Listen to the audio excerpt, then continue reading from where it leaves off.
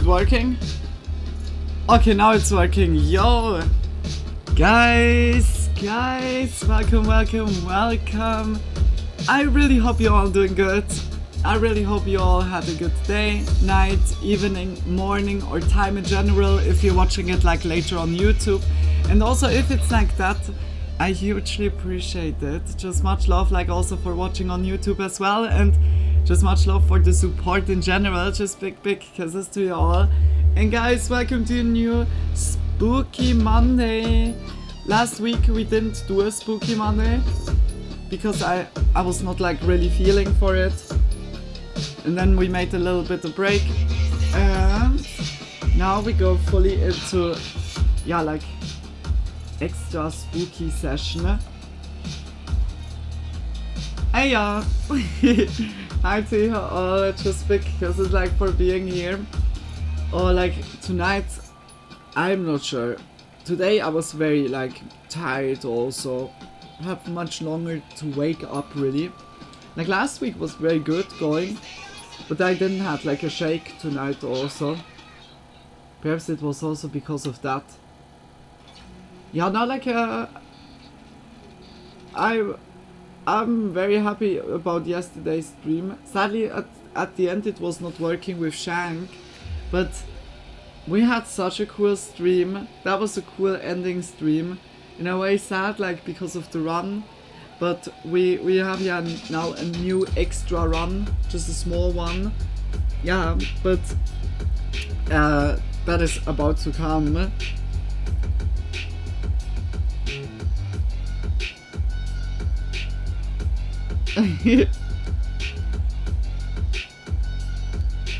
Yeah, like I'm very much looking forward for the extra run and also for Fallout 76.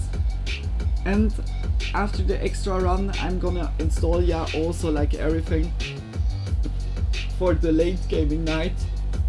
Oh, and the late gaming night will be also like having then a little bit of an extra run, some extra story that we're gonna play. And I guess like after all this time, perhaps even after the next project, after Fallout 76, perhaps even then we come back then for Fallout London, just depending on how much motivation I have. But it's like, if you ask me, I have like still like very good motivation. Yeah, let's see like how Fallout 76 is also bringing like in like time. I'm very curious about it. Like the hype is always more and more getting. Yeah guys, I would say we go into some spooky action. The thing is, I have no Jay at the moment. Oh, Georgie has a new music video. Shout out for Georgie, just look out.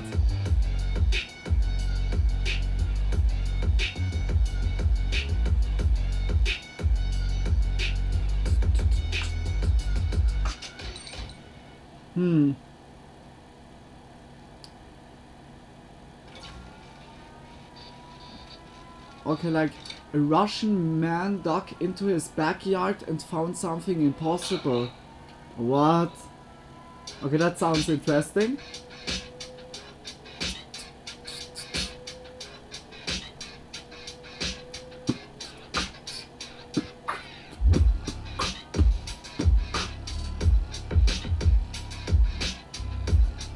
Like also the trash TV show I was always watching. This year I didn't watch it so much because it was so much like just drama and everything, and now in the back after it came out that it was so like a lot of stuff was just pushed artificially, just like just scripted.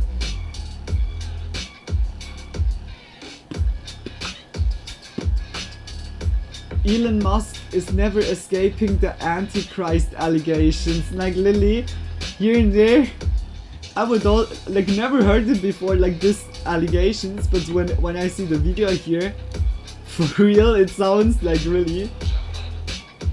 What's outside the R2D R2 map.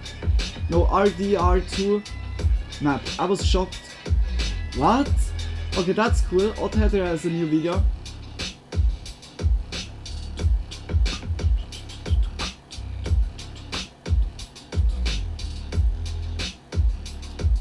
Quickly check the chat. Yo guys, just much love for being here. Just much welcome to the stream, Tony and Frank. Just big kisses to you both. I really hope you both had like a good day so far, a good start into the new week, a good, like that you're feeling good. Yeah, just welcome. I hope everything is good. Like sound, movie or on screen. Howdy Luna, hope you're doing well. Yeah, I'm doing good. Just a little bit, yeah, like again on waiting time for broccoli. But I'm like doing good. Had also like before pizza. Just nicely. It's like the last piece I have still. But it has no space anymore. But yeah, I'm doing good. I hope you're doing good as well, to both of you. Went you bunch of link. I sent you a bunch of link last Monday, but one bet right now can get them back. Yeah, I feel that. What did you say? Like for some. Fuck. Like I remember you have been writing it into the chat. Sadly, you didn't whisper it to me. Then I could instantly click it on it. One last cigarette. We would say Nuke's top 5.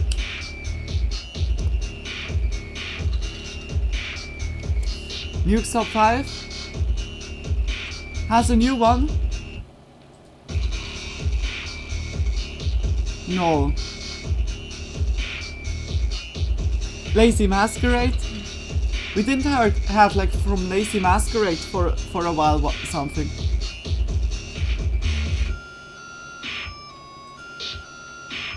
"25 disturbing, solved and unsolved mysteries." The video is 4 hours and 44 minutes. Bro. But next to it is 4 disturbing cases that'll destroy your faith in humanity if you still have faith in if you still have any. That sounds not good, but 9 days ago was like, again after 2 months, like a video coming. That's crazy. He had like a little bit of a break, but we had that here also. Visual Venture is like also lost media the internet wasn't meant to see. That was one of the videos that was recommended to me in the last days. Secret cults hiding in plain sight. And the alarming rise of realistic AI, like he brings only banger of topics. It's like really crazy. Like Visual Venture is really like every video is really interesting. Yeah, we have like Visual Venture now, Oddheader. Like I found a video about Red Dead Redemption. Red Dead Redemption has then also. Hope you enjoyed the pizza and fingers crossed for good timing on broccoli. Yeah, I hope also like broccoli is working out as like last time. I mean last time was 10 minutes and then it was instantly like just instantly, guys, I need to go.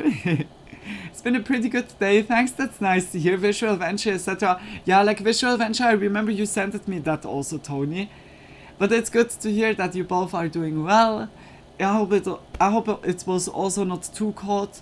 We have like about to get storm winds, like on Wednesday, but today we had only rain. Like it's about to get stormy here. Nick Crowley? I think Nick Crowley doesn't have.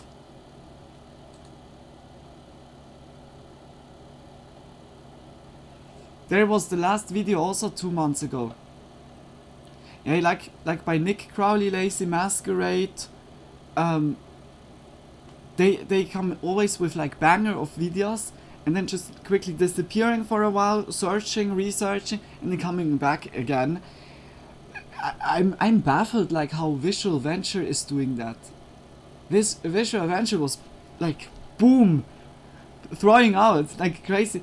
Like I hope like he's not doing that only alone. I mean, when you just do that alone, how like is there like full program, like just doing some doing the research and so on. It's not crazy.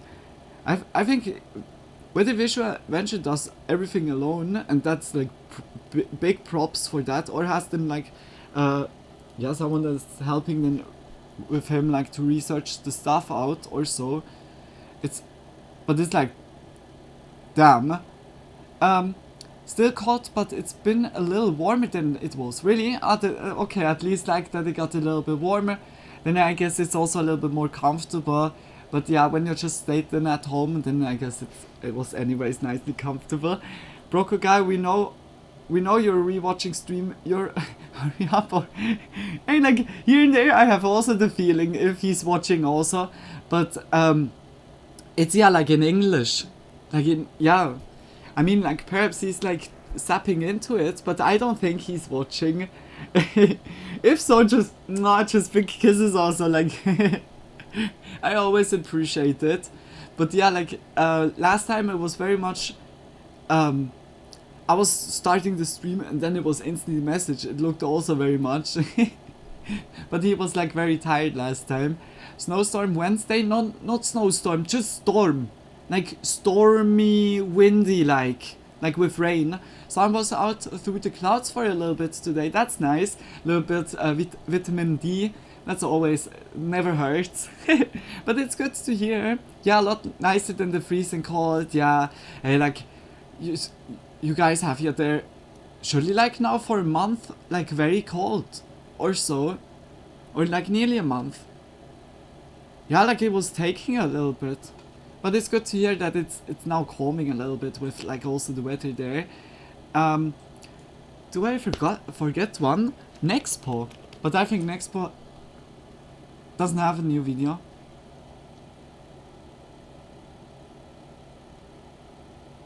Into the abyss of haunted PlayStation 1 games. We watched last. That was 3 months ago. Oh, I really hope like. Yeah, look, I was having the right nose for it, I say now. The spooky content. It was like booming. Too much like fake stuff, I say now. And now it got like again like a little bit down. It's always like demand and on storage. I don't know how to say it. Demand and providing. Is that the right way? Yeah, and I need to say, hopefully like next month, yeah, Nick Crowley, Lazy Masquerade, we saw new videos are coming, but yeah, like next month 3 months, also like Nick Crowley 2 months. I hope like they're doing good. Like, Scary Vids, Scary Vids makes so many videos. Like Creepy Vids, Scary Vids is like also damn. 6 terrifying police body cam encounters officer still can't explain. 6 most terrifying videos people still can't explain. We make the newest ones. Like 6 most terrifying videos people still can't explain, and then we make 6 terrifying paranormal encounters people still can't explain. Wait a minute, are now all the videos? The titles. 6 terrifying police body cam encounter officers still can't explain. 6 terrifying police body cam encounters officers still can't explain. Those are 2 different videos. It's just it's like the same. Wait. It has the same title, but it's a different video. Then followed up with 6 terrifying encounters caught while camping deep in the mountains. But you can explain it. Yeah, we go into we go into 6 most terrifying videos people still can't explain. We go into this one firstly. But I need to switch like on headphones. Second. I need just to laugh already. This is not good. This is not good. I can't. Supply and demand. Supply and demand. Exactly. That was what I searched for. Supply and demand. Like when there's always high demand, the supply is like even restocking it, even like good quality stuff, or just then like fake stuff. Yeah. Just when everyone wants to buy like a Mars chocolate bar, just to want to buy it, and there's not like a lot of there around, then instantly like the fake brands are coming, just making fake Mars chocolate brands. Like so many, like when it comes to chocolate bars, I think like instantly on fake stuff. There's so many fake chocolate bars that just are cheaper and just like looking like the Mars, or just, oh my gosh, it's also like hilarious. Always those fake brands. Yup, 10 are too long nowadays. Yeah, like it's I need also to say some videos. Wait, 10 are too long nowadays. Do you mean like the top 10 because of top 6? Yeah, like it could really be. Because the videos are getting longer and longer. Like everyone has now safe space here where they can save like everything so much, making a lot of video content, and the camera is always there. But don't buy potato cameras. Is my pizza also capable of... Wait a minute, I take my iPizza. Luna, don't play with food. But but it tasted already funny. It's so stupid, eh? Okay, guys, let's go into it. Let's go from hee hee ha ha into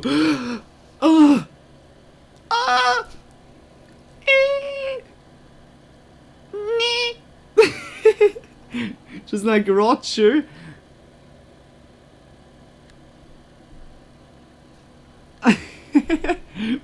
Oh fuck.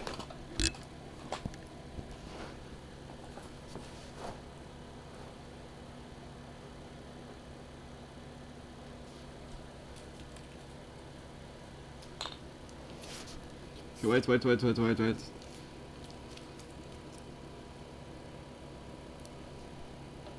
We are going into the creepy zone. Creepy. Ooh. Where have you been at 8 in the morning? Okay, I need to stop. Oh, dude. And like the pizza phone, I heard a lot of agents are recommending 5 out of 4 pizzas to buy a iPizza. Like the secret agents. Ooh, let's go into it. Let's have a nice time together. Let's go. You need to say if it's too loud, too quiet, too much echoing, too pixelized, what else? Just say it, and then I can fix it, or I try to fix it, or I just blandly ignore it. That could also be. Okay, let's go into it. 6 most terrifying videos people still can't explain. Check out Creepy Vids. Creepy Vids has like a lot of cool videos, a lot of nice like compilations of all kinds of scary videos. Check his channel out, and I can say the same to all of the channels that we watched tonight. Check their channels out. If you like their videos, always support each other. Just like this. Just mwah, mwah. Kisses for you all, big hugs, and get a nice blanket. Make yourself comfortable, get a nice hot chocolate or drinks, snacks, popcorn, what else, and just enjoy. Get your neighbor demon hang out with him. We have now like okay, it's not midnight, but we have now spooky times. Let go. Let go. On the morning of March 22nd, 2024, the Kern County Sheriff's Office began receiving a wave of emergency calls. Oh, it's good. An incident near the Wasco Amtrak station in Wasco, California. Oh, it's good. Reports described a pedestrian moving dangerously close And to also active cheers rail to line y'all. before being struck by an oncoming train. A scenario authorities immediately recognized as almost certainly fatal. Officers arrived shortly after 8 a.m. to find the scene already beyond recovery. A 48-year-old man, Horatio Ayala Penosa, had died at the tracks as a result of the impact. Early assumptions pointed toward a straightforward accident. Echo? Is Echo? But as investigators spoke with witnesses, the picture became more complex. According to multiple accounts, Horatio had not stepped directly in front of the train. I hope it's better now. He appeared to have been pulled underneath while walking too close, confirming the incident as a tragic accident rather Is it now than better? intentional behavior. Yet during these interviews, one unsettling detail kept resurfacing. Horatio had not been alone near the tracks when it happened. Witnesses reported seeing another man standing nearby at the time of the accident. Someone who left the Okay, area perfect. shortly afterwards. Just much love. Just Several big people kisses like claimed for this telling. man appeared to Just bend much down love, guys. and retrieve Always. something from the scene Huh? before disappearing. Okay.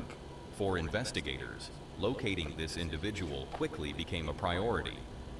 Not long after, the man was spotted several blocks away by a group of construction workers. As he approached them, they noticed he was carrying a large object in his hand, something taken from the tracks. With every step closer, the reality of what Wait a minute.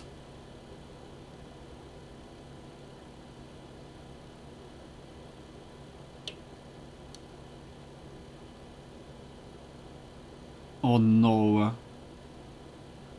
I mean, we didn't watch the video already, but the first clip was instantly deja vu. Because I think we saw the first clip. That was the dude that was eating on this other dude. But, I saw already what comes after this. Oh no. holding became disturbingly clear. Now we see like also a little bit of the footage what we had like talked about some weeks ago. It was after New Year. For reasons that defied logic, when the train accident dismembered Horatio, this man had retrieved one of the severed limbs and carried it away from the scene. Construction workers later reported that he waved it openly while walking along the sidewalk, at times striking nearby objects as he moved. The moment they understood what they were witnessing, fear set in.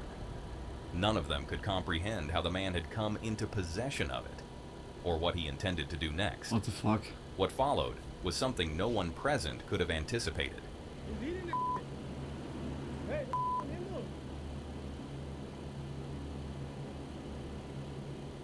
As the man stopped and examined It's what a he was holding, crackhead or a meth he head. began consuming it in full view Or of the bath workers, salt. leaving them frozen in shock.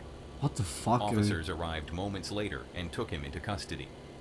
When questioned, the man claimed the limb belonged to him and insisted he was on his way to a hospital to have it reattached. Yeah, but he has The both legs. explanation made no sense, and officers quickly determined it was untrue. He was arrested on the spot. The man was identified as Reupload, a 27-year-old who had been living unhoused near the train tracks.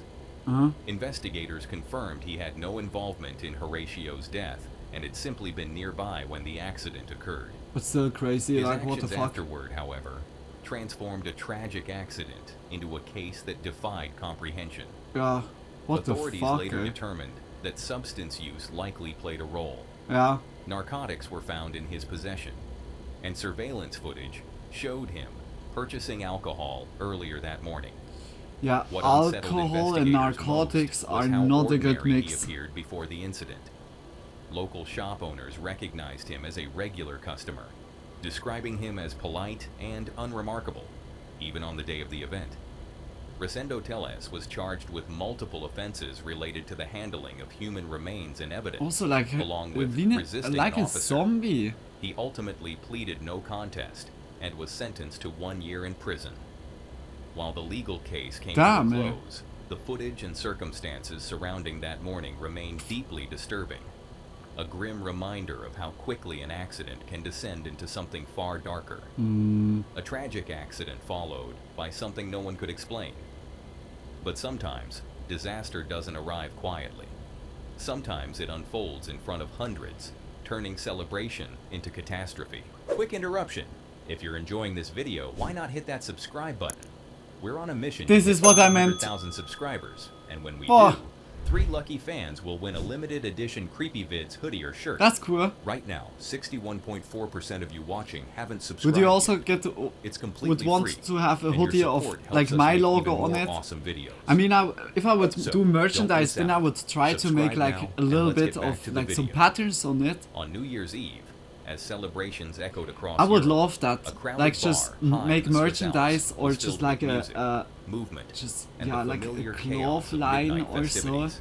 bringing out new In the upscale hoodies, ski resort of a Crans, Montana, scarf, young locals beanie and or tourists so packed would be tightly perfect. inside a Yeah. venue known for late-night parties and holiday crowds, Le Constellation.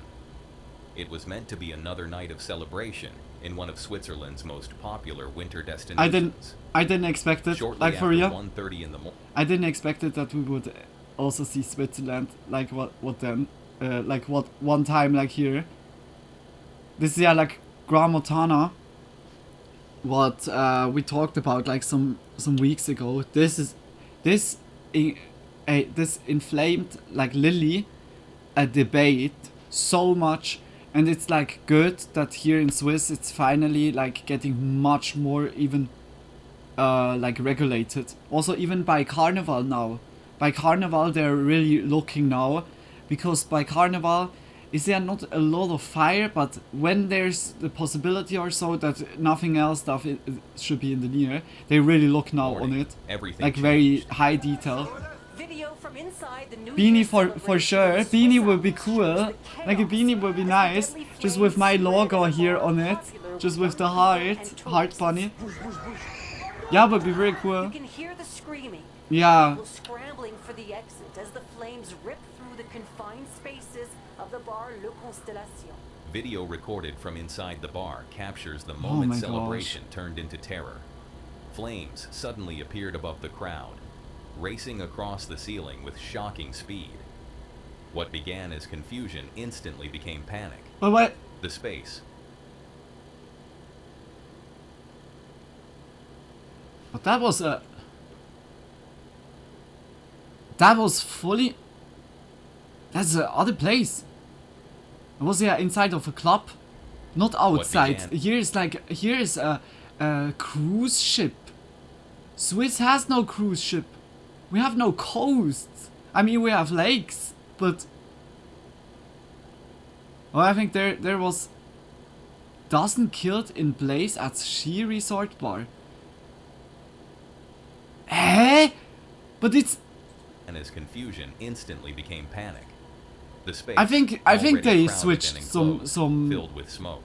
videos up. Screams What the drowned out fuck, the eh? music. Would it would be People dope or a surged toward t-shirt? Yeah, it exits that would were be never really cool. designed to Like, handle that many yeah, like bodies at one day perhaps or so. Because yeah, like so designs like would be awesome. I said yeah, also like a kiwi hoodie or so, like in the color of a kiwi, and then like in the back, just some facts about kiwi. Like it would be cool, because you could also like do them from other ingredients, like the cashew hoodie or so, or just like the red tomato Many hoodie. Or inside initially believed the sound and flashes there's always of facts fireworks like from behind outside, for the a ingredient. final echo of New Year's celebrations on the streets above. But this It's was really not crazy, celebration. like how fast It was took. one of the deadliest fires over. Switzerland has experienced Yeah. in decades. Investigators would later determine that terrorism was not involved. Instead, authorities believe the fire was most likely accidental, Yeah, possibly caused by sparklers attached to champagne bottles, waved above head height, making contact with flammable ceiling materials. Tonight, new video yeah, capturing that is, harrowing moment. and also Flames like the starting people, engulfing they're the just ceiling like inside a recording bar it in the instead Swiss of Alps going. early But you New Year's see, morning. but you see The like here, some people saw it and went instantly away, reacted good, but some people, we see of course only the footage of those ones that stood there and stayed, Shot by a boy and then it's who was also severely like, injured in the fire shows a celebration quickly turning into horror. Look closely and you can see multiple celebratory sparklers and the orange glow above them, where part of the ceiling appears to have just caught that's on crazy. fire. Swiss officials say they now believe the deadly inferno that killed at least 40 people Wait a and minute, injured is that nearly even... 120 more was likely caused. Are those isolations? I mean, like for sound. Is that what you have like in a booth? I think that's something. Oh my gosh, eh. They put that onto the ceiling and then they have like champagne with fire on it. That's unbelievable. Yeah, I put all those eggs here in the back, and I'm a stunt actor, but why are the eggs now broken? I just made us only a stunt with the back here. Like, yeah, it's like debatable. The investigation is ongoing with authorities Dude, poring over video from that night. Also, At one point, a man tries to extinguish the I won't flames with what participate appears in to be a piece of to this clothing. debate again. Yeah, Desperately it's racing to get away from the scene as fire consumes the bar. Once the fire took hold, my it spread biggest almost condolences for instantly. The bar's everyone that underground got layout hurted became a here trap. or As is flames still advanced fighting and smoke because of the thickened, after effects, visibility dropped whether to near families, People stumbled, people that fell, got hurted. and were crushed in the rush I'm to escape. literally so sorry. Some That's tried like so. desperately to fight It's the fire heartbreaking using also. clothing. Like the after Others effects. attempted to break windows. Many never reached an exit. Survivors would later describe bodies on the floor and the overwhelming sense that time had run out. Emergency responders arrived within minutes. Firefighters managed to extinguish the blaze quickly, but by then, the damage had already been done. Yeah. 40 people were dead. More than 100 others were injured, many suffering severe burns. The thing is, so many people got so heavy injured that they got so much pain that they need to be in an artificial coma state because the pain is so tremendously. And for keeping all the ones at the same time, like that everyone got the treatment, they needed to send all of the injured a lot to Germany, Milano, like to Italy or to France, like so on. It is insane. Like this is a very harsh one. We saw already like some clubs or some studios that also started to burn. Like by Nick Crowley was that like in the video. That was New Year and also like a kids show where everything started to burn, and there is luckily like just nothing really bad happened, but here was so in a trap. And when they opened the door, the cold air from outside was instantly like going in, and it made instantly like that has like a certain name, because so much air got flashed, a flash burn or flashbang, something like flash burn or so, because the cold air got circulated into the room. The fire was even more burning. It was like door was opened and then the fire was even stronger going, and also because of this hot air wanted to go out and cold air went in, it was kind of like how a suction was like happening. Really crazy. Like so many things, security things that have been not like like the people or those authorities that would like always go every year or so for looking if everything is norm conform. They didn't do their job really. And also like the bar owner, absolutely, like it's like exactly those two I say now groups, I say now, like the one that should control it yearly and should give green light or red light, by them is like very much the mistake, and also by the bar owner. Those two parties, I say now, are really like the cause of this incident, because it was not taken seriously. Like, and this is like making me also so angry. Like, just yeah, like we save a little bit money, but at the end, like so many people got hurted. Like they should never, whether like the authorities that should like control it should be so much like overhauled, and the owners should never own like a establishment like this again. Should like be banned forever.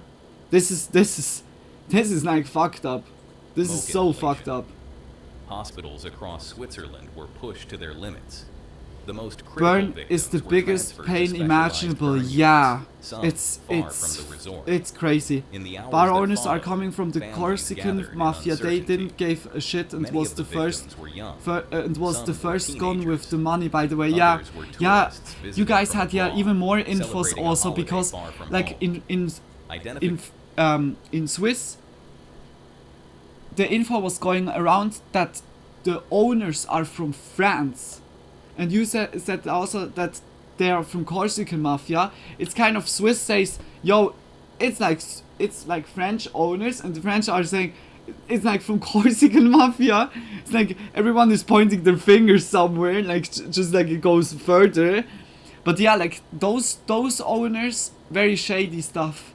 Like really, I need also to say that they like I heard like also instead of Corsican mafia, I heard also Sicilia, like from Sicilia, but I'm not sure about this.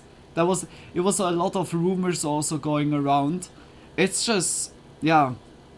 Location It's, of the oof. dead proved slow and But yeah, painful. like this video before, that's not. What was like? Is it NBC? What is like here the logo again? Is that NBC? What that NBC? What do they drink? Like, you see clearly on the video that this is not the same as like this here. It's the same you would show like from I don't know, New Zealand, like their Alps, their mountains, and then you would show suddenly like Mount Everest, or like Swiss, or just like a clip from Ice Age, like from the movie from Pixar, and say, yeah, look how great, like it has nothing to do with the thing. Oh, I don't get it. With authorities I don't likely get to it. take days due to Why the severity is of the two injuries. different videos? Switzerland entered a period of national mourning. Yeah. Memorials appeared across Crans, Montana. Flowers, Yeah. candles, handwritten notes. That was hitting our society a lot. Stopped running. Like really, Public events were canceled. Across the country, was flags really were lowered. like a The sad nation's week. president described Just- the country in grief, struggling to comprehend how a night meant to mark new beginnings had instead ended Yeah. in devastating loss.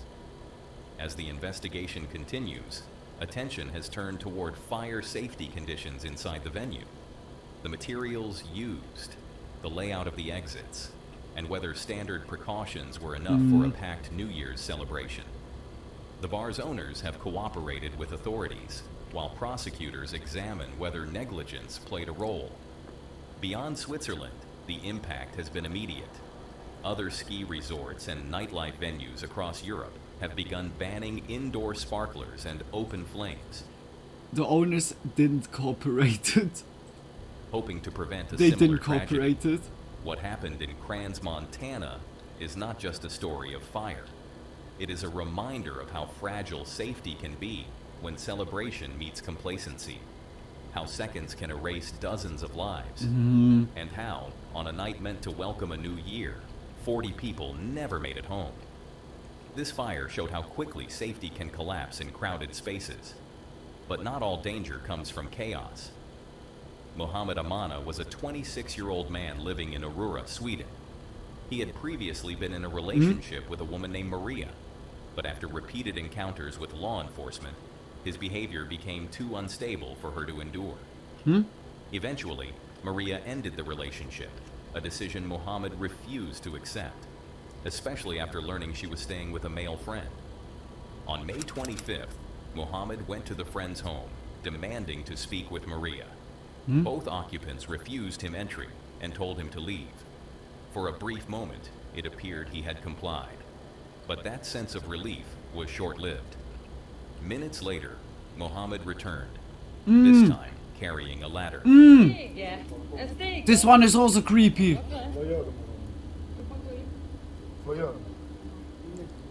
As the ladder was raised against the building, the homeowner began recording.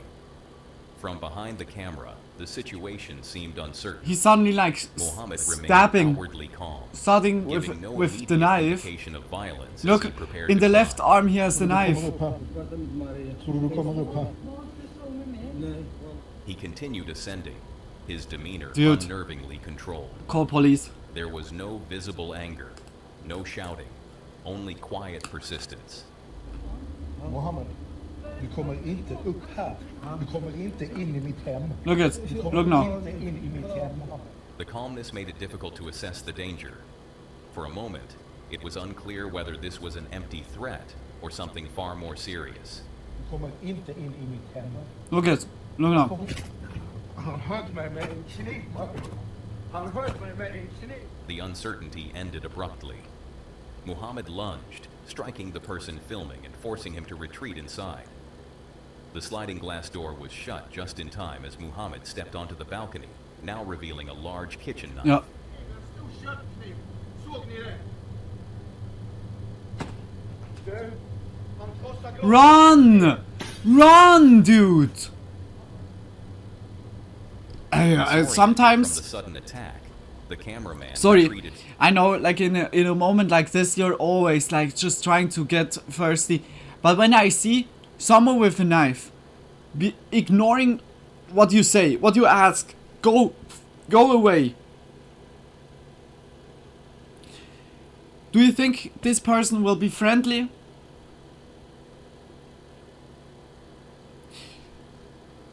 Can be. But like the survival instincts of some people. Further into the Oh no, are you stabbing me right now? Why are you stabbing me? Stop stabbing me. Where are you, friend?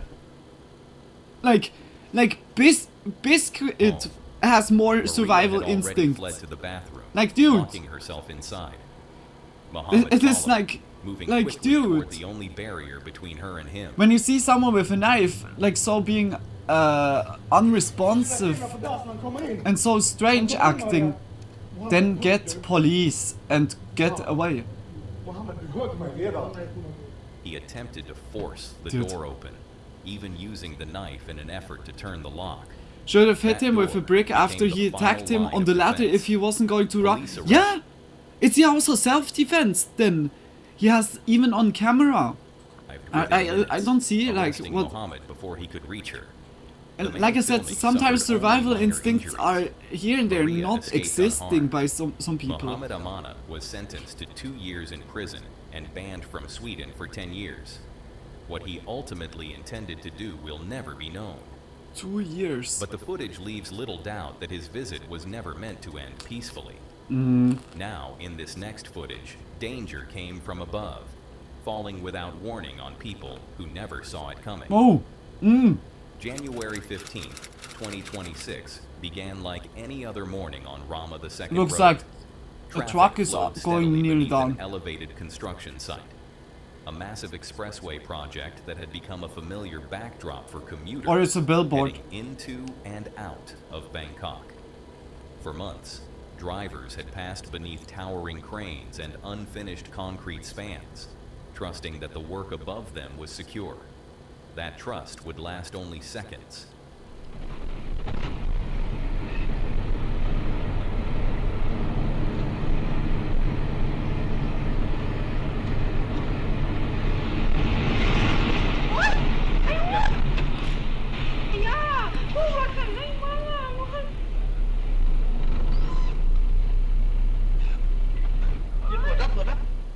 dashcam footage captures the moment routine turns into disaster. Without warning, a crane positioned high above the roadway suddenly gives way. Steel and concrete begin to fall, not slowly, not gradually, but all at once.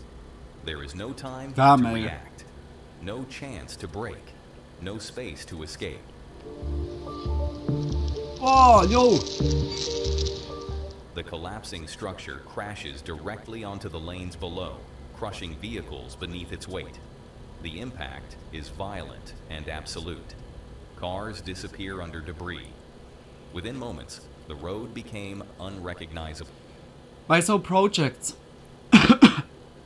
because I was here working also like in this branch, I say now, like for streets, tunnels, bridges, like so on, everything like, or canalization, sewer system or so, like everything. And the thing is, like by the building business branch is the one company that brings a plan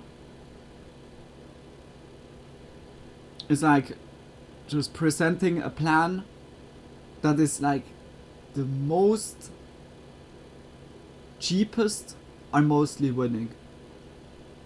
Sometimes like a big company wants to build something. I don't know, I say now like a train company wants to build trails, train stations or so, and then they just give like the give a request out, and other companies are just trying to offer something, like offer a plan, and mostly they always decide for the cheapest version. And here and there it's like good to be cheap, but then also like stuff like this can happen, like here and there perhaps then not the fitting cranes used, or the too heavy cranes, and or not the right materials, or the materials couldn't hold then the weight out, or like there's so many things and places you can just save money in a way. And here and there it's good, or in a good area where you can still save, and here and there it's then fully underestimated. Like something like this happens, or it's just like then fail of material can also be, but yeah, stuff like this is then costing at the end the company even more, because they built it got crashed, destroys even more stuff. You need to clean that, you need to bring new material and to build it again, and just adding also on both sides that it's also like repaired and fitting. It costs at the end more. Like the cheaper you go, it could be the pricier at the end, because stuff like this is happening. And we learned that in our school back then, just to evaluate, should I go too cheap?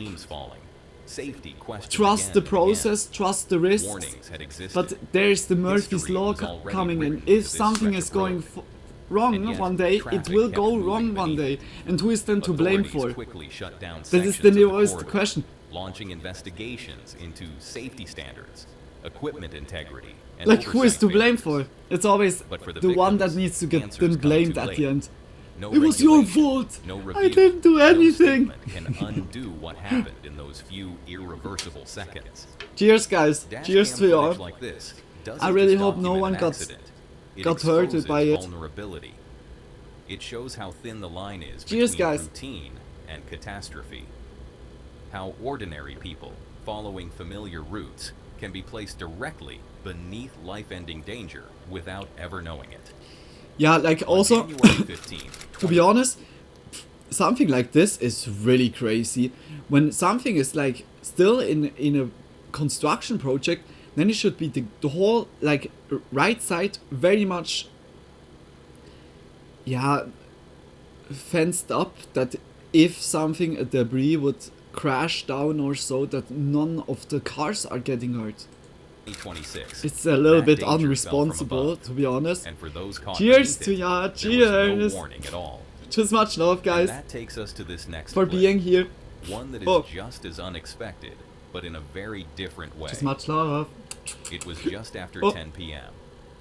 Inside her second-floor Ah, apartment, 20-year-old Hannah Vivivari Did we watch set that up her video phone already? to record a short dance video. Wait a minute. For Hannah, dancing was a form of meditation, a way to release stress and feel grounded after Yeah, a we long watched day. that exact The video. clip itself would later That video we watched already like 4 or 5 times. It's like the moment where a random understand dude how someone had suddenly gained access comes to her inside. apartment.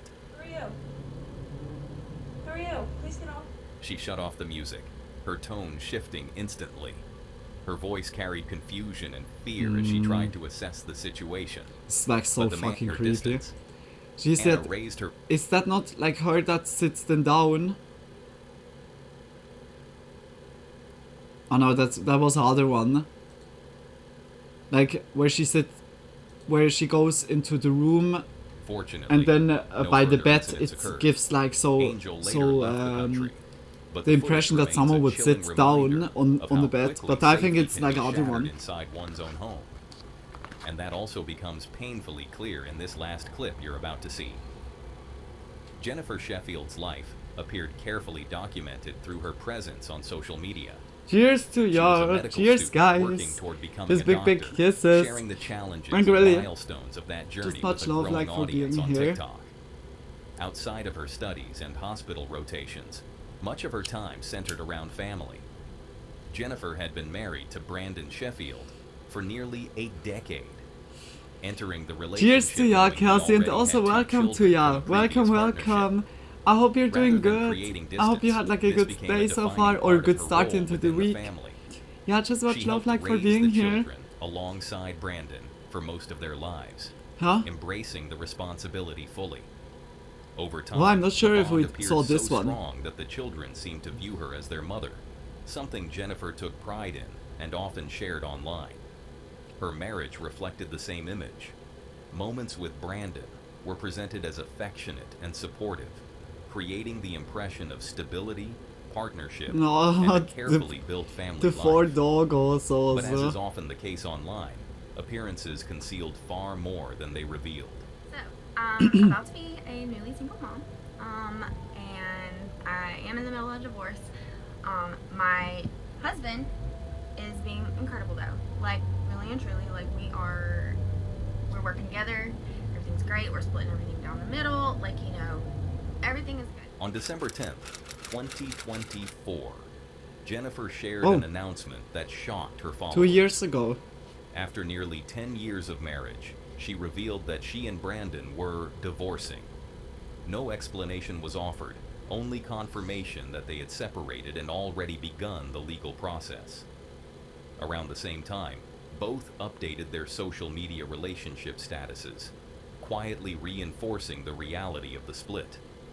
Despite the suddenness of the news, the tone surrounding it appeared calm, measured, and unexpectedly mature. It is a very civil divorce with our daughter in mind, and I really appreciate that. However, you know, I'm going to be a mom, single income right now, and he will be helping with her, he will be supporting her, you know, so essentially, like, I'm really thankful for that, and that I will not have to worry so much about supporting her. Jennifer made it clear that there was no hostility between them.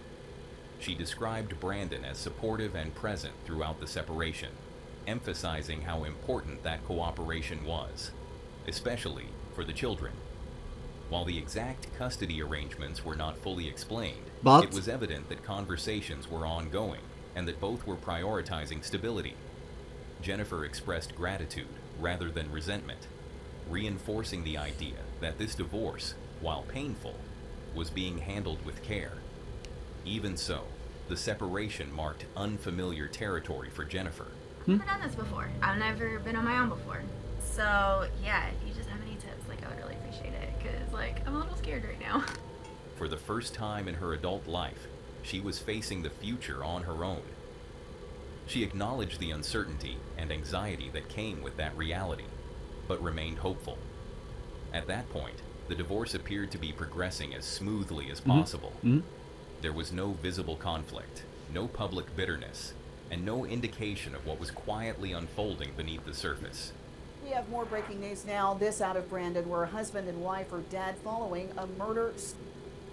According to Brandon police, the couple was found on Toulon Street this morning after family conducted a welfare check on 30-year-old Jennifer Sheffield. Just 18 days after posting that message on TikTok, Oh my god. both Jennifer and Brandon Like were found 18 dead days, inside their and then- Mississippi home. Family members arrived that morning to check on them, but immediately noticed signs that something was wrong Bro. and contacted authorities. Inside, officers discovered the couple lying next to each other, each with a fatal gunshot wound. Investigators quickly determined that Brandon had shot Jennifer before taking his own life. While the precise events of that night remain unclear, the broader circumstances point toward the divorce, a process that outwardly appeared peaceful but may have carried unspoken tensions. Speculation followed about emotional collapse. Why do we have like some possessiveness, people like or really the the weight of thought, realizing oh, this would be their if you, final holiday if I season could together. couldn't have What you, is certain then no is one that is having, Jennifer's or life it's just ended also the just thought, as she was like, preparing for a future she believed if we was both still die some at the possibility. same time, we're gonna be Since her forever death, in heaven. Jennifer's final No, videos have this taken on person a that haunting kills ya, like, significance. is then straight Watching going them to now, hell or filled with not? optimism Like and when they plans think for yeah, what like lay in ahead, this way, then it's only yeah, like deepens the obvious. tragedy. Like, In one night, dude, it's her like future so was erased, so and the surreal, children she like helped raise so lost just not for only a mother giving figure, excuses but for their father hurting as well. someone. It's just so Reports later so suggested that one of the children may have loser-like. been inside the home at the time, adding another layer of devastation. Despite the violence of what occurred, online discussion surrounding the case became deeply troubling, with some voices attempting to justify Brandon's actions or place blame on Jennifer herself. These reactions only compounded the injustice of what she endured. Beyond the noise and What? controversy, the truth remains painfully what? simple. Oh my gosh! How can you victim shame, dude? Like for real, this is like more disgusting. Yeah, she was grinning like she just turned 21, is single again, bitch had a kid and is pushing. Bro. You see also it's from Twitter. Sorry, X. It's extremely dumb right now. Holy shit, eh. Like victim shaming is also so low. Like it's always like victim shaming, but when this person would hit the same situation, the same tragic, or someone from the family, then it's like the instantly not like. But when someone else is happening, surely, dude, like some people like this, I can't. Endured. We saw a lot of clips Beyond the noise here and already. controversy, the Like- truth remains painfully simple. A young That was a little bit repetitive, but it was also good to talk about stuff. You know, like it's always firing up by me a discussion or so. Actually, it's Twitter. I would love to call it still Twitter, but the dude just changed Twitter so tremendously. Like, in a way, Twitter is really dead. Like, now the only thing you see when you go on Twitter is, hey Grok, can you just put the most celebrity out of this picture? Like, dude, are you fucking... Like, some people, like, dude, it's... Like, Twitter is completely full of that. It's like, this side is so garbage.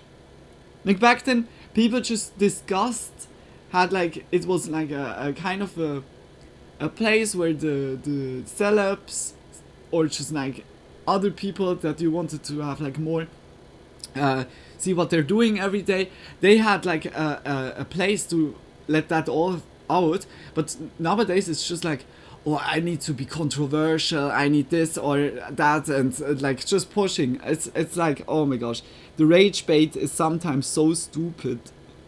Like, you see clearly that like a grandpa is trying to make rage bait for getting more activity or so. Just like, oh, like by Twitter I'm like always like, it's like so, like by Twitter when you look through, you get more like whether horny because of the the sheer amount of porn that is there, or you get like disgusted from the behavior of the people. It's like one or else. Just, yeah, like I don't know, the site got so fucking bad.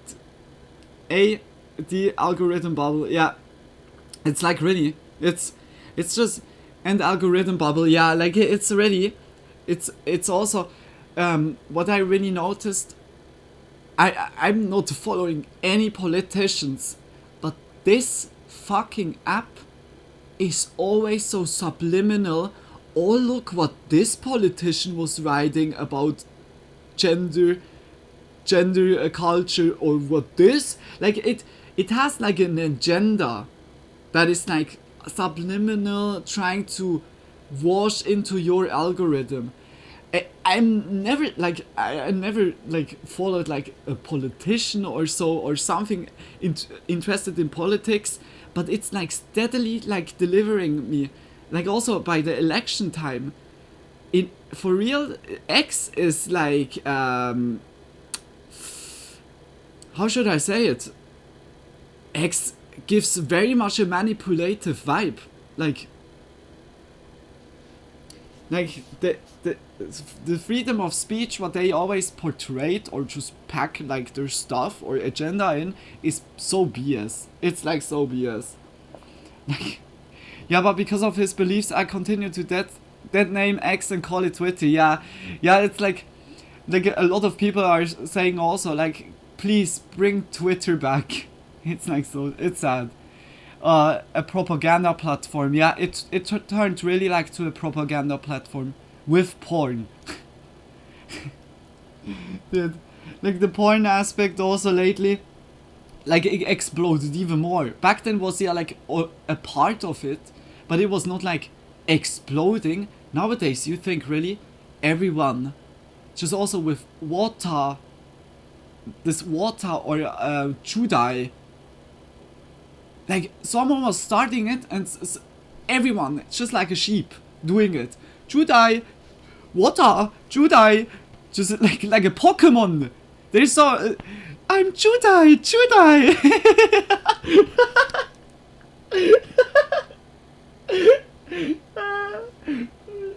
Water. Oh, I can't. It sounds so stupid. Like, wait a minute. How can he remember his lines? Pikachu is yeah fucking insane. He can remember all his lines without even training it. Pikachu. What, dude? He's a poet. He's a pioneer of our new age, modern time. Water. No, like, it's like so. One started it, and then everyone instantly like a sheep. Meh, water, meh. Just like those sheeple sometimes are so fucking.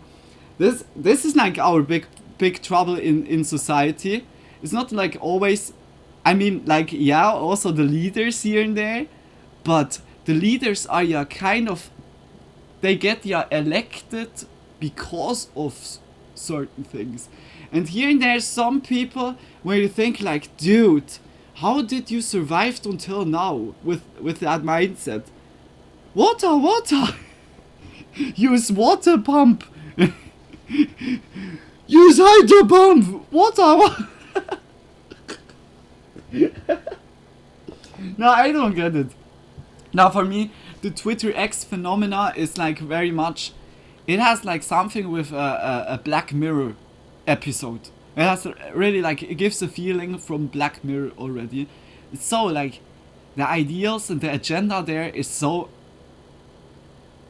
it's scaring also.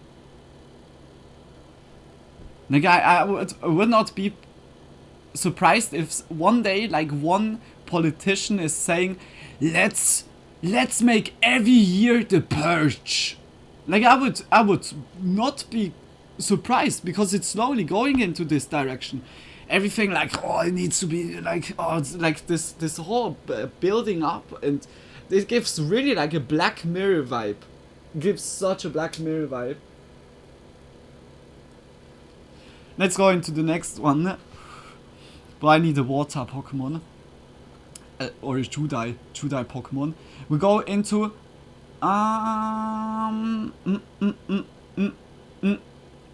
we go a Russian man dug into his backyard. We go to Joe Scott. I think we watched already from Joe like a video. I really like also his channel. Has like also a lot of like very interesting topics also. Just check also his channel out if you like the video, just support always. And we go now into a Russian man dug into his backyard and found something impossible. Was it like Shank? Working out?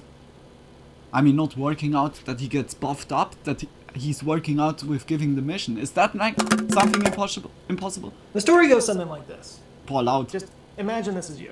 Oh, it's You're good. visiting family that live out of town, out in the hills, and one of the things that you like to do when you go out there is to explore those since hills, when is the climb around video find like caves, so much?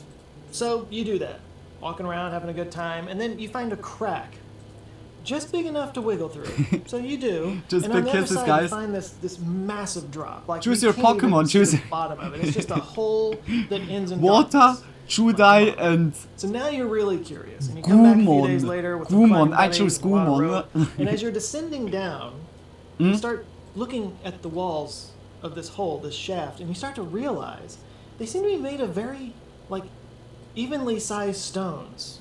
A This was tomb. built by someone.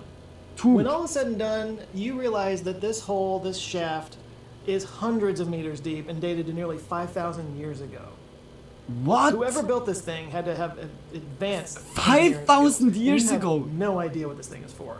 Like This is the story of the Carnivore pyramid. Shaft. Yeah, okay, It's pyramids become a are bit of a niche 200,000 internet years, mystery, I a lot guess. of crazy conspiracies around it. Or and a lot of 20,000. questions. Giggity. Questions like, who was this ancient advanced civilization? What did they build it for? How did they build it? And maybe the most pertinent question of all, Who built does this it? thing actually exist? Yeah, or this. In 2011, a Russian speleologist, that's My a eyes! fancy word for a cave Ah! expert, a guy named Arthur Zimakov, Too was exploring the bright. rugged slopes of Karahora, a mountain range in the high North Caucasus. I like the This t-shirt. is wild The country, t-shirt full is of cool. glacier-carved valleys, jagged outcroppings, and weather-beaten cliffs. It's a place that would be really good at keeping secrets, in other words. If it had secrets to keep, that is. Zimakov found out that it did. Yeah, he discovered a hole in the mountainside that led to this really deep It was too shaft. bright, It was like, something really? right out of Indiana Jones, right? A hidden passage with smooth, straight walls and cold air swirling up from below. So Zimakov got a crew of cavers together and they rappelled down the shaft. They thought it might be some kind of tube or some other geological feature at first, but then, as they continued down about 40 meters or so, they became convinced they were seeing something man-made. Zimakov had discovered an underground superstructure, an underground building made of City. blocks that sat so close together not even a knife could slip between them. Like the scale of the place brought to mind the pyramids. Yeah, and like specifically it some of looked the- some of the already, shafts like inside the how pyramids. it's It together. would have taken a Cool. highly advanced civilization to build this. And surely tracking down the civilization will keep scientists busy for decades, right? Except it didn't. Outside of a few Russian news shows and several conspiracy websites, Arthur Zimakov is basically a total unknown. His life is so poorly documented that at times while we were researching this, we were convinced that he was completely made up. But that's not true. He was a real person who was loved by the people Damn. he knew. Like, this is his friend Viktor Kolyarov at his grave. We'll get to that later. But there's a lot of mystery around Zimakov. Like I said, we at some point even thought he might not It's be like real at good, all, is it because echoing, he is wrote it not? extensively about Korahora. He explored it quite a bit. He wrote in his diary about this place, but his diary is lost. Nobody can seem to find all of his writings about it. His some diary people is think that maybe lost? He found something that he shouldn't have found. And, I don't want to now accuse someone, but when it's like Russia,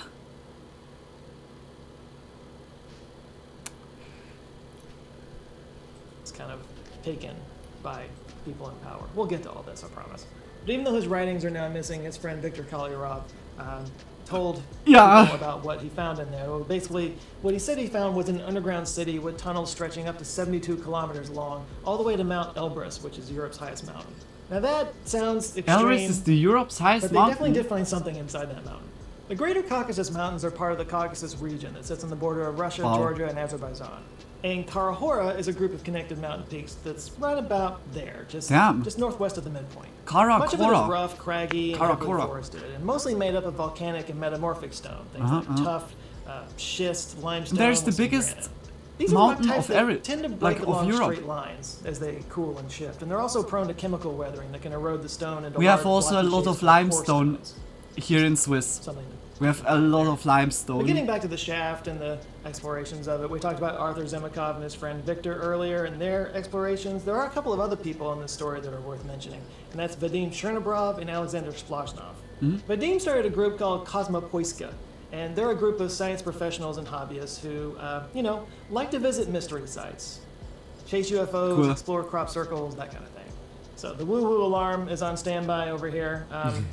We're getting close to woo-woo territory, but Kosmopoiska, they do some really cool expeditions over the years. Like just some of the things that they did between 1980 and 2016, where they visited the Tunguska impact site.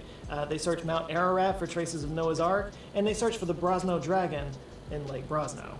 You know, laugh all you What? want at their leanings, but I'll tell you, I would have had a ball. Do you know doing what? That sounds like a lot. Hey, for me, sorry when I stop quickly. For me, the dragon legends and myths, like what is by legend and myths, is like always, it's very over exaggerated. But there is a little core piece that was perhaps one time true. But the thing is, why is it always like a dragon? Like a big lizard-like? Perhaps really the first human that, like after the dinosaur time, perhaps there was like some little sub species from like dinos that survived like the whole apocalypse, and that just strafed around, and we humans needed like to coordinate us, like firstly like have yes elements and so on. And I think surely we had that back then, surely like big threat against like bears, like all wildlife, and surely also like some leftover dragons. But yeah, like how it was with humans, we extinct so many animals, and I like literally when there's an animal that is threatening our existence, I think we extinct them. It's just strange. Why are there no bones? And there's also like an explanation. Some of the flying saurus have like bones that have like very holes in it. The bones are very, like the density is very low, that they have light bones, and the light bones are mostly not getting fossilized. They're just getting like crushed from the pressure or so, and doesn't get then fossilized. I think fossilized is not even, it doesn't turn to a fossil that easily. It's like much harder to preserve that, and perhaps this is also the reason why we never got ones, because those lizards had all extremely like a lot of holes in their bones. But yeah, like it's very interesting, the dragon theory also. There's surely like it could be that there was an animal that was flying, like flying lizards. We know that there was flying lizards in Jurassic or just like dinosaur times, but it's hard to relate to it because we don't have findings or so. Whether the human used the bones for rituals, made like powder to it, and just sniffed that and have then thought, oh, I'm Hercules, oh, like I can pull out the tree or so. I don't know, like humans, when you look also to the Asia area of our world here, there's also a lot of like traditional medicine that is made out of, I don't know, like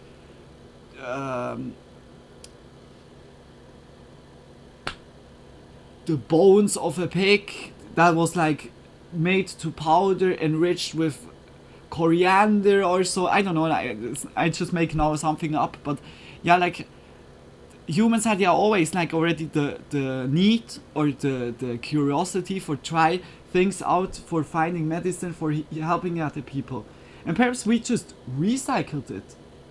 But then even after this, it needs to be a teeth, or just bones, or a skull, horns, scales. There needs to be a something. But yeah, we people are reusing everything. We recycle everything, especially the people back then. Recycling or just reusing certain things was absolutely important for surviving, because when you just threw everything instantly away, you need to get it instantly, like again, a new stick that you threw away, you need another stick, or new stone, or so on. Yeah, like, or dinos were pranks from the beginning. The dinosaurs haven't been real. It was CIA. They made cameras for spying in the Jurassic times. Oh my gosh, they knew already back then the Earth was flat. Oh my god, like I for me, I have the feeling the dinosaurs, how they be portrayed, that they, like T-Rex has like so small arms and is like a big giant naked, yeah okay, it has like scales, but is a naked lizard. I think not. I think the T-Rex had surely feathers, because for me it was never like making really like sense when the birds are coming here from dinosaurs. Then the dinosaurs need to have also like at least like some feather stuff, and feathers are not, they're also not getting fossilized like so easily. Or perhaps like the young T-Rexes had like still feather or fur and lost it over time. I can't imagine that all the dinos have been fucking naked. Get some pants, please! Eee! Or could have been really large birds, cause we know everything used to be the way bigger a long time ago. That's also true. Yeah, like this would like fully overlapping also with what I said right now with, yeah, perhaps like some beaks from birds have also teeth in it. Perhaps we just like, yeah, like just took it differently. But yeah, like it's very interesting, especially because of the dragon lore. Because the dragon lore, or the myths, legends, give in a way a feeling that the humans and the dinos have been coexisting for a while, or just the leftovers of the dinos, and then the human got smarter, had fire suddenly, had tools, had like teamwork, and brought then like the rest of the dinos completely to extinction, except alligators, crocodiles, all the burps, the chickens, the rat chickens, the dancing dinos. You guys know, yeah, those inflatable T-Rex outfits, where the T-Rex head is like so bigger than like your head itself. Those are the best costumes, like really. They're realizing more recently that a lot of dinosaurs had feathers. I was always like also very much in that theory, because for real, a T-Rex, now like perhaps an unpopular opinion, even if T-Rex was our most apex predator ever that was on Earth walking around, but it looked fucking shitty. Like, what the fuck? That should be our best man. I would be laughing my ass. You're here like, and then around the corner comes like,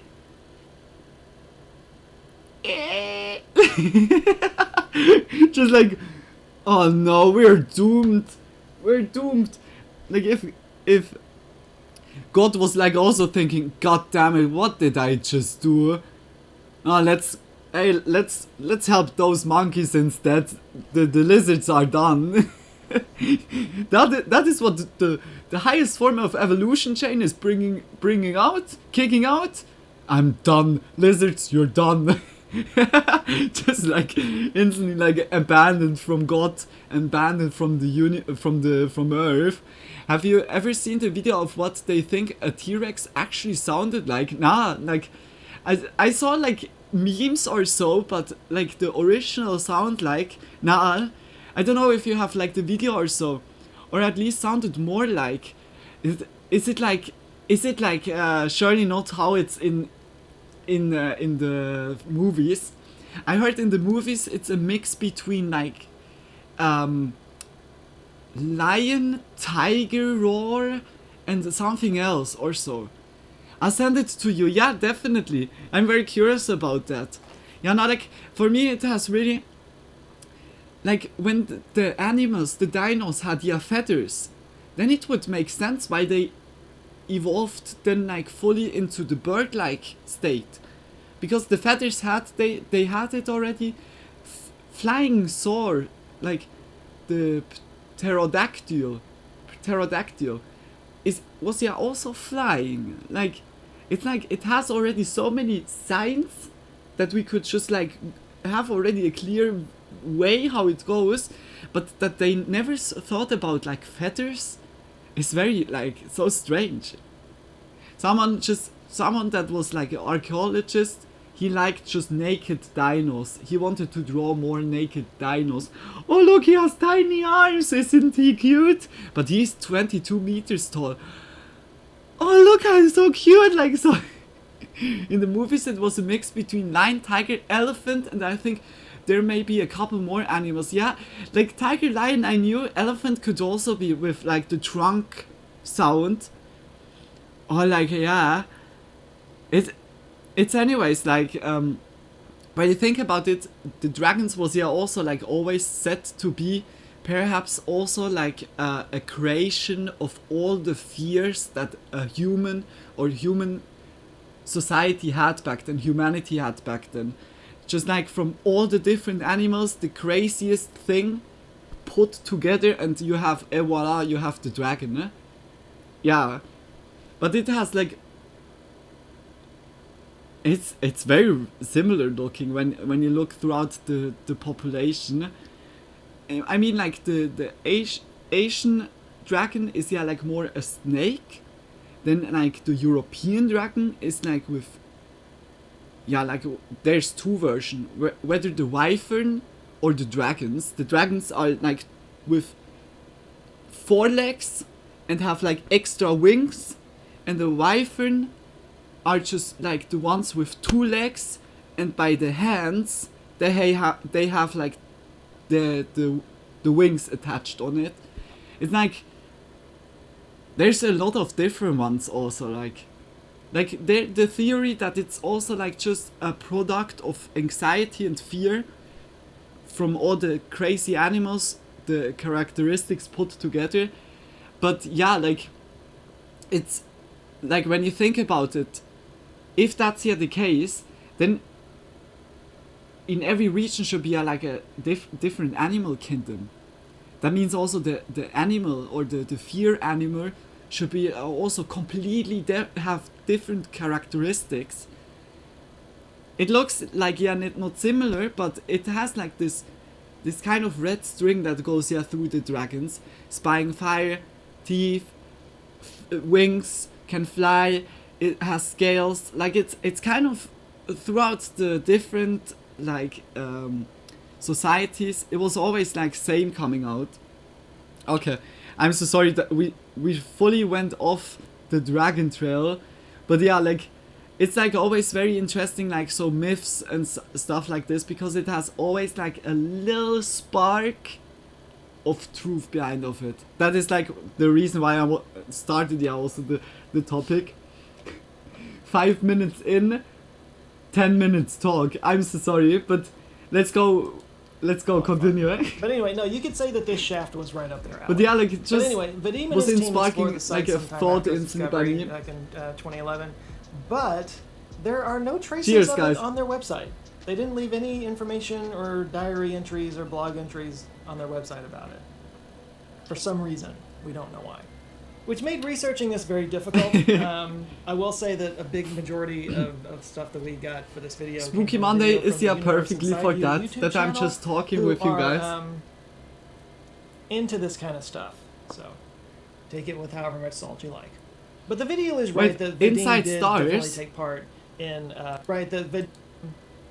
I will say that a big majority Inside Universe You of stuff that we got for this video came from a video from the Universe Inside You YouTube channel who are into this kind of stuff. Cool. So, take it with however much salt you like.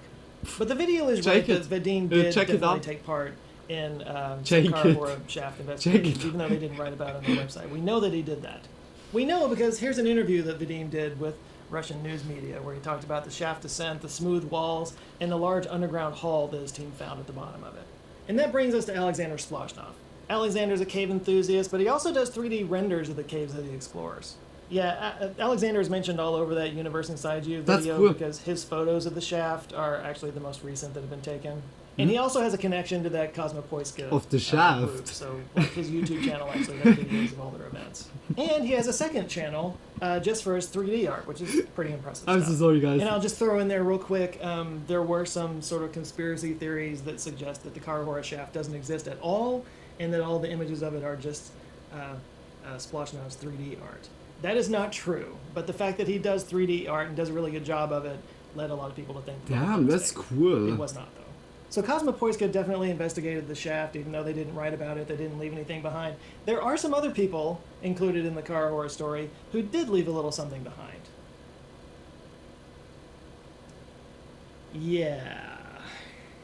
In October of 1942, the German army came through the Caucasus region as part of Operation Edelweiss, and you can see a date underneath the swastika that says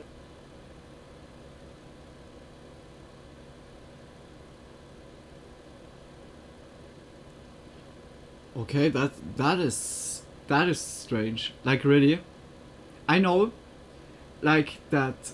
Back then, the Germans, under yeah, like the guidance of this, I say now maniac.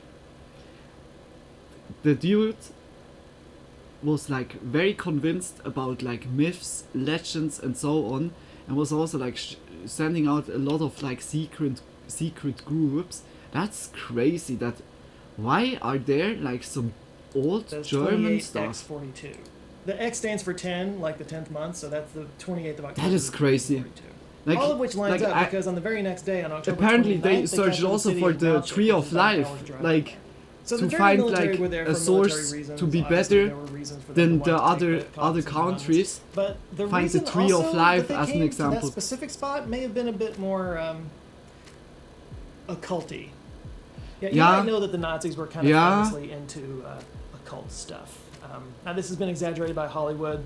It wasn't all Raiders of the Lost Ark and whatnot, but it definitely was a thing. Heydrich Himmler like really a was thing. Super into this stuff.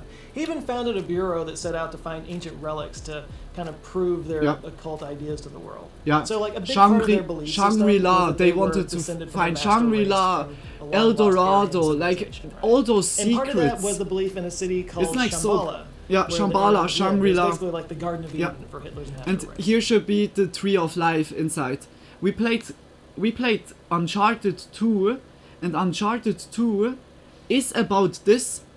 Like, you go to Nepal and find Shangri-La, and on the way there you stumble on corpses of Nazis back then, like just corpses that searched for this stone, and it's like really it has like really an origin. It's like fucking crazy. Like the whole thing is so interesting, very maniac like. So they were always on the lookout for proof of this ancient city. How far that you go for achieving power the first or guess so. was actually a place in Tibet, and the Nazis actually did an expedition there and searched for it, but they it's crazy. Empty. But their next guess was in the Caucasus Mountains, because I mean, where else are you going to find a master race of Caucasian super beings? So it's not true. But for a while there, a lot of people thought that white people came from the Caucasus region, and that's where the word Caucasian came from, right? Now, over time, this got disproven. Obviously, now we know that it's a lot more complicated than that. That's too much to go into here. But even by 1940, this was completely discredited. But the Nazis kind of latched onto it. So yeah, when they came through the Caucasus Mountains, They followed everything, every hint of some conspiracy theories. And that symbol that's carved into the top of Karahora Mountain is proof that they were there. Now, whether they actually found the shaft, the chasm underneath Karahora, we may never know. But they were definitely there, and they would have found this very interesting. And This that is Nazi really angle led to a interesting. whole lot Holy of shit. suspicion that maybe they could have even actually built that shaft to try to get down to an underground city that still hasn't been reached, or maybe it is down there and the Nazis knew about it, but then they, destroyed the records of it or whatever. Anyway, it just kind of. It's also like the Nazis have really the one of the conspiracy theories that they really truly believed on it was the hollow Earth, and until nowadays, like some some groups are still thinking like the hollow Earth is like true. I mean, like it's so semi-true in a way, because from like radar, cartography, topography, I don't know how it's called rightly, they found like big clusters of caves underneath, like of our Earth crust, I say now, where it makes it a little bit, it could be, but to reach that, it's like, you need to have like really the right entry Now, there's point. another interesting theory from Reddit. There's always interesting theories there. I'm sorry, But it's the a theory is that it wasn't the fascinating Nazis who subject, carved but that I'm half swastika at all, asleep. but No actually the worries about Soviets, it. who Oh, but later like came everything in is good. and Like they did said that it to on plant a Instant false Whisper. flag, Couldn't basically. remember if Like you the had idea is that the trouble Soviets with actually YouTube built Shorts in this Whisper. shaft for like a secret No government worries about experiment. that. Maybe Very as late good. as even the 60s, but then they carved a fake But good swastika that you in sent there it. to make people think that it was a German. Just much love, Frank. A Reddit Like, user named Longpickle and also, claimed to have Tony, met, if you an fall ex-soldier asleep, who then visited some sleep huge well. Soviet Sweet engineering dreams when you projects get back in the there. day. And he You know suggested it you're might have, always like, welcome. provided a Just chance if to you test out zone in ventilation and out, systems, just always join. maybe install seismic research tools or safe store weapons. And this actually isn't that crazy. The Soviets actually built a lot of weird underground stuff in the Cold War. Take, for example, the Balaclava submarine base. This is an entire underground military base carved out of a Crimean mountain that was hidden from NATO satellites until the 1990s. There's also famously an underground city hidden under the city of Moscow. It's called Bunker 42, and it's a 65-meter deep command post built under the Kangaka Hill. I covered this in a video, but there's elevators, airlocks, an independent power grid, all built below ground. An even closer comparison to Karahora might be found in the bunkers built under Tbilisi in Georgia. It's basically a networked series of bunkers that's practically an underground city. This is in the southern Caucasus, by the way. So yeah, I mean, digging something into Karahora would have been definitely, par for the course. Just imagine But there are the no Soviet origin, records of a massive digging project in this region, and there's no. Like it's no joke. The human race is a Homo sapiens with. I mean, like, we are fully, like, Homo sapiens, like, all of us, with, like, a little bit of Neanderthaler. But, yeah, there has been, also, like, a lot of different, like, origin human, or, human races, I say now, like, humanoid races. And perhaps there was, like, really, like, a sub-culture or sub-race, like, back then, like, in this region. It's like very interesting, like stuff like this. It's really like going the trail along, just backtracking it and finding something new that splits up the paths again. Going this path, okay, it's a dead end. Going back, going this path, dead end. Just evaluating everything. It's very interesting. It's so interesting, like the whole thing. There's no proof of this whatsoever, but who knows what projects might have been attempted and then abandoned during the Cold War. Alright, so you want to get more nuts? Let's get more nuts. Another theory about the Karahora shaft has to do with something called the Solar-Induced Dark Age, or SIDA. The idea is that thousands of years ago, a massive solar event forced humanity to retreat underground, and that we're basically all just descended from underground dwellers. So believers of this idea think that there's a network of like underground cities around the world. and many believe that carnivore is one of them. It's an interesting idea. I haven't Yeah. really dived into this idea to see like. Hey, where when it the came hollowed from earth how and they so explain it or so whatever, is but I right, can just say it could that really be. Scientists have not found any actual evidence that the solar-induced dark age ever happened. At least nothing you'll see in the lamestream media. But if you really want to get crazy, this next theory, it gets an honest-to-God woo-woo alarm. Like the thing is, There Look. are people who a lot of conspiracy theories are really nuts, are nutty nuts. But the good thing about freedom of speech is everyone can talk and you can also listen to everyone, because when something like this gets like instantly like just taboo to a taboo that no one should talk about it, then it's always bad. But it's good to always talk about it and also not taking something like instantly for granted, or just also not saying, oh yeah, like, goddamn. Also like the flat earthers, even if it's really like, where is a lot of debates about it, but stuff like this, even if it's crazy sometimes, it invokes in us humans the question, is it real or not? Just that we are just even having in front of our eyes to ask ourselves and then like to listen to the facts. It's like good because here and there we like, you get born into this world, you take everything from your dad or from your mom like just over, you just, because as a kid or you just don't think why should that be wrong, like yeah, like you just take it as granted. And as soon you have like this moment where you just also be skeptical and just question also like stuff about where you just took always as granted, is already like so much better, just for being, just instead of being always oblivious and not, yeah, like asking yourself about different topics. It's like, even if it's crazy, some conspiracy theories, I need to say it's the only good thing about it is that it invokes like free thinking, that you just also like just evaluate it on your own. But be careful, like by conspiracy theories, by everything, it can always sound so good and like entangle you, and then you're in the rabbit hole, and as soon you just take something as a granted solution, as an answer, what is mostly never be the case, because there's here and there more answers, or it's just like in the answer is something right but a lot is wrong, or vice versa, like so on.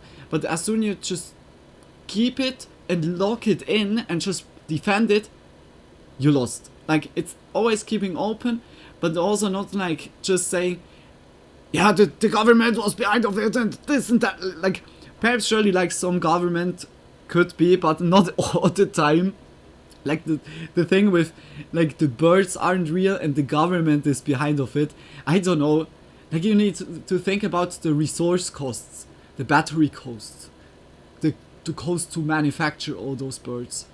Does that mean the birds have like in there themselves like a manufacturing factory, or how is it working? Do they how do they reproduce themselves? Like, why is the technology like there already and not like in like the autonom in the normal society that arrived, like that we have like some glimpses, some little technical innovations from that? Because like also NASA back then had like the biggest technical innovations, and then after a while the society could use it also, like solar panels or like the smartphones, so on. It's yeah, like always going, then at the end it comes to the society anyways. But by the birds apparently not. Where's my robot bird? I want my robot bird. I want some robot chicken wings, because I know those are then vegan. who believe that Just the a little bit carnivore oil on shaft it. might have been part of a planetary weapon. This is mainly from Dr. Not the Joseph mole D. Farrell, people. a writer best known for his book The Giza mole Death people. Star. He argues that the The Great rat Pyramid mole of Giza was people. built as a kind of resonance machine to focus planetary energy. That it's essentially a super weapon. And Nah, I'm not somehow thinking the about carnivore it. shaft is connected to this super weapon? Mm. Or maybe it's just something similar. I guess the idea is that if wind were funneled into this huge shaft, that it could function like a, quote, large pipe in a pipe organ. Like, if it was played correctly, it could produce infrasound, which, as we have talked in this channel before, it can be weaponized. So I guess the idea is it was built by an ancient civilization that was at war with another civilization, or aliens. Gotta get them in there somehow. And what it has to do with the Giza Death Star, I'm not entirely sure. Maybe it's just an example of another super weapon. By the pyramid, anyway, it's weird I have also and the it's crazy, feeling the so of pyramid course was built it's super popular. differently, Now, all of that and does then the definitely, pyramid, how we see lean it into really today, crazy territory, was like but a part of the reason why people lean into really crazy cannibalization conspiracy of like things the around structure, shaft is that the because there structure have that they been built like up, some mysterious they deaths around it. deconstructed Like, two of the early it, discoverers and then of it was shaft like died the within just shape. a few, years of each other at very early ages. I kind of hinted earlier that Arthur Zemikoff had died. There was that picture of his friend Victor at his grave. Well, he died because he got hit by a car while he was walking at midnight in 2015. He was reportedly a bit drunk. He had just been at a pub for a few hours, so it's easy to see it as just an unfortunate accident. But the waitress at the pub apparently described him as being unusually cheerful that night, like he was unable to sit still because he was so excited about something. And according to his friend Victor, Arthur had just called him a day or two before that, claiming that he had an incredible discovery that he was about to reveal. To this day, nobody knows what that discovery might have been. Oh no. Maybe this was no accident. Oh man! Oh god! Oh man! Oh god! Oh man! Oh god! Oh man! I like jokes aside. It's Russia. Like I said, it's just, yeah. Who knows? He found like one of the bunker entry points, like a secret facility that they test like nuclear missiles or new technology. Can it also be? Yeah. They had the same dude that was going into the desert in the near of Area 51 and found he had this M-shaped cave that was vibrating and suddenly gone. Dude never found. It was probably an accident. But some people do think that he found something and was silenced. But yeah, Definitely it could nothing also like that be quite happened to Vadim, but he did pass away mistake from cancer 2 years later. or in 2017. coincidence. Who He was knows? only At the 51 end, years old. the There's stars only absolutely knows. no medical connection between his cancer and Karahora, but the fact that it happened so close to Arthur's death, of course, spawned rumors, particularly rumors of a curse. You know, kind of like King Tut's curse, when some of the discoverers started dying in mysterious ways. Some people think that this might have been maybe a sacred place with a curse on it. Now, I don't give these ideas any credibility. I think it's just an unfortunate tragedy, and my heart goes out to their families. But I get the feeling that Arthur and Vadim would have been into that idea, the idea of a curse if they were still alive. They seem to be into that kind of stuff. Real quick, I want to shout out some new members who have joined the channel lately. We've gotten a little bit behind, so we're getting caught up. We're blessing people with the power of Zoe. like Here the we are. curse. There's Jared, Jesse Bowling, Dean, Arlene, Kylie Ungewitter, Hey, Jerry no. Smith, Daniel the Seven. For real, why the fuck should be a curse now? The cause. I for me, like, it's more usually that it will be like the government now, like, because it's Russia. Like, no accusations now, of course, but there was a lot of stuff happening. I'll be right back. I quickly need to go girls' room, guys.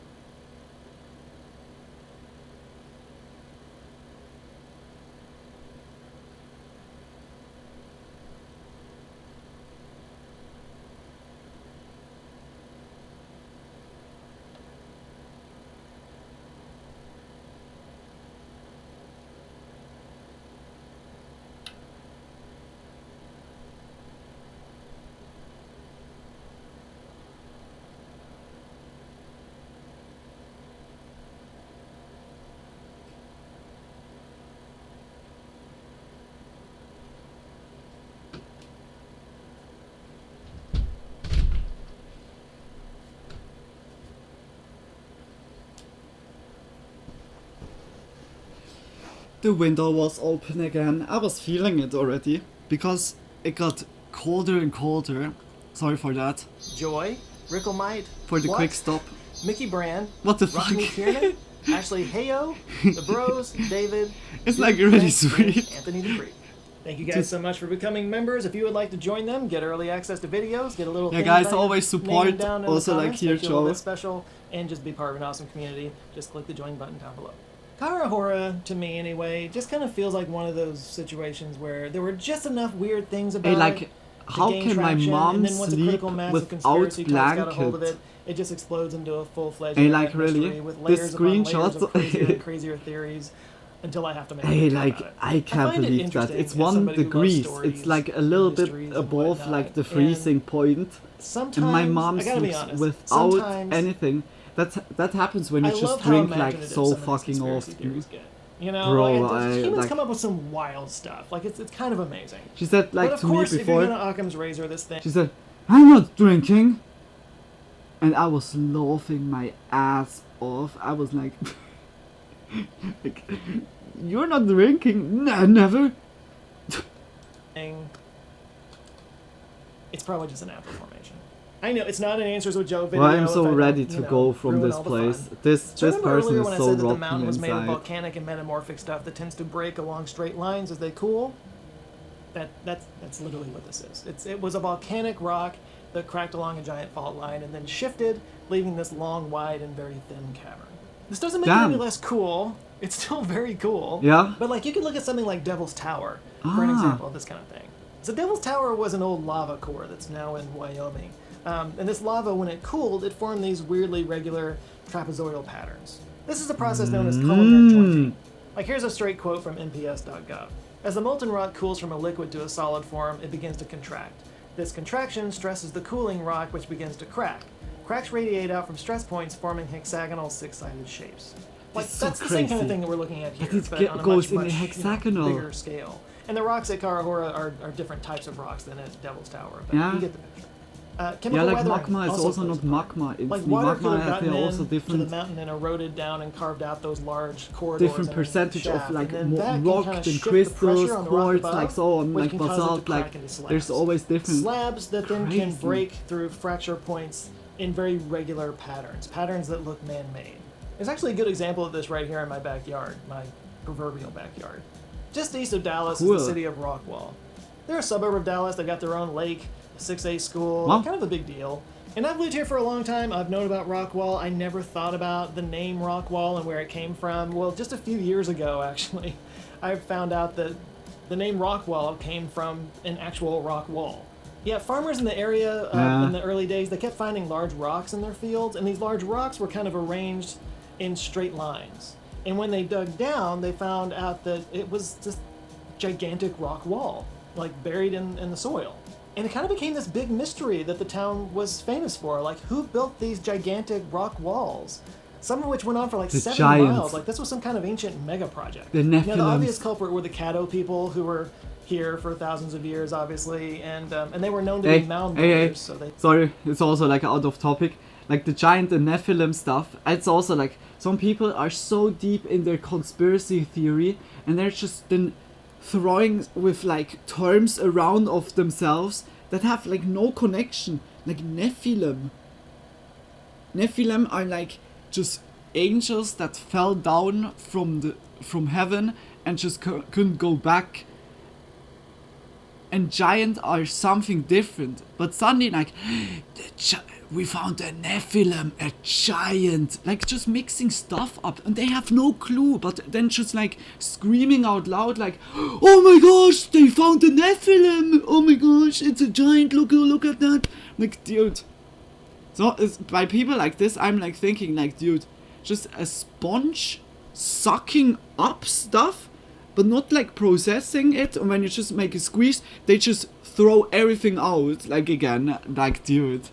Sorry for the quick break, but yeah, they did, but there was nothing about it in their some people written are oral just history, fucking and it like certainly the wasn't lore a even practice up. that they did anymore. Like also You know, with they built witches, mounds, they didn't the build people walls. that say So to maybe it was an even skinwalkers more ancient witches, civilization?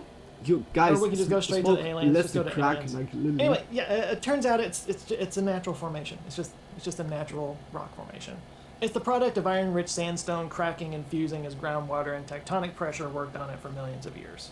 Simply put, Like witches have been for erosion million of basically years. just sliced the rock Okay, horizontally. million of years for through so many different years, layers, like and then always. the shifting weight caused the slabs to crack at sort of A regular lady that intervals and in a uses way that made it look witchcraft. like they were stones But the that were, new modern you know, times, the intentionally placed there. spooky And Kara new Hora modern is times the same made now idea, witches just on a like much, skinwalkers. Like much who bigger came scale. up with It's not that? an ancient super Just weapon, like a or a 5-year-old lost city of or pale so, people, or what? or proof that humans used to live underground, or a cursed temple, or an alien antenna. It's just a really cool cave. Yeah, it's a really cool cave. It sparked And really, up isn't like a that lot enough? of talk now also on my side. There's a lot of mysterious and unique places in the world, but there's only one oldest place in the world. And I set out to find that in my recent documentary, Huh? Oldest and Newest Places on Earth. It's an area called the Acosta Gneiss Complex in far north Canada, and it's been dated to 4.02 billion years old, which makes it the oldest confirmed rock formation on the planet. I got to join a team of geologists from the Smithsonian Institution as they searched for potentially even older rocks in the area, Holy and they walked shit. us through the history of the early Earth through the rocks there at the 4.2 Acosta Gneiss. billion. Geology is great because, you know, we speak about planetary science all the time. Every time you look at a rock, you're seeing a different planet. A planet that used to exist and no longer does. Then we flew to the big island of Hawaii yeah, to that's talk true. to USGS geologists Sure. who were studying Kilauea. While there, I helped to That's a break down beautiful rock less than a thought. day old. and Every I walked across stone, an 18-month-old every rock lava is a field time on the capsule. tallest volcano Like on really. Earth. What came out of it was part adventure, part educational video, and part Wow. existential journey. And a documentary I'm deeply proud of. And you can watch it That's cool. right now, only on Nebula. Nebula is a streaming service that I'm part Oh. of, as well as hundreds of other thoughtful creators, but you can find all of our YouTube content early and ad-free, and find exclusive content that you can't find anywhere else. It's also where we've been creating Cool. some awesome original productions that let us stretch our creative muscles and do bigger and better work that has much bigger Cool, scope. like I love stuff like And if you this. want to check it out, Always and go see my support, feature like- documentary, like- you can get 50% off your annual subscription when you click the link down in the description or scan the QR code right here on screen. That brings the price down to only $250 a month. It's kind of a crazy price for what you get. And if you really Yeah, like like it, we do 250 have is lifetime alright. When you subscriptions think where about pay once Netflix, and you get 15, Nebula for the rest of your life. or even $16 Find that on or another so. platform. Hint, you won't. Anyway, go check out my movie. It's over there on Nebula. Yeah, check his channel out. Check Anyway, that's for it some today. more. Thank I you can guys so really much for like watching. recommend If this his is your first videos. time here, I might recommend you check out this video where I talk about the Bermuda Triangle. It was Oh, one of my watch favorite this. videos that I did We back could in the also day. watch Another that very one mysterious day, place but in I the was world, watching that much in like the Kara private. Hora Shaft, Watch and this. which has This is like natural cool. explanations. Like that, new you know, revelations throw a that nice found little blanket on they everything. found out. But you can check that video out, that and if you could, like, enjoy really it, lead, like, I might invite you to subscribe. because why I the come back with mystery videos just is, this like, every Monday. Also, wasn't if you even, like like, such a mysteries, big I've got an entire mystery. book of mysteries that's called the Book of Mysteries. This just came out this last year. You can find it on Amazon. I'll put a link down below. Maybe I'll put a QR code up here on the screen. But this is basically taking a lot of the topics that we've covered on the channel over the last 10 years, some of the most popular mystery topics, turned them into book form, and it's a nice little... I watched also this year, Bye Bye Humanity, the potential AMOC collapse. AMOC is yeah like the Gulf Stream, but the Gulf Stream is yeah like only a part of AMOC. And when AMOC is like slowing down, it could be that we get like really cold, guys. If that's happening, it could happen that we get a little bit of an ice age. Like, that would be bad. But I think it not happens. I really hope it doesn't happen. If ice age would break out, my survival chances are instantly going to zero. I'm so not built for ice, for cold. Like I could stay in the igloo. Like I could stay in the igloo the whole time, just in the warm. Damn, like when the ice age will come, that will be also fucking dumb. Oh my gosh. Yeah. Do you only thumbs up, buy books? Yeah. Support. I will be like the video. That was now like also 2 hours very fast. Like, did my broccoli friend write?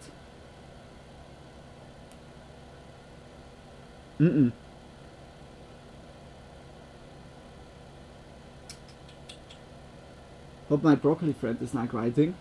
Okay, wait.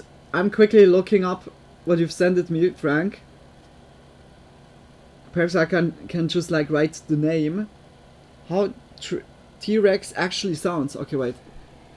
It would be low for everyone in a complete ice age. Yeah, I was looking it up.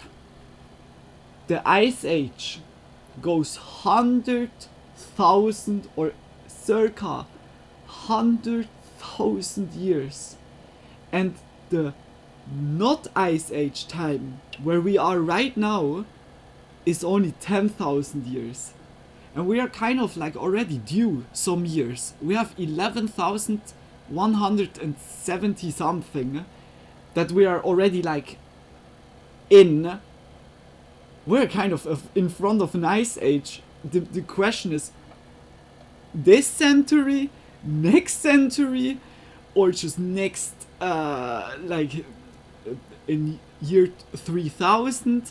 But it can be that between 2000 and 3000 the humanity is again facing like an ice age, because it's like already so long due. But there's also a lot of factors. Human climate change is like delaying it also very much. But when the AMOC is standing still, that there is no warm and cold switch with the nutrition also in the water. Oh my gosh. Oh good. Only people with a chance for a bit of survival are people with successful operating bunkers. Yeah, that's... Yeah. Yeah, like, I need also to say, to the ground. Because, like, the only places that would be making sense for surviving is going into the ground. Because the ground is, yeah, always warm. I mean, yeah, you need to go deeper. But, yeah, because of thermal temperature, I say now, just like underground, it's warming up. Or geysers. Geysers could be also like something. But that only buys so much time, not forever, yeah. For real? There's only one solution, and it's not the flamethrower. There's really only one solution. Whether waiting out for 100,000 years and hoping that humanity survives, or a fucking crazy one, a group of people or a city of people in a space ship or so, space station, and this shooting to a very massive like body in space. Best would be a black hole or so. Shooting that to a black hole, that takes you already a long time. Just slingshotting around the black hole and just calculating how long you need to be in the gravitational zone for calculating how much the dilatation, I hope I said it correctly, dilatation from the time is going. When you go to the black hole, drive by like 2 hours, and on Earth would be then 100,000 years gone by, and you come back, Ice Age done, finished. You skipped the whole Ice Age. It would be the only way to skip it. Without our humanity needs to suffer throughout the time, throughout the Ice Age, we're just going the shortcut. We're just going the shortcut. Shortcut going to the black hole and so on is yeah like already. But yeah, like those are our only cases, whether enduring it or we go and try to get the cheat code. Just yeah. Time dilation, exactly. Dilatation, I said, like dilation, exactly. Or another good old comet to reset it all, yeah. Yeah. Yeah. Yeah.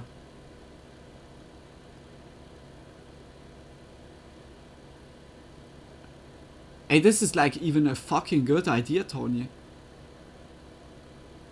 Just bringing a meteorite, a very big one, to fully like crash into the earth, heat it very much up, hopefully like the impact and everything is working out and kind of resetting it.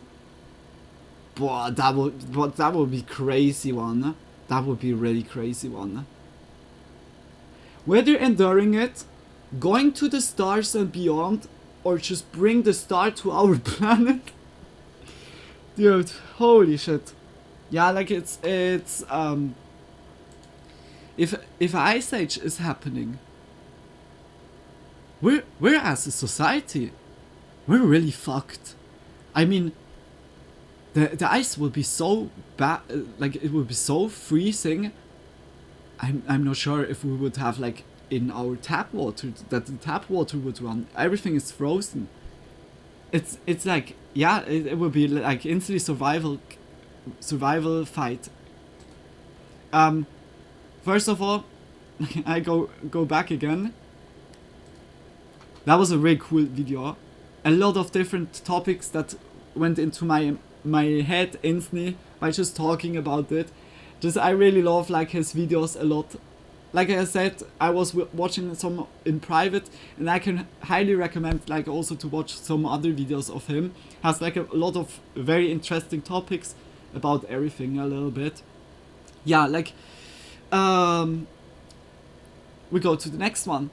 I'm definitely gonna check now the T-Rex one. That's what happened to the dinosaurs. Yeah, the dinosaurs. They got all decimated after this crash, but it was then also warm finally. I mean, finally, for the price of what? I mean, yeah, we could now then walk around here. The mammals took then over. Like when the meteorite came, the mammals took then completely over. And when we do it artificially, then we need to have like a plan B, just on our moon, a space station or so. I'm like kind of still thinking the space station on the moon would be very good. Because of just protecting our race, our species. Because when our planet gets fucked over by some natural catastrophe or so, yeah, that we would have like at least the plan moon, the plan Luna. Sorry. This one. You've been lied to your entire life about the T-Rex. They don't sound like this at all. You don't see it. You probably recognize that sound from yeah, movies. I like when I scroll, you see on my subscription. But what the movies got wrong is the roar. They made the T-Rex start to have this loud screaming roaring sound. The issue here is that mammals roar. Lions, tigers, T-Rex were not mammals. The closest relative of T-Rex would be crocodiles and birds, and they don't roar. So in order to have an accurate sound of what the T-Rex sounded like, you would have to mix a crocodile sound and a bird sound. And when you do, it's actually much scarier than what you hear in the movies. What's even crazier, besides me, is that you would feel the sound in your bones. Imagine walking through the forest and hearing this sound.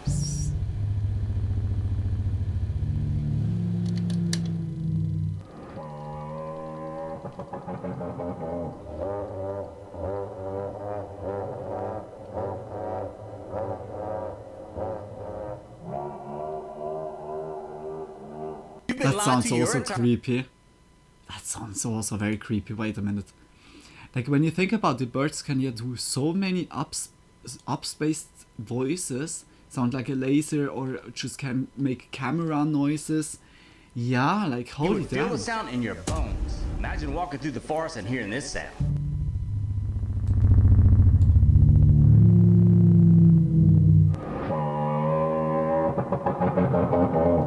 It's the evil laugh.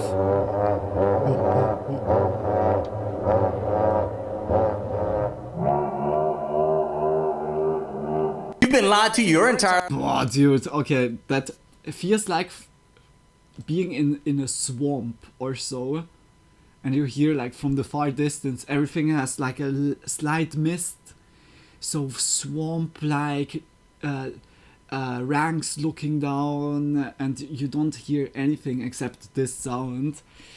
Though a motorcycle, yeah, or just how you cut like the the flowers or the bushes, like this.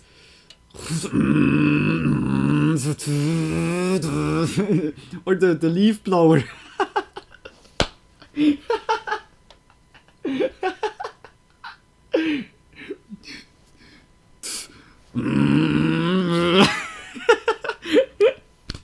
Oh gosh, I loved it. Now every time when I think about it, I'm like, that was like how a T-Rex sounds. Are you bros? Can I have an autogram? That below part is what would make your insides vibrate. Holy shit. Yeah, like really. Like this deep voice vibration. Oh my gosh. Yeah, like, I would be also more terrified, to be honest, from this sound. The other one is just like, the normal or the movie T-Rex sounds are kind of like if someone tries to make a joke and the joke is only like that they just raise their voice, that they're shouting, and the other is like really like funny or just really scary. Yeah, like, yeah, damn, that was really interesting. Just much love, like, also for sending that to me, Frank. It's like good. I was now writing just the name, like, of the video. Oh, and I could like instantly like look it up. But just big kisses, like, for sending that. Yeah, like, I need also to say, like, they have had surely, like, some of the dinosaurs have surely beaks. That was also then misinterpreted into, like, yeah, more a jaw or so with like a lot of teeth. But I think some of the T-Rexes had surely also beaks or so.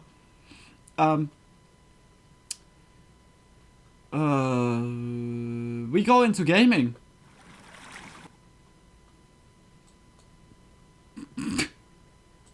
I saw it already.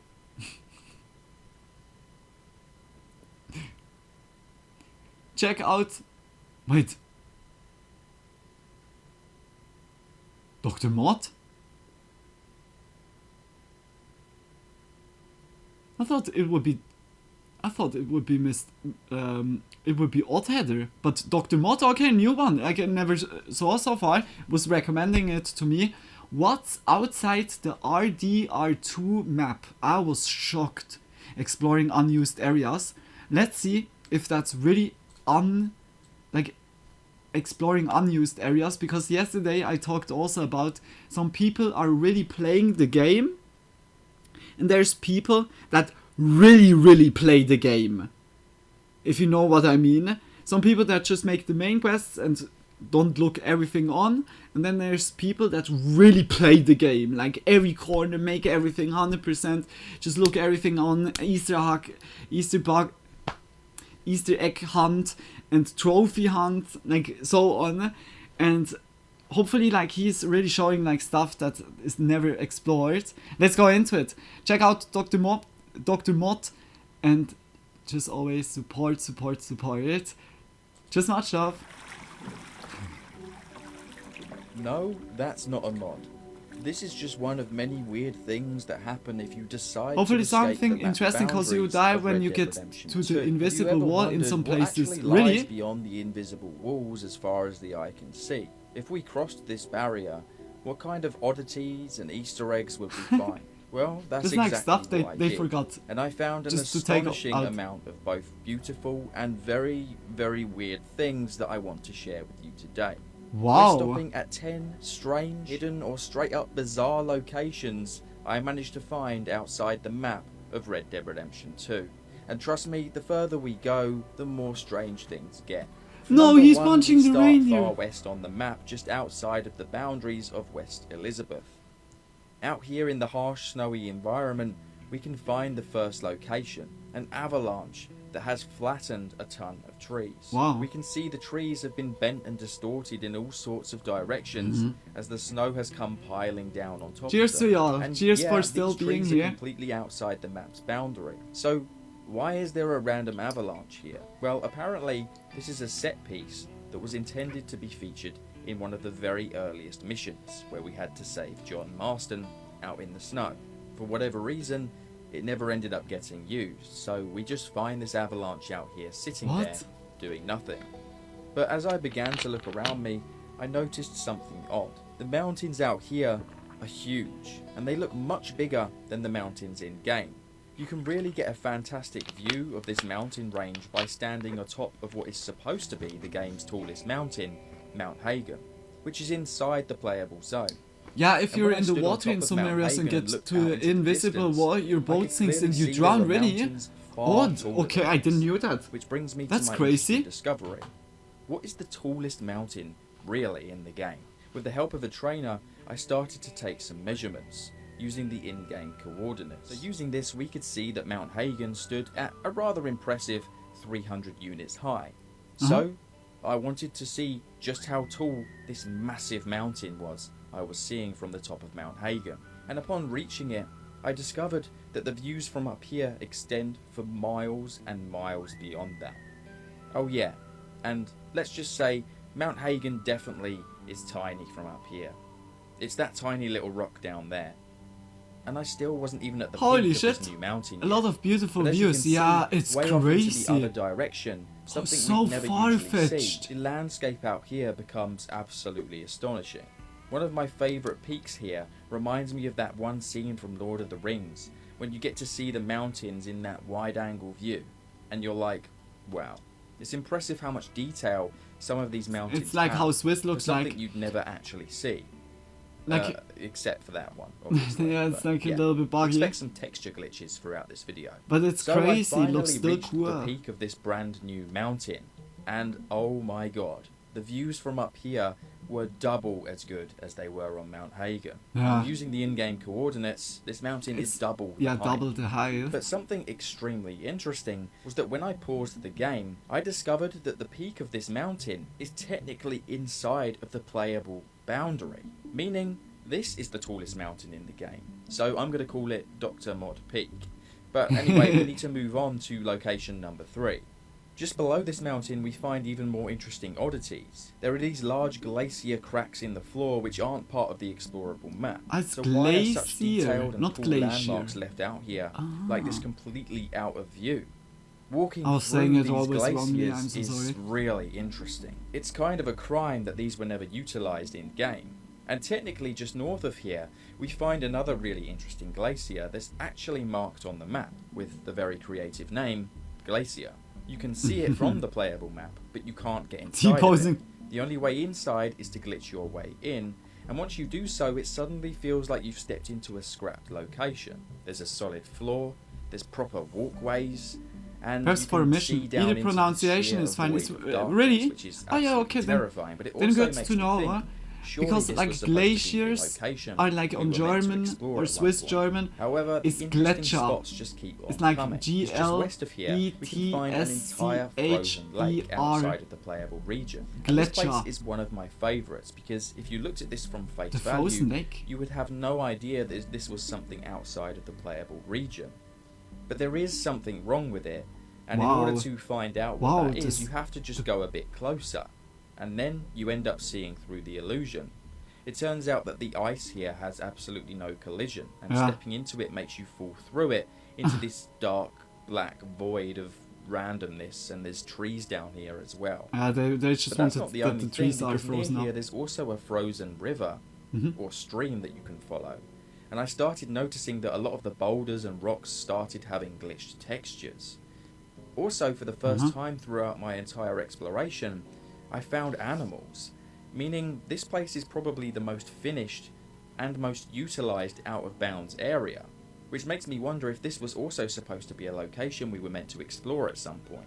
Did I But see now that it's rightly? time to explore some really Oh, the deer stuff. was happy to I see was him. exploring this really beautiful out of bounds area I stumbled Best upon, game ever.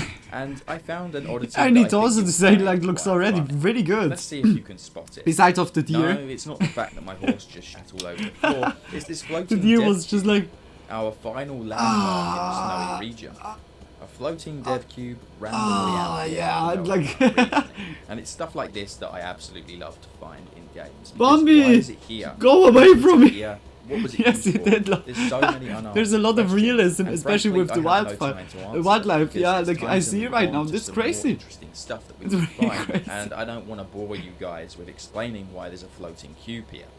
So it's time to move on now. The to floating Annesburg, cube could where we have can scripts find in the it. Lanahihi River. Whether it's This just a river cuts reference clean block divide or through it the has land, like scripts almost like the game is bound warning to it. you that this is the end of the world. But what's really cool is that if you look closely, you can see that the lake extends way beyond the view of where we're allowed to go. This is the point though where the game wants you to But stop. I hate when But YouTubers it's saying if you during my cross this exploration river when it's that I obvious found some of it's the most not his surreal own run. discoveries Yeah, that I definitely didn't yeah, expect. but yeah, like First of he all, was surely I like found a playing it like in beach private which or so. seems to, for some reason, make Arthur cough uncontrollably. Yeah, so if you stand on this beach opposite this river, for some reason Arthur will literally just cough his guts up constantly.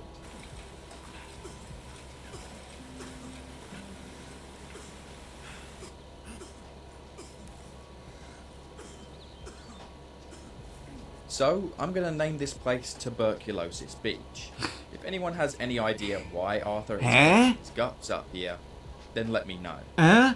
But this That's was surely a probably one of the secret. strangest That's surely a discoveries secret in this area. from But like not what the strangest in Oddheader the has whole video also today. taught. But what Like if we there's just kept on also a going lot of north secrets in following here. this river? Perhaps there Where has does a the lake connection. actually end? So Whoa. with the help of a trainer, I spawned in a canoe, and it turns out that if you follow the river north, the lake just keeps stretching out. What? And in the distance, you can see where the landscape kind of begins Holy to fall shit. apart.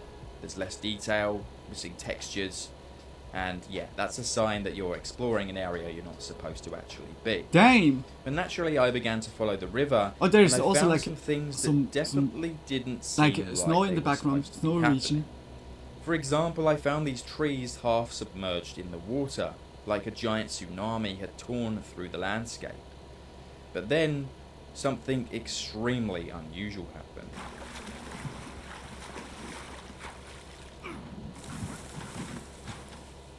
Damn it. Yeah, the collision. Where the hell did all the water just go? It's like So, still above you. that was Don't like see something it. straight out of the Time Bandits. The map says we're still north of Annesburg, only now if we backtrack there's no water, but a few moments ago we were just literally canoeing on a giant Yeah, lake. like the water. Oh, It's just. you know what? The more I explored and played around, this really became one of the most interesting locations I managed to find out of bounds. It seems Yeah, like look. this floor isn't actually desert, it's actually seabed. Yeah. But if you thought this was weird, next it was time for a journey I never could have expected. But first of all, I was completely fascinated by what seemingly appeared to be the edge of the ocean. My boat began to float, and you could see where one half of the game wanted to spawn in the water, and another half wanted Yeah, to spawn somewhere in needs a to be totally like different finished one biome. day. Like To me, this was really fascinating. Except when I looked into the distance, there was even more lake to explore, and I wanted to know just how far can I go, and how far will the game let me sail on this water? flat earthers must And love so that. began Yeah. a brand new challenge. That's the end of the I world. spawned in a That's how boat, it looks and to like. my You just amazement, poof and then it you're worked. underneath the The water. let me continue to Help sail me, I'm underneath way the water. far beyond where the Water, solid water, textures water. of the ground were. I was fully expecting my boat to just Should fall off I? the edge of the world. Okay, I because need the to stop land loses all before of its like collision. yeah, Twitch The water, however, makes is eyes. a completely different story. I was able to float on this river for a very long time. There was something unusually beautiful about this landscape to me. And as I began to sail away, I could see the land getting further away into the distance, becoming more LOD as I Is got Minecraft further music away. playing in the background? Pausing the game at this point didn't reveal my whereabouts. I was completely off of the map in uncharted territories. I must have sailed on the water for literally an hour's worth of gameplay, and it took That's a long how it time. looks like when you However, just go eventually swimming I in the began to lakes see something here in promising. Swiss. I could Like see it's the just distant water, mountains with and then snow, you look which meant left, we were going to be mountains close going to up, where I you look wanted right, to explore. mountains going I up. wanted to see where exactly Like this Montre, river like ended. Then, Genfer suddenly, See, the water the began to Lake, change to a bright crystal blue. Geneva Lake. And up ahead, I saw It's like an opening. this. It looked like my Very much answer like was within you reach. see One But side what I is found Italian kind side, of shocked me. I literally fully reached mountain, the and end the of other the side world, is the an like endless also fully sea, mountainous Swiss and a Swiss giant side. wall of ice. Literally like things that you find on a flat earth conspiracy theory. Only it actually felt real because I had finally reached Or Lago what de looked like a Maggiore. giant ice wall. Lago de Maggiore So, is also now we like know very, it. very beautiful, There like is in an end to the Ticino. world in Red Dead Redemption 2, So beautiful. and you can reach it with a boat. Like But in we're far Montreux, from we over, we and just this is far from one of the most had interesting like things this I've view. found. So far, So we've beautiful explored looking. the entirety Hard of the for you, west just and like northern this is. region, but there's still the east Wait a and the minute, south to that's the whole explore. map? What's actually down in the bottom corners of the map? But it's a lot So, of lake. I Holy shit. backtracked and crossed the river once again. This time, with the idea in mind, I was going to head as east as the game would possibly let me. And things began to break apart rather quickly in this direction. Unlike the mountains, where they seemingly went on forever, the more east I pushed, well, it just quickly fell apart. Trees began to despawn, animals began to ignore me, and yeah, textures began to kind of freak out on me. However, the land did extend for quite a long time, so I kept walking and walking and walking, and eventually these strange green algae rocks started to spawn on the floor. At first I had no clue why this was happening, Yeah, and I ground just floor. chalked it up to one of those texture glitches. He's like on the Then I water, saw something extremely picking on strange. the bunny. I could see trees way off in the distance, almost like they were floating on an island. But I had reached the edge of the map. If I walked any further, I was going to fall off what seemingly looked like the edge of the game's playable region. And then, I fell. And he fell through the... We had somehow reached Guarma. And what I ended up finding on Guarma was way more ambitious than anything I expected. If you expected this video just to explore the out-of-bounds regions in the Red Dead Redemption 2 map, and completely is he ignore suddenly Guarma, in another then you're location? wrong. And by the way, Guarma is possibly one of the most ambitious things Rockstar Games have ever cut from their games. We all know Guarma. It's featured in an entire chapter of Red Dead Redemption 2 which takes place here. But what most players don't realise is that Guarma was never meant to be this short. Originally, Guarma was planned as a fully explorable island, not a backdrop, not a set piece, an actual region we could explore. And there's a ton of evidence proving this, some of which I've covered in earlier videos of mine on this channel, and some which you're clearly going to see in this video. What? First of all, the jungle doesn't just extend on a little Then bit outside. then of the Guarma playable is like region. how in GTA 5 is like the first world, the snowy region, where you never could go there, like back again. Is Guarma like something like It this? goes on for just miles just for and one miles mission and and never miles. ever you see The it deeper again. you walk into Guarma's outer bounds, the stranger it gets. I started hearing I always sound figured effects that I'd never heard because before, Guarma ambient was noises really that don't short. exist That's in any really other strange. regions on Guarma, and the environment It looks itself really cool. then Like began to sadly break they down. didn't add it. There were trees and plants spawning where they absolutely shouldn't, and there was terrain that wasn't necessarily adding up. Yes, it's But like one same. thing that was for sure really is that no interesting. matter how far I walked on Guarma Island, That you can the go to terrain the remained east solid, and then you land meaning I suddenly could like by literally this walk place. as far as I wanted to. There was no falling through the map, no invisible walls, no kill zones. And I found some rather interesting things, like this giant cube that seems to just be spawned here like a giant monolith out of 2001 Space Odyssey or something. Clearly this is a map glitch, Yeah. but the fact that you can just stumble across this giant alien looking cube out Does here it in has the jungle collision? is rather It's a unsettling. location you end up Every at peak for I a climbed chapter of the revealed story. another one Okay. behind it. It's cool Taller, like further, that. more That you can even extreme. reach it by And just honestly, walking I there wouldn't or be out of surprised bounds, of if course. I walked for about 2 hours before I reached the end of the island. Wow. But not only is this place massive and reveals how ambitious Rockstar's plans were for Guarma, but it also contains And some then everything's unique scrapped. animals that were never meant to be found. For example, take the tiger shark.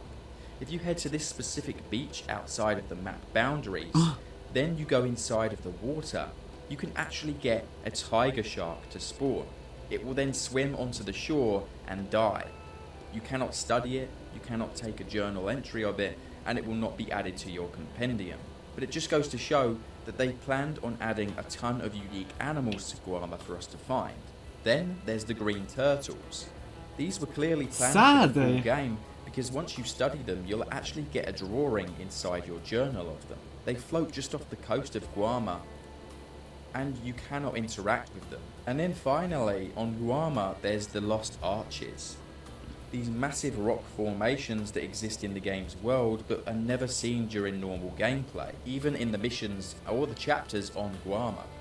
Obviously, these were meant to play a slightly bigger part of the island's charm when we were meant to be able to explore a lot more. Damn, that's so bad. I wish this would have been in the game. Yeah, it's so much like created for them. How many missions are then here? Is it really like just 1-2 missions, short missions, and then you go again, or never actually finishing it? Mexico. Yep. The entirety of Mexico exists in Red Dead Redemption 2. It's unfinished, unpolished, but completely solid and fully explorable. When you cross into Mexico, proper vegetation starts appearing. Ambient Mexican music actually plays from Red Dead Redemption 1, and yet it's completely empty. There's no NPCs, there's no life. Why they make so much like landscapes but never added Exploring all of these regions really opened my eyes. But that's then like really too ambitious. Red Dead Redemption 2 really was. The fact that this game only took 5 or 6 years of development is actually quite amazing when you see the sheer amount of content this game really has. If you played Red Dead Redemption 1 back in the day, there's this weird emotional punch here too, because you'll begin to recognise areas you remember riding through years ago. Like the fort where John Marston ends up finding Javier Escuela. This place is fully modelled, but when you get inside it lacks that is where Red Dead Redemption 1 is playing. Here, making us wonder whether Mexico ever was going to come to Red Dead Redemption 2. But if you keep on walking past the Mexico borders and way out into the plains beyond New Austin, out here all of the textures and plants and vegetation begin to thin out. And what you're left with is this really It's frustrating because you just end the Guarma mission and never can go back again, supposedly. Really? Definitely remember that arch and that fort. That's crazy. Anyway, yeah, I'm just blabbering on at this point. If you haven't already, it would really help me out if you could subscribe to my channel.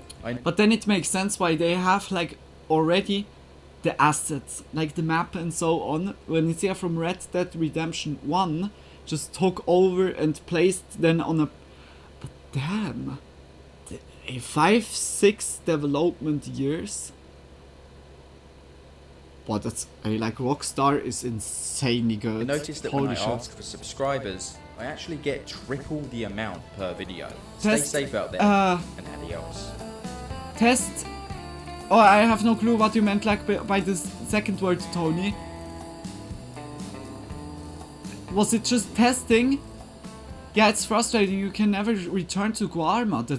That was a really interesting one. Like also, I was never hearing from Guarma because I didn't play the game, but that was cool. If you keep swimming, you eventually reach GTA 5 and also GTA 6, guys. Believe me.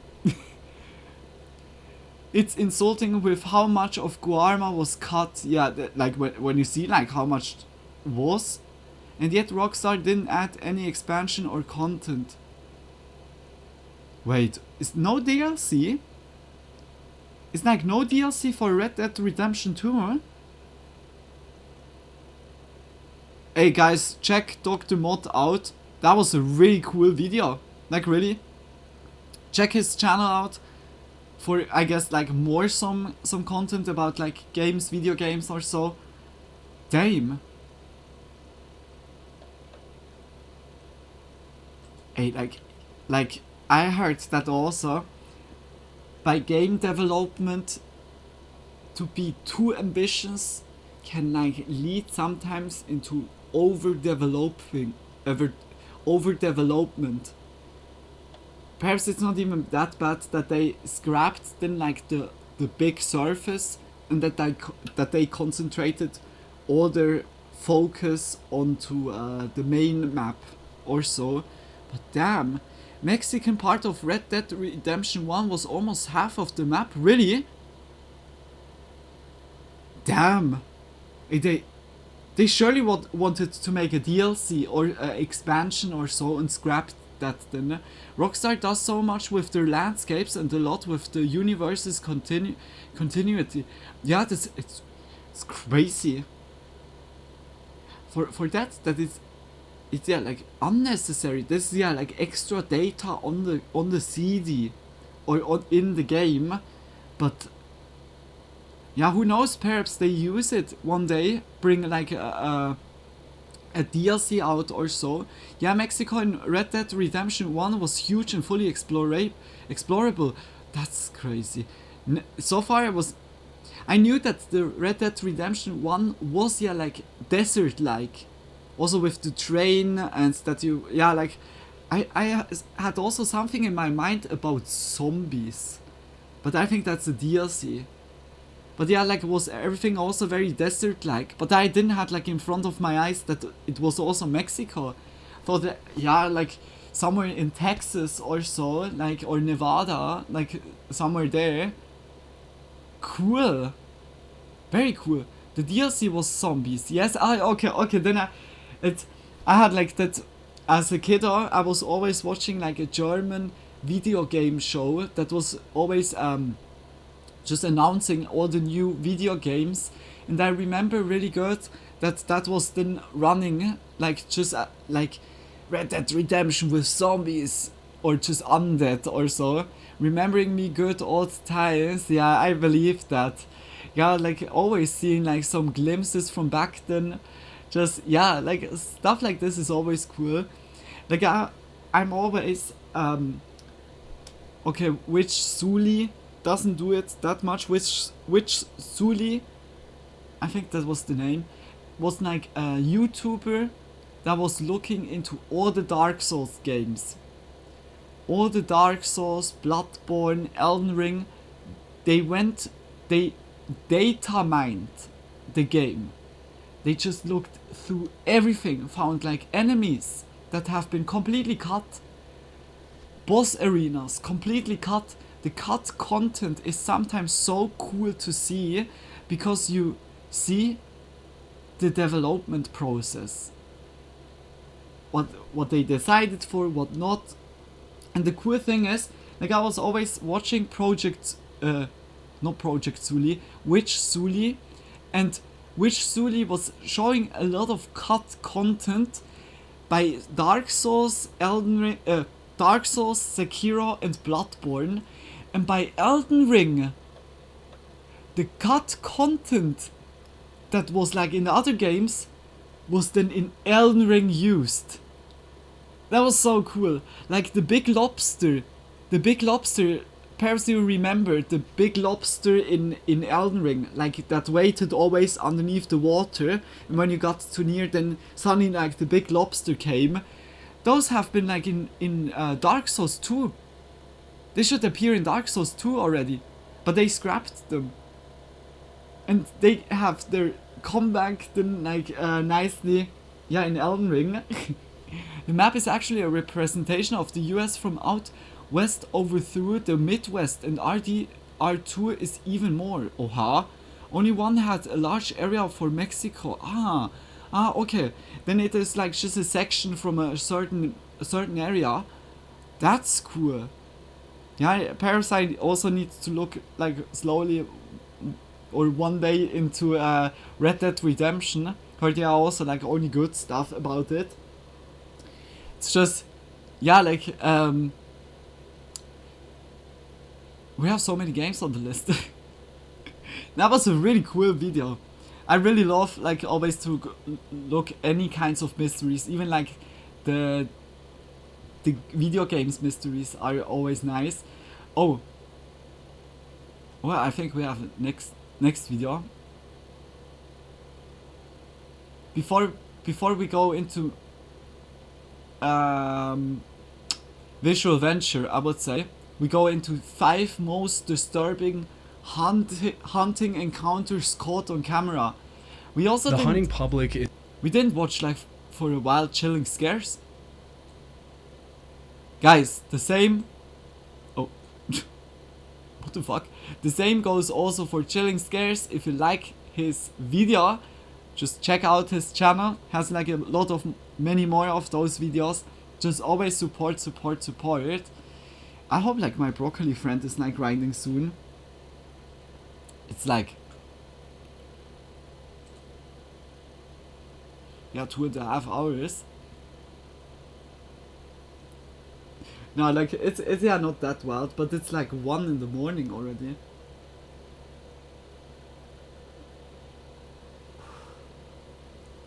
Watching, oh god damn it, fully smoke in my eye. Watching RDR2 mysteries videos is even more interesting than playing it. Yeah, do you remember Mount Chiliad? Mount Chiliad with GTA was also very cool. Enough playing Broco guy, call already. Yeah, like really, I don't know, like I thought even like today was yeah Monday.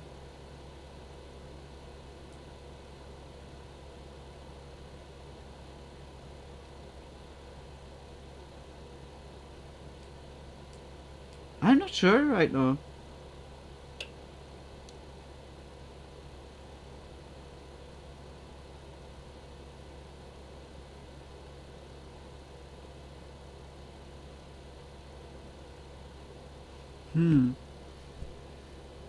Oh, like really? He was writing exactly now, eh?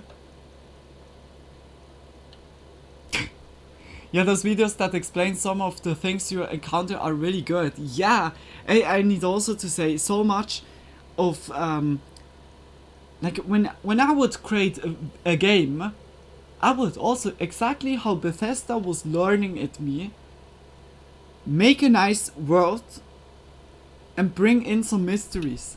The mysteries is like literally that what the people love the most about it, and just fuel it with like a more like symbols or like just nicely hints or so. It's like cool, like also what Battlefield always did.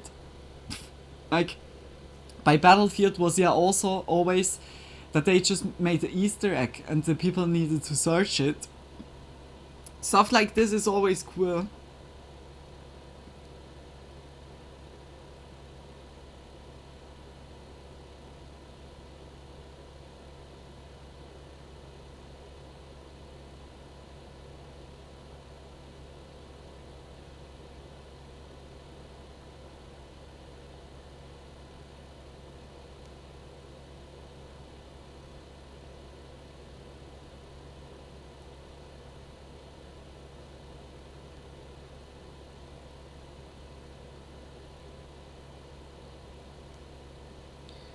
Okay, I think I'll watch one video and then I would go quickly. Like I need to go quickly.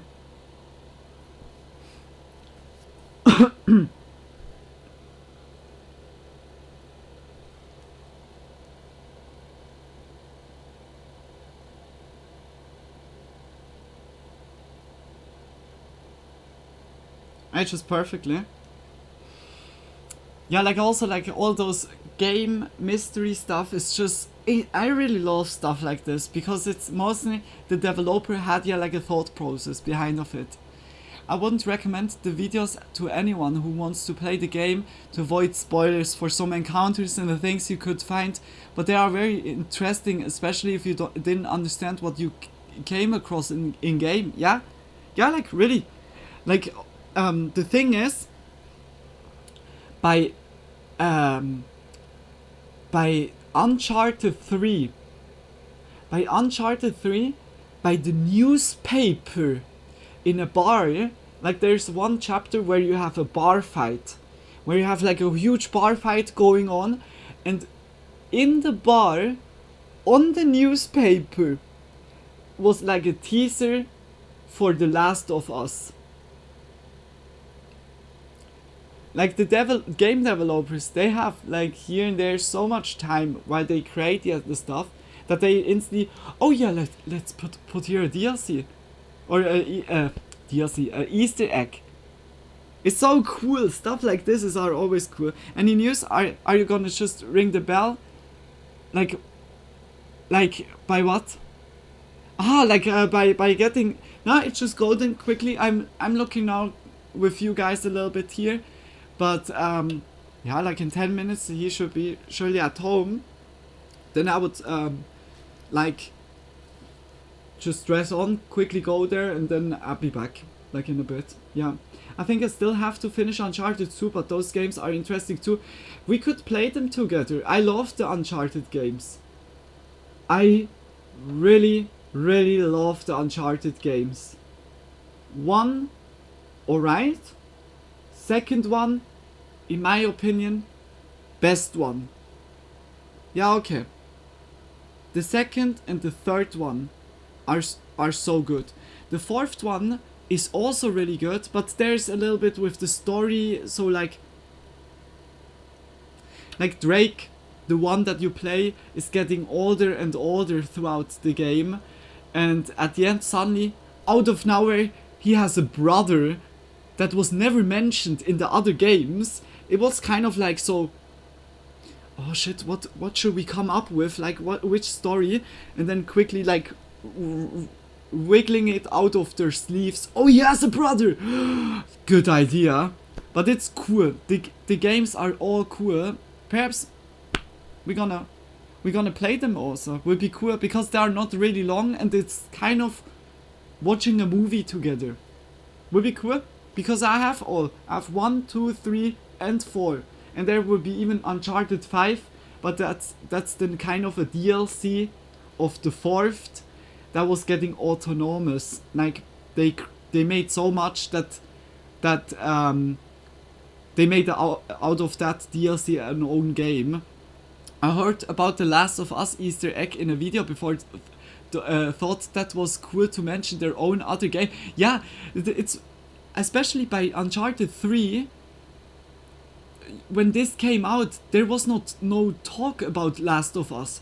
Last of Us was the first one, came after Uncharted 3, and I really remember that was like also, oh, they go from Uncharted now into Last of Us, and Last of Us 1 was, yeah, like a hit, but they went then, yeah, like again back to Uncharted. Like Naughty Dog was strange then. Another one to the list, yeah, like I would also say, yeah, 1 till 4 too, cool. Have you finished 4 before? Yeah, like with Avery's island, like the pirate Avery, with how it's called, with Libertalia,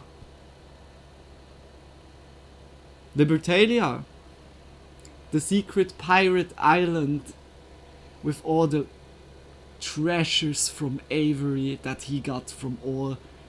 Isn't that kind of cool? Now, like, the first one is about El Dorado. The second one is about Shangri-La. The third one is about, how is it called again? It's like the sand city, or the city in sand that was swallowed by sand. Just with, like, there's, like, has Arabic folklore, or myths, legends in it. It's so good. And then the fourth one is about Pirates Legend. So cool. All 4 games are so nice. The fifth one I never played, but yeah. Okay, let's go into it. We don't watch the full video. I'm just quickly, I mean, like, we watched the full video in total, but now I'm like just watching a little bit. About how many hours would you say it takes to finish? Or like, I mean, like, all together, surely like a day, a little bit longer, depending on which difficulty you're playing. But you can play it, yeah, like really, like, easily and just enjoy. But yeah, like, I would say a day or 2 days, like, for all games playing through. Just 4. I think just 4 you can also play like on one day when you just hustle through. But when you just watch everything nicely or so, then I would also say 1.5 days. Like, we could really like play it. It's such a cool journey, and I didn't play it in English. Do you know which one my first video is on YouTube? it's Uncharted 1. It's so cool. It was my first Let's Play, my first game that I played with you guys. I mean, I played already Diablo. I played already Diablo 3, like on stream as a test. But then the real project I started was Uncharted 1, 2, 3, 4. And then came Crash Bandicoot. Then I made all the Crash games. Then Jak and Daxter. Then Sly Cooper, then Ratchet and Clank, and from Ratchet and Clank I went then fully into Fallout and all the other stuff. I started kind of with the PlayStation 2 classics or PlayStation 3 classicers. Yeah, Uncharted was my first real project or my first marathon that I did. Because Naughty Dog was always having a big place in my heart because of Jak and Daxter. But yeah, what they did in the Last of Us, I'm not a big fan of Last of Us. I know it's like a lot liking it or so, but for me it was like already back then when they announced it, I was like, oh, another zombie shooter, are you fucking kidding me? I mean, it's different zombies, it's mushroom zombies. But yeah, like, it's like another zombie shooter or zombie survival game. It's like, oh, how original, like. Now, that was also the reason why they went also back to Uncharted 4. Like, Last of Us needed a little bit until the fans and the people took it as really like, oh my gosh, it's so cool. Because the game is cool, the story is nice. But it's another zombie shooter, like, dude, how lame. So tired of zombie shooters too. Yeah, like, already by Days Gone, when Days Gone was announced, Days Gone is a really cool zombie shooter, but then the franchise was dead. So many zombie stuff, like, dude, like, it's alright, like, Dead Island, then, like, not Dead by Daylight. Yeah, Dead by Daylight, then like Days Gone, then Left 4 Dead, like where it was also zombie Call of Duty. Oh gosh, The Last of Us story was really good, a nice game. Yeah, like it's the Last of Us feels like Uncharted, but with zombies. And with the crafting system and so on. But if you like Last of Us, Frank, then you definitely like also the Uncharted to play. Uncharted are so nice, like so good. And Drake and Elena and Murray? No, Victor Sullivan. Victor Sullivan, absolutely OG, yeah? Yeah, we definitely go into it. Perhaps this is like our game in between of the big projects. A little story game. Yeah. But I'm not playing it on ultra hard, because ultra hard I was raging by the game. Like ultra hard was really pain in the ass. Okay, let's go into it.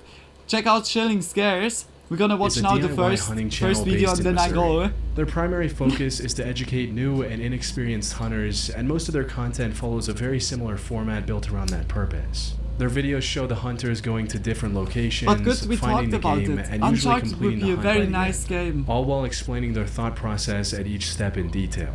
And the video they filmed on September 25, 2022 was meant to be no different. After Two my of the channel's PlayStation 4, hosts, I Ted could and Nick, were stream out them bow hunting instantly. deer on public If I land in want their to, home I could state. instantly. Little did they know, this trip was about to be cut short by the most disturbing... Except Uncharted 4. Because Uncharted 4 I have only as a disc. But the others I have as digital. I can instantly play them. The incident happened at roughly 6:45 p.m. while the two were hiding in a tree, waiting for a deer, when, out of nowhere, they heard what sounded like a loud scream in the distance. We heard that. We watched that. We watched that.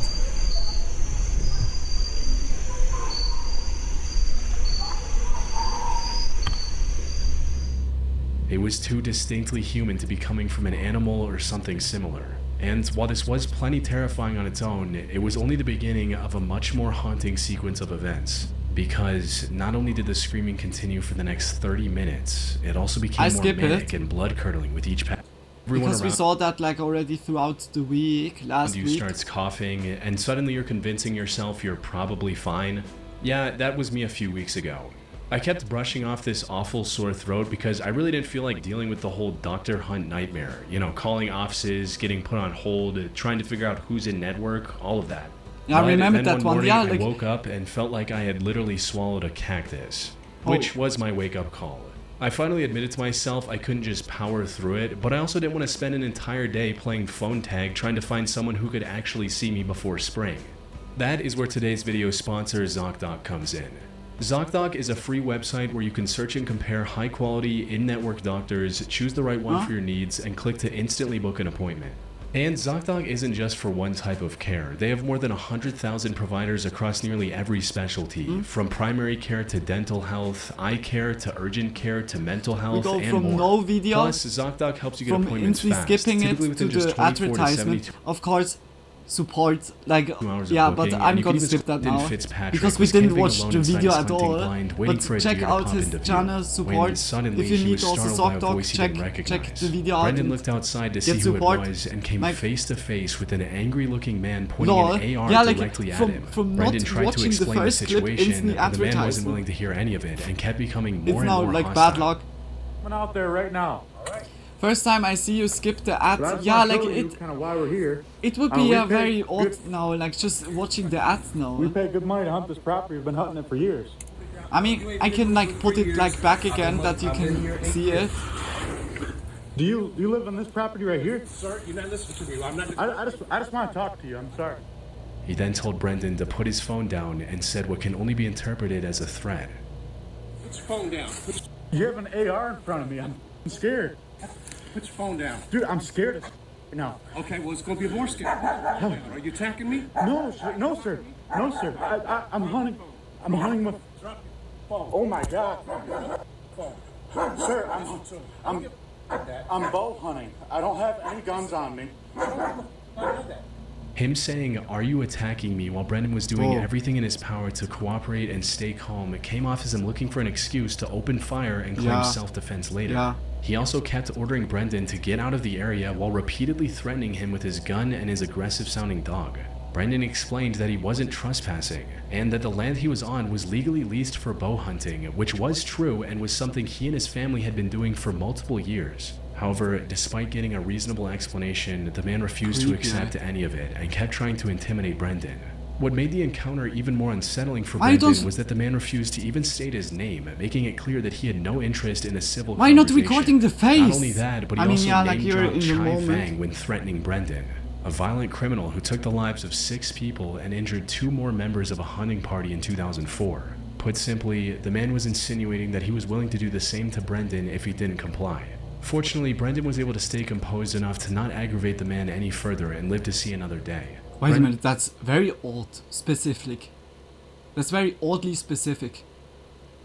Why is mentioning exactly that? Is the dude on the tape, perhaps like this? Then later tried to press charges against the man, but the police weren't as helpful as he'd hoped. They essentially told him that he didn't have enough evidence to start a criminal case against the man and left it at that. However, that wasn't even the end of it, because a year later, on November 25, 2023, Brendan's brother encountered the same man while hunting in the area. Due to what happened the year prior, he made sure to position his tree stand more than 150 yards away from the site of the original confrontation. But for some reason, the man became even more hostile than last time and directly opened fire without saying a word. Luckily, none of the shots actually hit Brendan's brother, and he was able to leave the area without getting injured. However, according to Brendan, the authorities didn't file any charges against the man yet again, citing the same lack of evidence. Though, people online suspect that the perpetrator might have connections at the local police department, allowing him to threaten the lives of innocent people and not face any consequences. The only silver lining in this disturbing case is that no one was actually hurt. Shit, why you don't have the face? Hunting, likely at a completely different location. Oh, that's alarming. When I On already September saw 10, someone, 2024, at approximately individual is 7:45 walking around a.m., so two aggressive fishermen with were an kayaking AR. down Lake Emery in Franklin, North Carolina, when one of them spotted what appeared to be a log drifting in the water ahead. However, something about it didn't feel right. So Mark Wilkins paddled closer to take a better look, and that's when he made the horrifying discovery. It wasn't a log at all. In reality, he was staring at human remains that had likely been in the lake for multiple days by that point. He was still a bit unsure and thought that maybe it was some Halloween decoration that had found its way into the lake. But the closer he got, the clearer it became. The remains were certainly real. And after taking a couple of minutes to calm his nerves, Mark dialed 911 and told them about his discovery. I am fishing on Lake Emery and I have come across a dead body. Are you in the water? Yeah, I'm sitting here looking at it.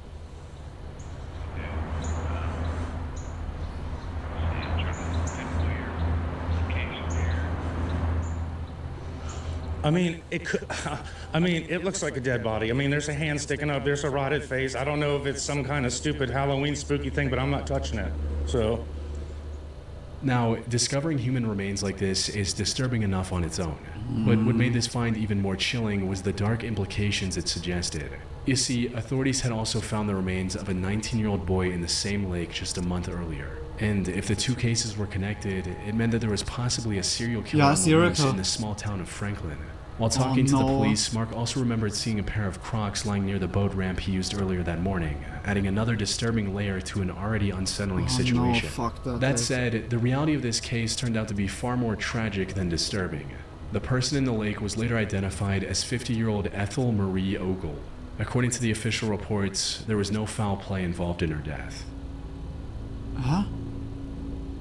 There's no At foul first glance, play. duck hunting seems like one of the safest hunting styles But how out did there, she end up especially there? since it doesn't require hunters to spend any time deep in the wilderness or running into like angry suicide, predators I like guess. bears or bobcats is a constant concern. But However, you- duck hunting, just like most other outdoor activities, comes with its own set of risks. Something Ethan from the Lucas Reinsch YouTube channel became well aware of in November 2020. He was out hunting ducks with a shotgun early in the morning while the sun was barely up. After staking out on a beach for a few hours and waiting for the ducks to gather, Why he found ducks? a target and managed to Ducks shoot it are down. so cute. The Why duck do you fell hunt a them? bit too far into the water, but without a boat, No. his only option was to wade into the water to retrieve it. And that's when everything went wrong. Ethan had plenty of duck hunting experience under his belt, but he wasn't completely familiar with this particular lake and didn't know about the sharp drop-off a few feet off the shore. So as he got closer to the duck, the ground suddenly dropped off from under his feet, leaving him struggling to stay afloat.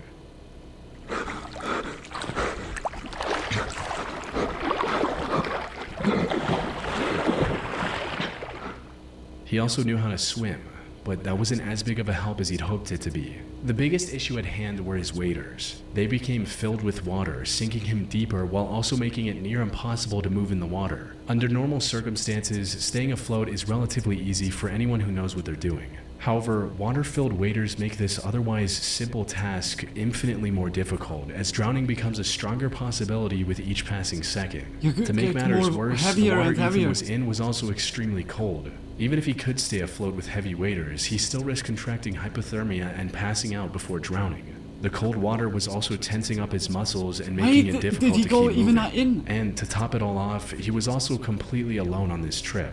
Having someone with you on any nature expedition increases the chances of survival exponentially. Yeah, always. Even if a partner isn't able to help directly, they can at the very least call for help. Yeah. Ethan, however, didn't have that option.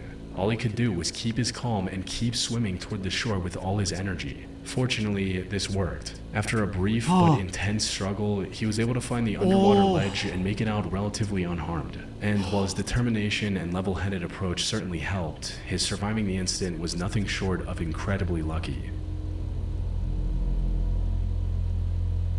In May 2017, 45-year-old Richard Wesley was out bow hunting in Ontario, Canada, when he suddenly came face to face with the last animal you want to see in the wilderness, a bear. He initially tried to lay low in the bushes and hoped the bear would walk away without noticing him.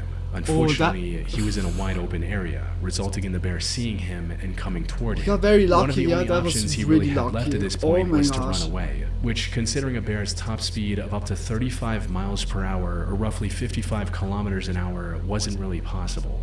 Or he could stand his ground and try to scare the bear away before it got too close, because if the bear actually decided to attack, Richard would have no real way of winning that fight. Black bears can generate a bite force of up to 1,000 psi with their 2.5-inch long teeth, which is enough to easily fracture a human skull or even sever the head completely from the neck. The bear was black bears can also weigh up to 600 pounds or 272 kilograms. In other words, once a black bear is on top of you, there's no practical way to get it off. Plus, the weight alone can also cause asphyxiation within seconds. Not to mention the 2-inch long claws that can leave deep lacerations down to the bone. So even if the bear decided to leave Richard bears alone are after also a like a big claw threat, swipe, he or would have likely been a bled big out right threat there from before us, help like arrived. really. With all this Just- in mind, he yeah, stood like- up and tried to intimidate the bear. Unfortunately, this backfired horribly.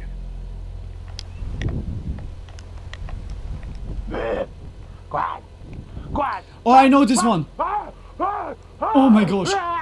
Oh! But he made it. Instead of running away, He the made bear it. lunged at Richard and slammed into the ground.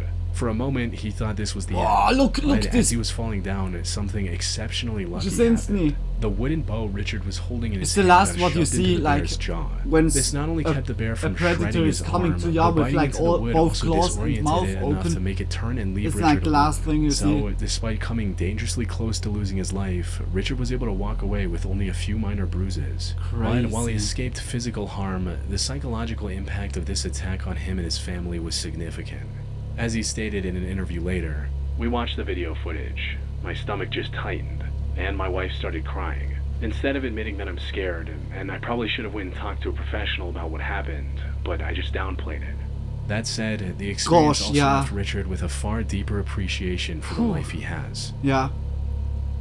That bear wasn't playing games, nah. He was like, oh, should I get him as a snack? Dude, like I said, bear when they want, they can. Just they give no F, because they are just like on from the food chain. They are just like on top. Like, okay, we are above of them with tools, and when we are a lot, but when there's one person with the wrong equipment in the mountains, in the area where bear region is, you're instantly like just below of the bear, and that's like sometimes what we don't see like directly. We're so used to be the strongest like here, or the smartest. Don't go into nature unprepared for nature. Yeah, I can also say that. It's never paying out, like really. Guys, I'm gonna quickly put some music on.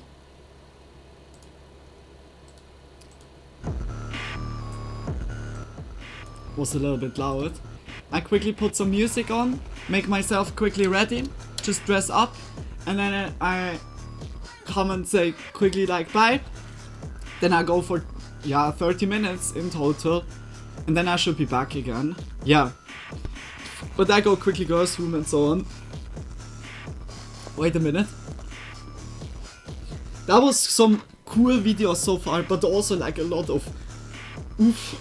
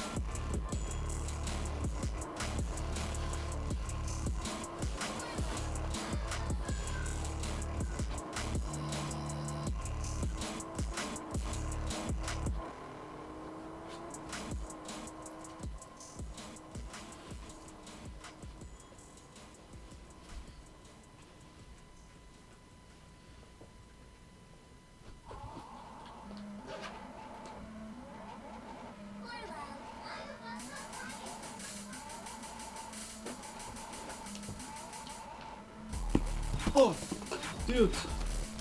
Wanna walk and then instantly stand on a bottle? Yeah, guys. Then I quickly go, just 20-30 minutes, and then I should be back. Yeah, there's much love, like really late maybe, yeah, like if you fall asleep and yeah, like just then sleep like nicely. I wish you a wonderful night, Tony, just big kisses, like for being here, also for spending time with us, for yeah, just having a nice time together. I hope it was not too spooky and a lot of more also interesting. Yeah, and sleep well, sweet dreams when you get there. Also, like to you all, like just much love, Frank, like for being here also as well, for staying that long, and like I said, 20-30 minutes and then I should be back. Yeah, stay warm and safe travels. See you soon. Just big kisses. Yeah, like I try to be fast. I have also like here already like just more layers on me. Yeah, like just a little bit warmer. Yeah, just big kisses and see you in a bit. Mwah. Just big kisses, guys. And if like also Envy or so is appearing, yeah, just tell them that yeah, like I'm like in some minutes, like then back. Just big hearts to you guys, just much love. Thanks a lot like to you, Tony and Frank, just for yeah, like being like 3 hours here fully active, and yeah, just spending time with me here. Just big kisses to you guys. Mwah. Okay, see you later. Just much love.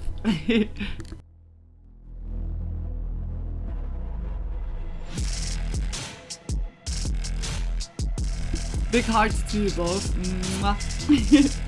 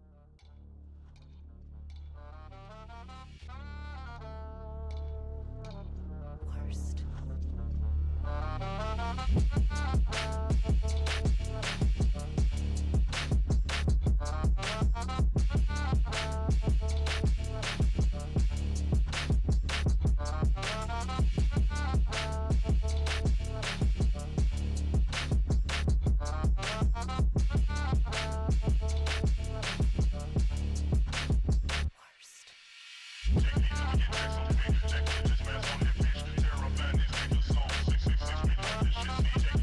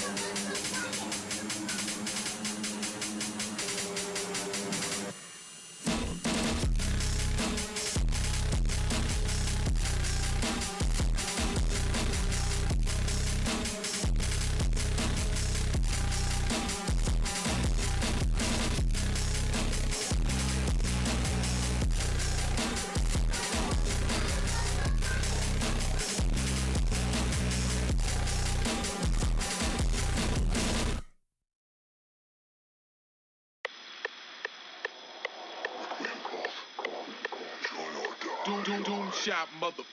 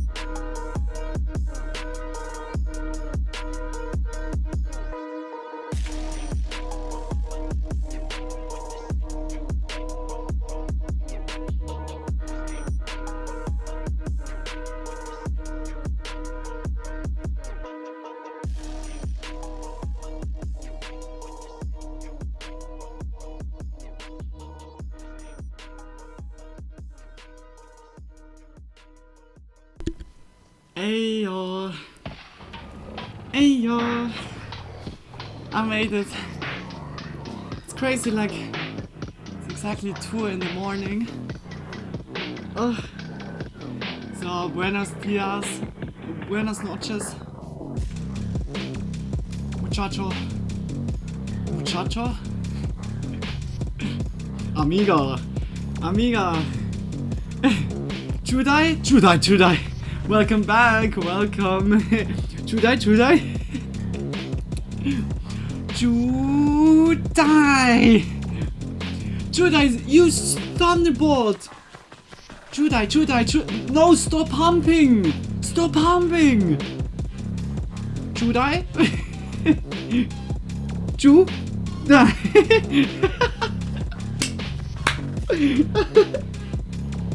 Oh no.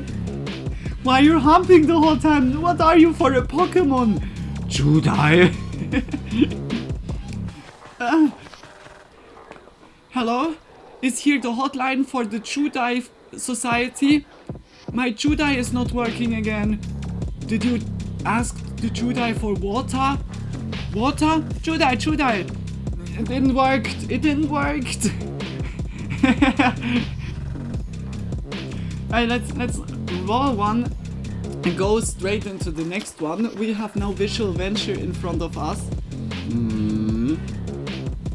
Oh.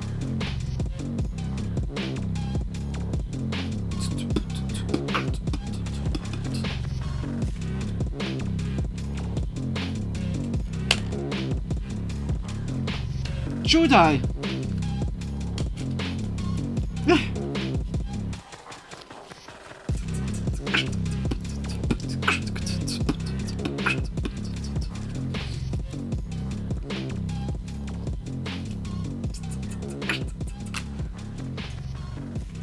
Water? And then the Pikachu just nicely. What means like even Judai and water? What as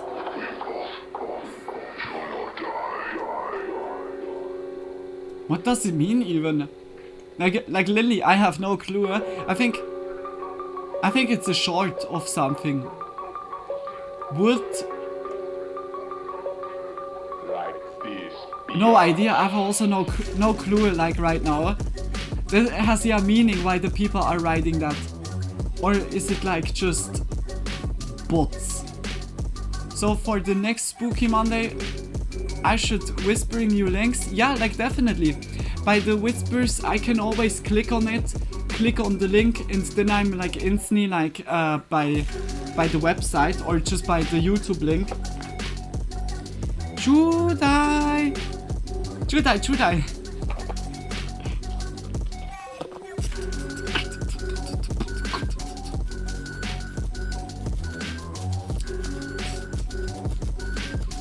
I thought perhaps when we have like Discord, we could watch the Fallout series together. I have just no Amazon Prime. Yeah, like this is like the only thing. I have like no Netflix, Amazon Prime or so. I mean, like I got like from Netflix like so points 3 years ago, and I never redeemed them. That's like how you clearly see that I was never like really into like series or so, or just movies. I mean movies more than series, I can tell you. And by series, when I was more into it, then it was whether Breaking Bad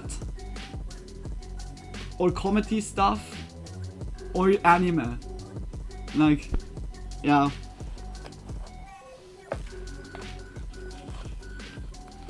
I don't know, but perhaps I redeemed the Netflix one day. Like, yeah, I got that as a gift, but like I got that with like a box full of chocolate sweets. But the box full of chocolate sweets is so nice, but the Netflix code, I couldn't eat it. Like it's, for me it's like, same, I just discovered 2 weeks ago I was paying for Netflix account for What, for like 6 months? Like it was ongoing. Oh my gosh, Tony, no. Oh, this is like then also shitty. When you just realized that the subscription was ongoing.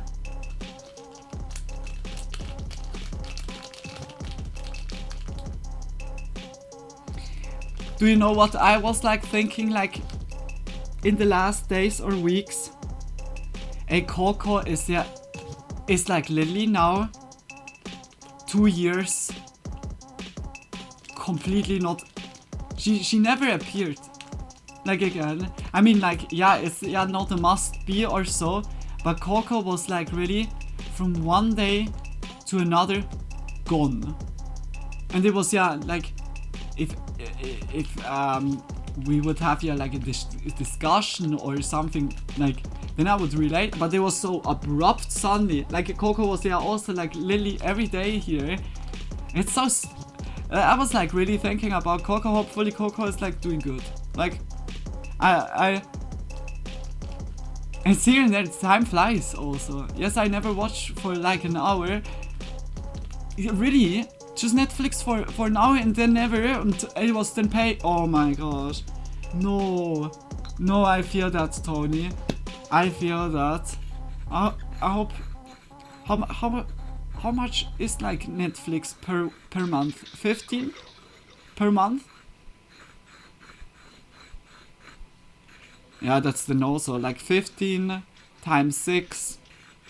That's like 80. €7, I guess. Oh yeah, the €7 is. You have like here.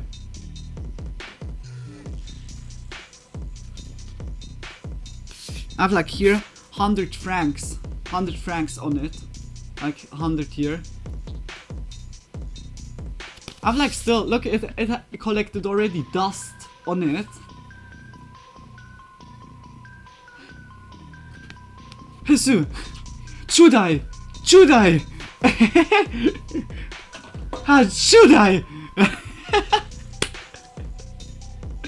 But yeah, like, I feel that very much. It was free for 6 months with Amazon Prime. They didn't say a thing.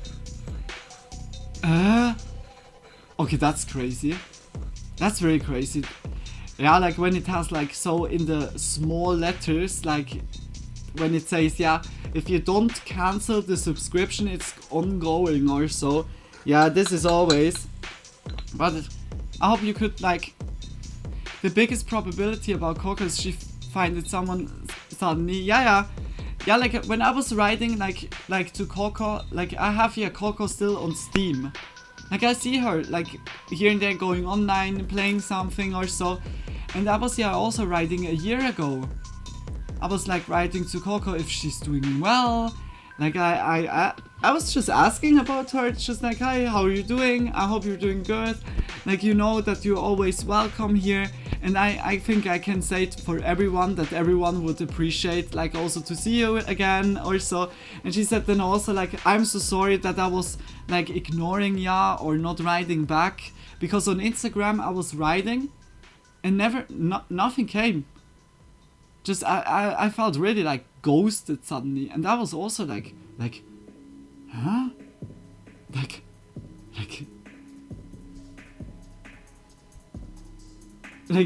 Like I was, yeah, like it was so strange also, like out of nowhere. I thought also like for a while perhaps like I said too many times like thank you.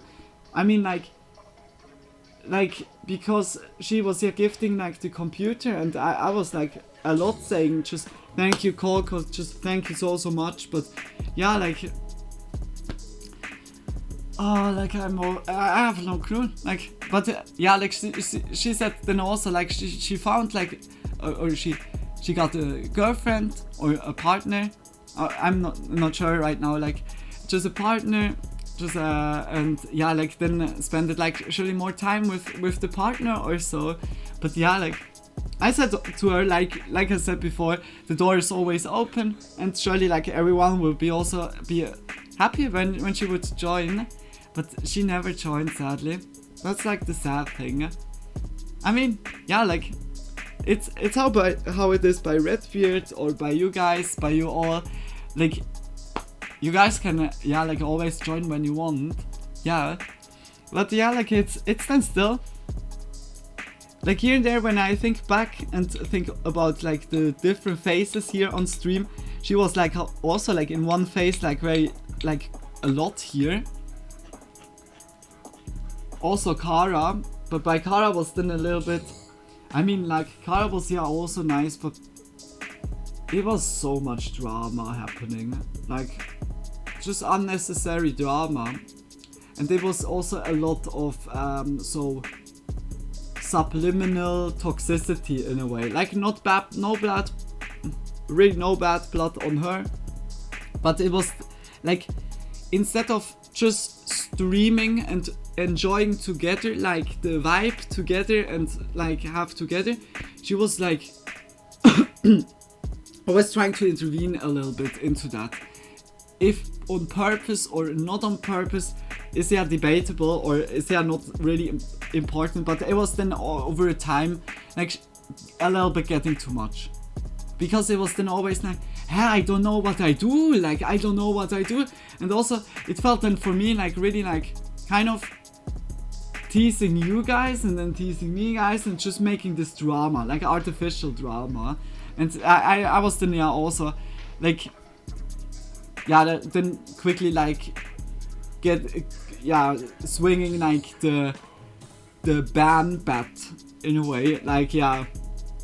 But yeah, like I also hope Kara's doing good, like really. When you find a new job or a new partner, sometimes it's not easy to spend hours on stream anymore, yeah, like it's true.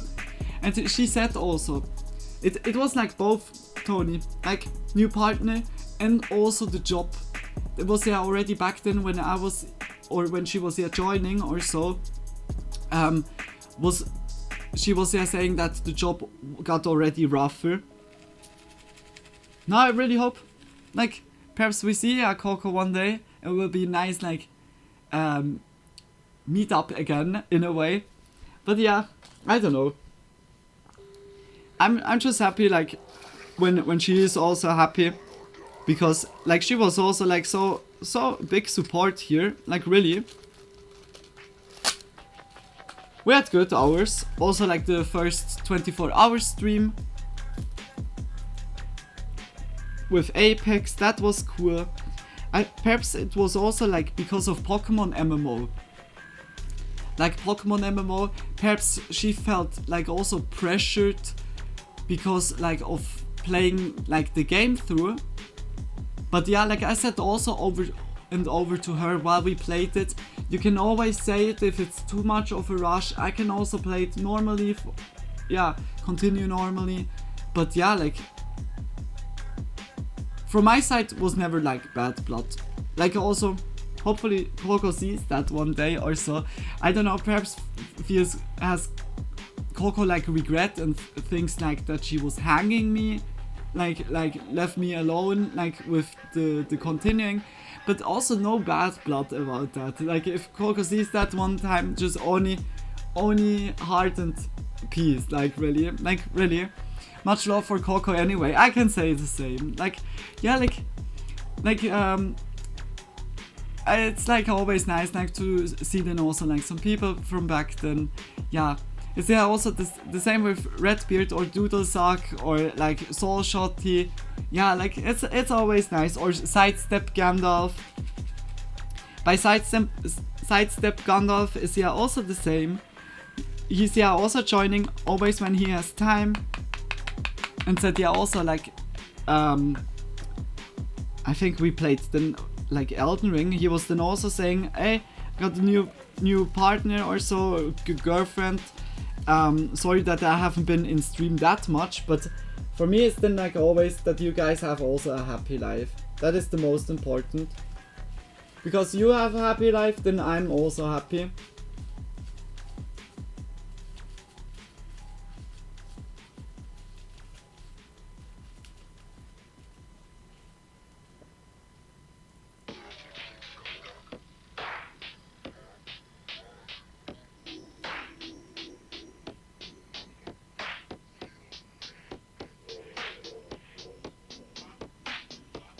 So, the tape broke, cool. While I was rolling, I got extremely sweaty fingers, sweaty palms, and now the tape was ripping while I was rolling. Nice. I noticed that when I was outside in the cold and come inside into the warm, my body is going, or my hands are starting to sweat. Body, it's warm. Finally. Oh, I can't handle it, I can't handle it. Shut up. Judai. And like for real, this Judai water, this BS talk was like the you surely noticed it already like a lot. I'm here and there just like when I'm doing BS talk, I'm just letting my brain do what it does. Like I'm just also a viewer. When like here and there I hear them myself what I'm saying, and then I love this Judai. Hey, what are they? Are they Pokemon? It's like now every time when I see it I think about that. Thanks BS talk, thanks brain. Like I notice also like here and there when I'm like mad, when I'm ranting, and I just start to rant and just say like dumb shit. This brings me sometimes like back into mood again. Like when I just listen to myself talk to BS talk, listen to my BS talk. This is like sometimes cheering me up so much. So stupid things. Like really, I'm just so absolutely thankful for this streaming vibe what we have already pretty much like a year. I mean like last year at the beginning of the year was a little bit a hiccup. That was a rough time for me until springtime. Yeah, like until it was then getting warmer and also like calmer like here at home. That was a little bit of a rough time, but you guys have been so much a support throughout those days, and the whole year with like Fallout, playing PlayStation 2 games, playing even, wait, no, we didn't play it after Skyrim, Elden Ring, we played before Skyrim, Elden Ring. Yeah, like we had so cool experiences. Thanks a lot to you all. Like, mwah, just big kisses. Thanks a lot for this amazing year. Like, stream like was the year so good. Like really. Mwah, just big kisses for you all. I'm looking forward for the next years.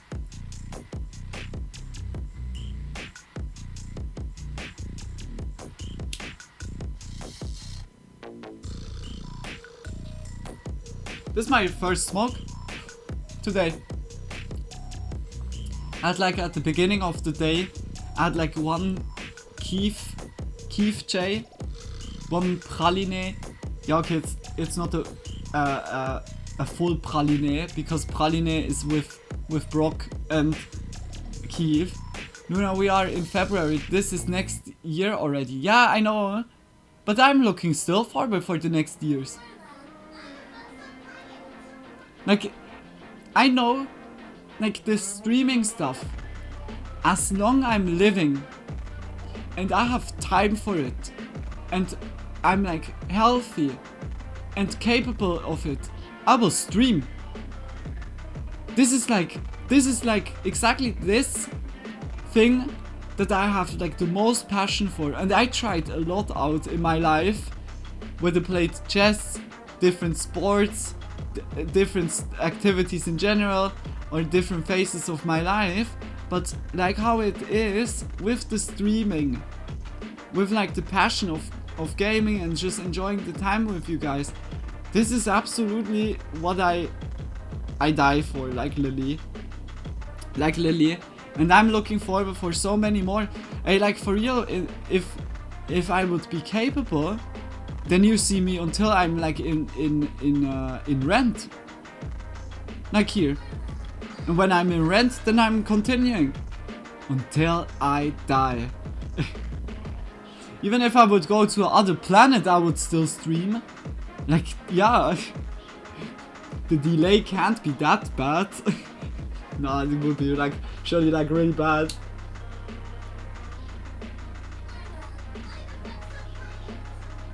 Like, people have like drawing pictures, people have like making sculptures, people have like, some people make different sports, whether go racing or just go skiing, just make football, American football, like so on.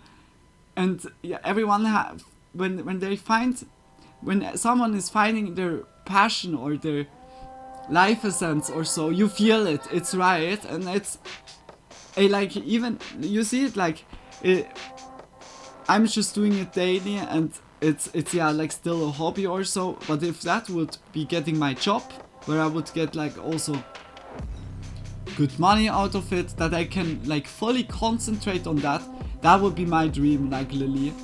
For then I would have found really like my passion, like it would be such a dream. Like, yeah. I'm looking forward for the next years or so. I'm noticing, yeah, already that also like some indie developer are writing me and saying, yeah, to me, like trying some games out that will be then also soon following. Like stuff like this, I'm already like so fire and flame, and I'm seeing fully like sense just for helping each other out, supporting each other. Because when I would like here having a platform or so, then I'm using that for definitely help others, like video game creators, just showing like their games, or also other way to support. Like here also by the reaction, of course, like reaction is so debatable, because in a way it's just watching a video from someone that was creating it. But I want also that when you guys see like those channels and you like them, we don't watch like every video, and I can always highly recommend it. Always support other channels, especially the ones that you're really like seeing, oh, they make really good content. Because when those are getting supported more and more, then we have more of those channels. Instead of just, hey guys, I'm pranking my dad that I don't know, that I'm gay. How is he reacting? Like stuff like this, and then everything is fake or so. Or social experiment gold digger. Like, yeah, like this fake BS like should go away like slowly. It's like authenticity, like the real, I say now, the real content from like just normal people for normal people, not like this artificially boosted up, or like drama, this and that, and oh my gosh, she didn't say that, oh my gosh, watch the uncensored version on my Patreon, or like, yeah, just like just more authentic, like just from the living room to your guys' living room.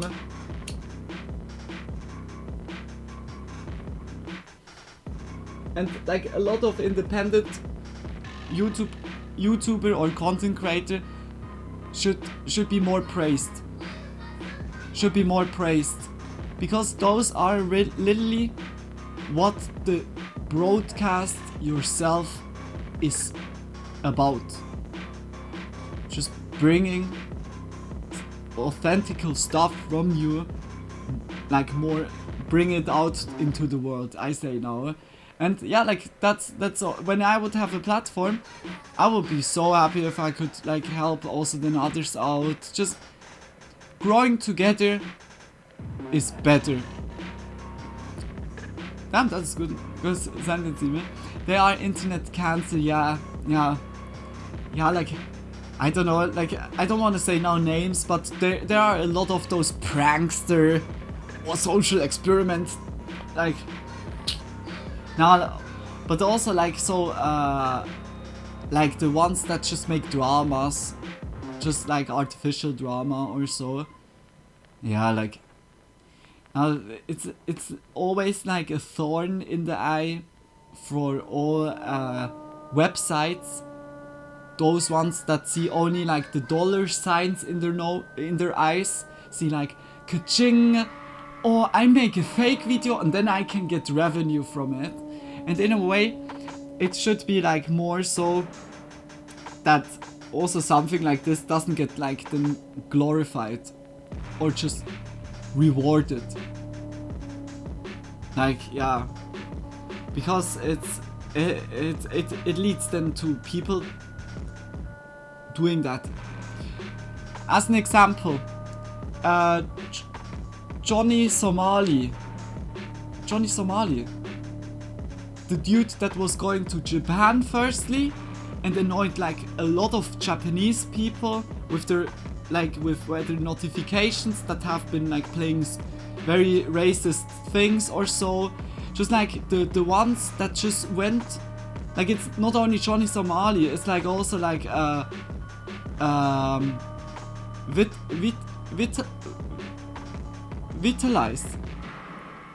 Vitalized. Well, I'm not like just also other dude that was like in the Philippines, also like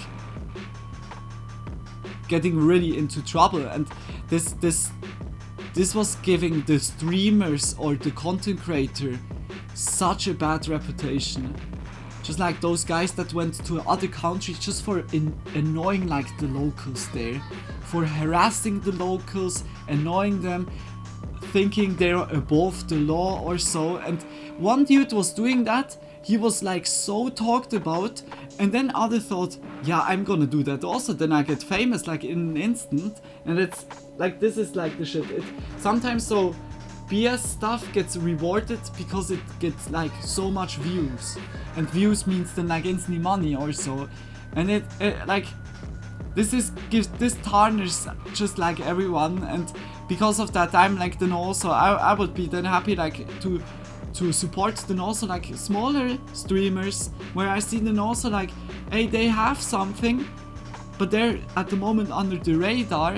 I would love like to see them like also having more like going on, and just then like playing video games together, or just like hey guys, check this channel out. Yeah, like, yeah, I would love that. I would, like I said, I would love that and die for it like that.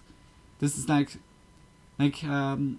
it's already like a huge privilege just to be online here and also to talk in front of you guys. I've like just nicely like the time here, just spending it together and enjoying it together, and you give me so much for that. And I want then also like when I have like here the chances or so, I want then also to give back.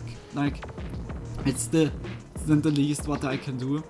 Yeah, or I don't know, like when I would, that would be dream scenario when here I would like get so much money that I would have like too much like or so, then that it would be good for me. We could make like even streams or videos. We go outside onto the streets and just give random people then money or so, like something like this. Just like helping out, like doesn't need like even like with camera on it or so. Just, yeah, like I don't know, like I just helping out community, or like in the city, like donating it, helping it by food, how is it called, food dispenser locations where like people that with not much money could get also. I would like really then just, yeah, because I have like the stuff that I want. When I have it, then it's alright, like then I don't need more. I mean, like at the point I have like the no space for piercings or tattoos or so. Like, yeah, it's like one point would be reached where I'm just like, then yeah, then I would anyways just bank it. Then I would do like definitely donating or so, like food banks. Yeah, exactly, like food banks, or doesn't need, yeah, like I mean money definitely would be best choice, but also like as food banks or so, buying like a huge amount of food and bringing that then, or just asking them firstly, hey, what do you need like for food right now? And then getting that like in the store, getting fresh new food and buying that and just donating it, and that also families in emergency situation have then something. Yeah, or just also, I don't know, selling my clothes, no, donating then my clothes or so, something like this. I was doing that already like a lot. Like somewhere in Italy, just much love. I don't know where my red pants went to, but someone is wearing my red pants in Italy, because back then by the what was that, like cruise ship or so that was stranding or so, like where like in Italy, like also the people had like struggle. A lot of people arrived that didn't have like enough stuff or so, and I was then donating also my stuff there, or just even my hair. I was even donating my hair. Yo, MB, welcome to the stream. Welcome, welcome, welcome. I hope you're doing good. I hope you had like a good day so far, a good week, like starting to the week. Like I was last time when I was going from this length hair, I was going very short, and I was donating like the hair to how's it called? Cancer Society? I don't know how it's called. Like just the organization that is like, yeah, how to say that? It's providing like help for like cancer patients or so, and I wanted like, especially that the hair is going to a place that they can use that for making wigs for those people, like that, like someone that goes through this situation, that they get like a nice, yeah, like that they can still wear a wig or so. And yeah, like I have still the letter. I've like still the letter. This is like for me one of my most priceless things. This document or the like letter where they just said thanks a lot for the hair and everything. I'm very happy about that. Like this is like always the thing, like with the red pants or like with the hair. I know they are somewhere out there and someone is enjoying it, or perhaps the red pants are already broken, I guess, yeah, depending on how the usage was or not, who knows. But I'm like happy with the thought that someone on the other side of the globe, or just someone in the near, that goes like through a certain situation, that they, yeah, like that they got a little bit support. Like I just imagine myself always like in the situation and how it would be in the situation, and if there would be then just like any kind of help given, it's like, even if it's something small, it's like already like big impacting sometimes. Yeah. It's like something I'm always like thinking like a lot back, and also when I would have the opportunity and the resources, and yeah, like definitely I would like even like love to go to Africa and make a like, how is it called?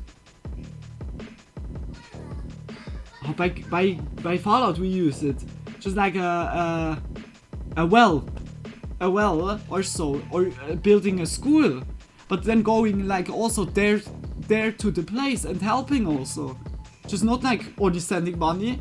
Like then I would like also, like this is the thing then always, like when I would then donate something, I wanna be like on place, because I wanna see like that it's like really made good, and that not something gets like, because there's always a middleman that could be like a little bit corrupted and is instantly gone, or just only the half is arriving.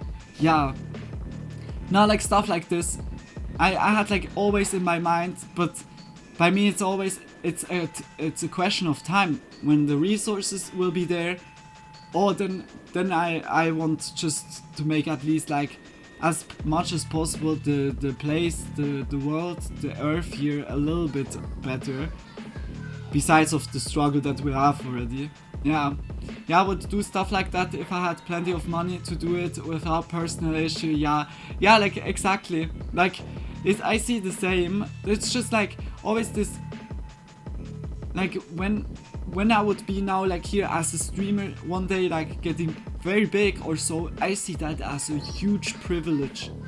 Just like it's not for sure that everyone makes it or gets like bigger or so, and when I would reach that point, then it would be such like kind of like a blessing. Like then I would see also like, okay, I'm gonna help, like I try my best.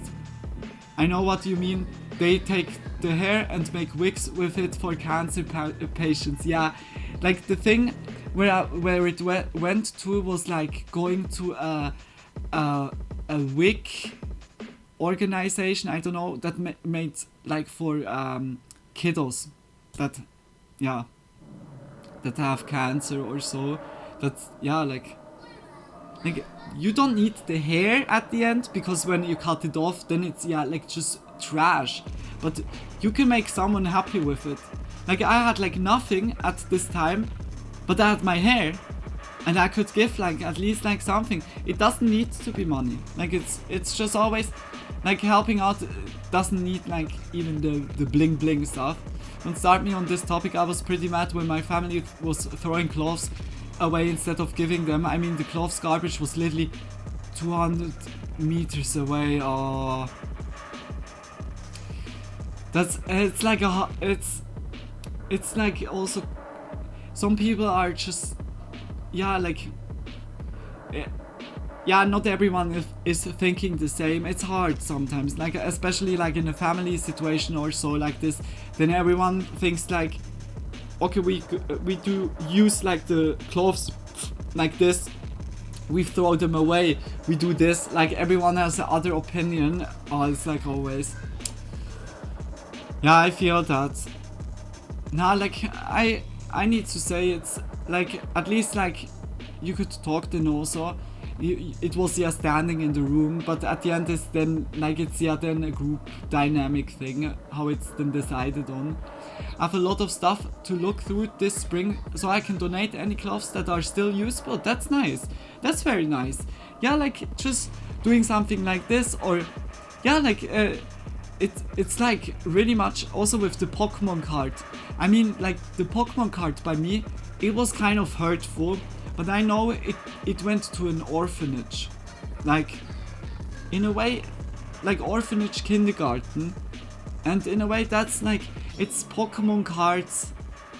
Like, yeah, it's like a collection thing. It's not like very a good place. The better idea would be selling the Pokemon cards, getting the money and donating the money to the orphanage. That was the better thing. But my mom was like not thinking that far. She was just like, yeah. But yeah, like it's ready. It doesn't need to be money. It can also be just objects, clothes, so on. There's a place I know of that takes donated clothes and gives them to people who need them for free. That's nice. That's very honorable. Yeah, like I would do like Lily stuff like this when as soon I'm like feeling also good and I have like enough or so, then I'm like not dreaming from getting 500 cars. I'm not dreaming even about one car or just like I don't know, like a PlayStation out of gold or so. Like what the fuck? Like I would also feel so stupid. Like every time when I see also so like extreme rich people buying like so Rolex with diamonds and so, it's like, dude, what is it necessary? It's just like it's not only flexing. It's only flexing. I mean, watches are then also debatable because it's also like something you just put on the side and it's like rising of worth over time, but other question. Like yeah, like I would have like the one point where I'm like, okay, I have food at home, I have like piercings in my face and like everywhere where I want, then I'm good. Like I donated a car for parts about 10 years ago. Really? The engine was trash but the rest worked well. I gave it to Goodwill. That's also nice. Hey, like, for real, Envy, this is also, like, very cool. Because, like, mostly, like, when cars are so, most are just whether selling it or just trying to fix it and sell it then, like, badly. And it's, yeah, then also making more cost at the end at its then, like, worth. And, like, this, you could, yeah, like, kind of really help the people that have been in need. Yeah, like, this is really nice. This is also very honorable. Like, yeah, it's nice. Like, something like this. We get already, like, so much from the community, I would say. And it's also something, it's kind of in everyone's duty to also give them something, like, also back, that everyone is steadily can have a better life and or better circumstances, better situation. Yeah. Oh, just big kisses, guys. Let's go into Spooky Monday. Just the banging, als Lepore not, the Lepore one not. Just much love, big hugs to you all, and I wish you all a wonderful drink, snack and smoke. I'm gonna quickly grab like a nice drink and then we continue. Okay.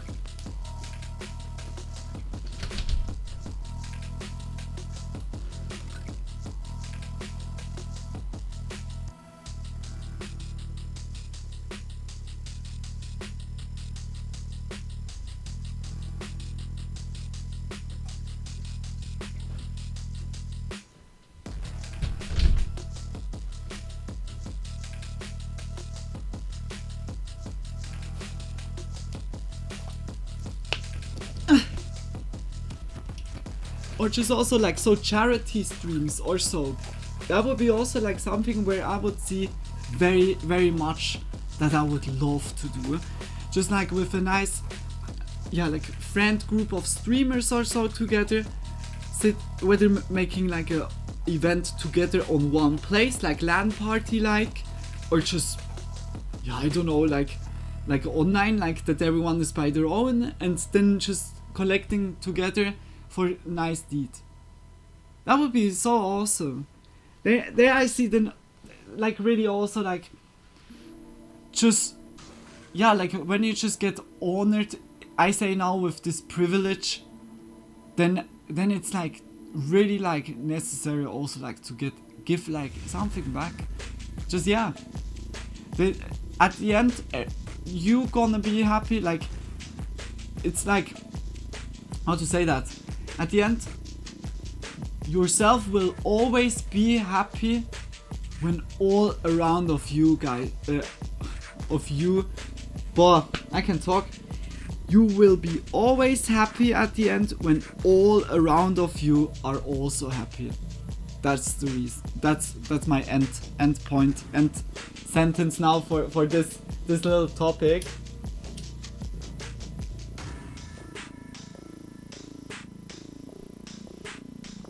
Yeah, just big kisses. Mwah. Let's go to Visual Venture. We have, or Lazy Masquerade. Should we go like to 4 disturbing cases that will destroy your faith in humanity if you still have any? Lost media the internet wasn't meant to see is from Visual Venture, or the alarming rise of realistic AI content, or the secret cults hiding in plain sight today. It's like the last 3 are from Visual Venture, and the other is then like Scary Vids again. It's like police.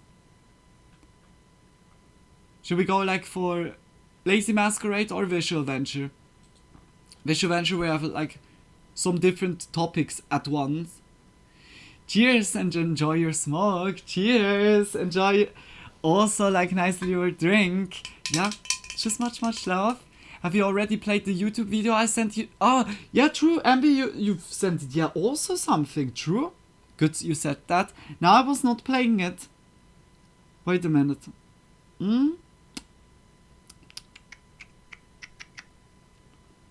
7 proves you have already died in another timeline.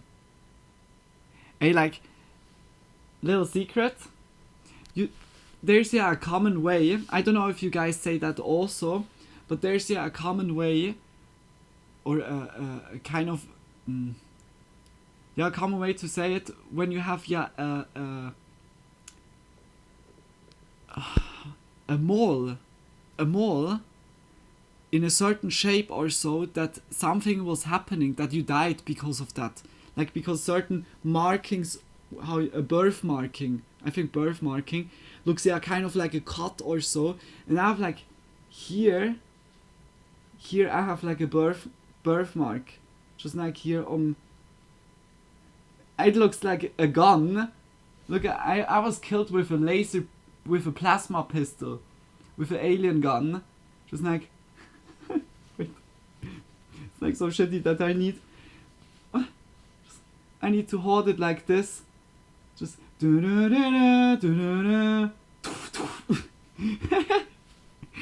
just show biceps. birthmark, exactly. Yeah, like this could, like, I don't know, when it's like because of the birthmark, it looks really like a gun. If you ask me, it's whether a gun or it's Austria, like, okay, or it's Austria, like from the other angle, or it's Austria, or it looks like Ukraine. What the fuck? It looks a little bit like, this is like the thing. Like you can say what you want. Totally Austria, yeah. Like, look, I got just the marking of Austria. Perhaps I'm like a royal in Austria. Just Luna von Austria. It does look like a gun. Yeah, it's like really crazy. This is like my guarded secret. Now you know it. Damn, now you're all cursed. The Austria curse is getting to you. Or a handpipe. Or a hand. That's also true. I was born for being a smoker. It's the peace pipe. Just like what the Indian, how it's called. Yeah, I don't know. The Native American is the right way to say it. I said now how the Native Americans have been like sharing together, like the freedom pipe, or I don't know how it's called in English. Just puff puff pass nicely. Cheers to y'all. Cheers, guys.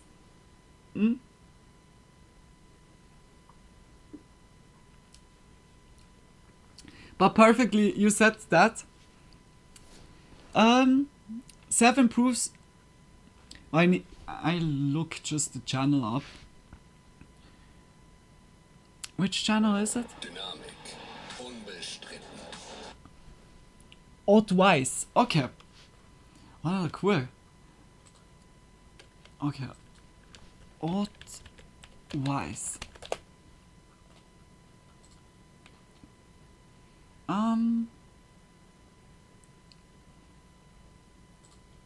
You cool. Yeah, but which one do we want to watch? MP's video like instantly? Then we have like already something when you're just suggesting it already, and then we go into Visual Venture or Lazy Masquerade. Okay, wait. It has like memory that you don't like to. But it's in English. I was like already like, hey, it has Spanish translation. But it's also good. Just for our Spanish people, Spanish viewers. Buenos días. Buenas noches. Por favor. Por favor is like just please. Mucho gracias. Peace pipe is right. Calumet. Is calumet the right word? Like how it was called by the Native American. And hydro pump, cheers to y'all. But that's also cool to know that peace pipe was not wrong, like in my brain. Yeah, like I need to say like a peace pipe. I'm also smoking right now.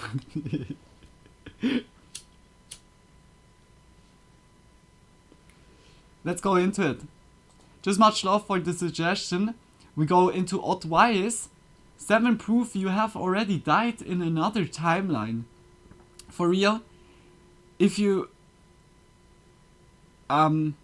incarnation is real or so, here and there I had like as a kiddo just the feeling already that yeah, like I felt sometimes older like from spirit than like I was like from body or so.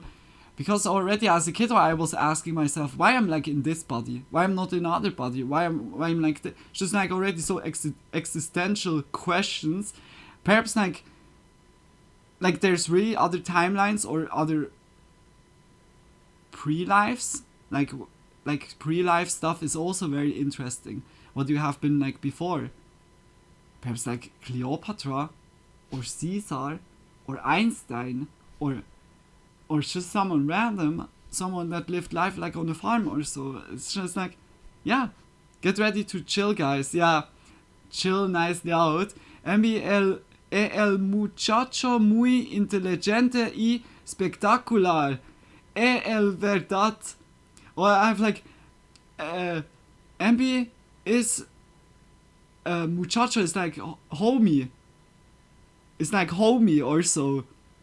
Or is muchacho like...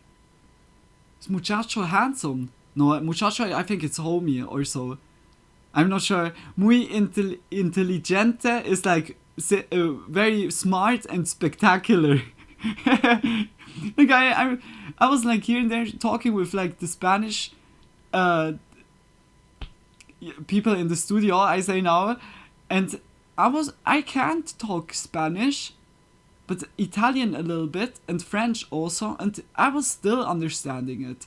Like, some stuff, like, it's very cool to see, like, some similar stuff, but here and there was also, like, just, like, listening to the, whether, like, the gesticks with the hands, or just, like, also, like, with the face expression. I remember one time I was talking with, like, the Spanish lady, and then other lady came in and said like, Luna, you can Spanish? And I said like, no. And she was like laughing and just walking off the studio again, the room like again. I need to say like Spanish is also very beautiful. Italian, Spanish, Latin in general also. Latin is very, very cool. Or the Latin languages, as also like French. Yeah, you have a memory. You guys have you like don't very like beautiful to touch. It sits in the back of your mind, voice. covered in Let's a go heavy into it. mental dust sheet. Wait, Maybe it was... I start from the beginning, sorry. Check out Odd Wise if you like the video. Just always check the channel out. I'm now very curious. Let's go into it. Let's go. You have a memory that you don't like to touch. It sits in the back of your mind, covered in a heavy mental dust sheet. Maybe it was 10 years ago on a highway at night, seeing headlights drift into your lane. Maybe it was a childhood fall from a height that should have broken you but didn't. Or maybe it was a sudden crushing pain in your chest that vanished as quickly as it arrived. You tell yourself stories about these moments. You call it luck. You call it a miracle. You tell your friends, I don't know how I survived that. The uncomfortable truth, mathematically speaking, is that you didn't. In the timeline you occupied 5 minutes before that event, you died. The headlights didn't swerve. The fall was fatal. The aneurysm ruptured.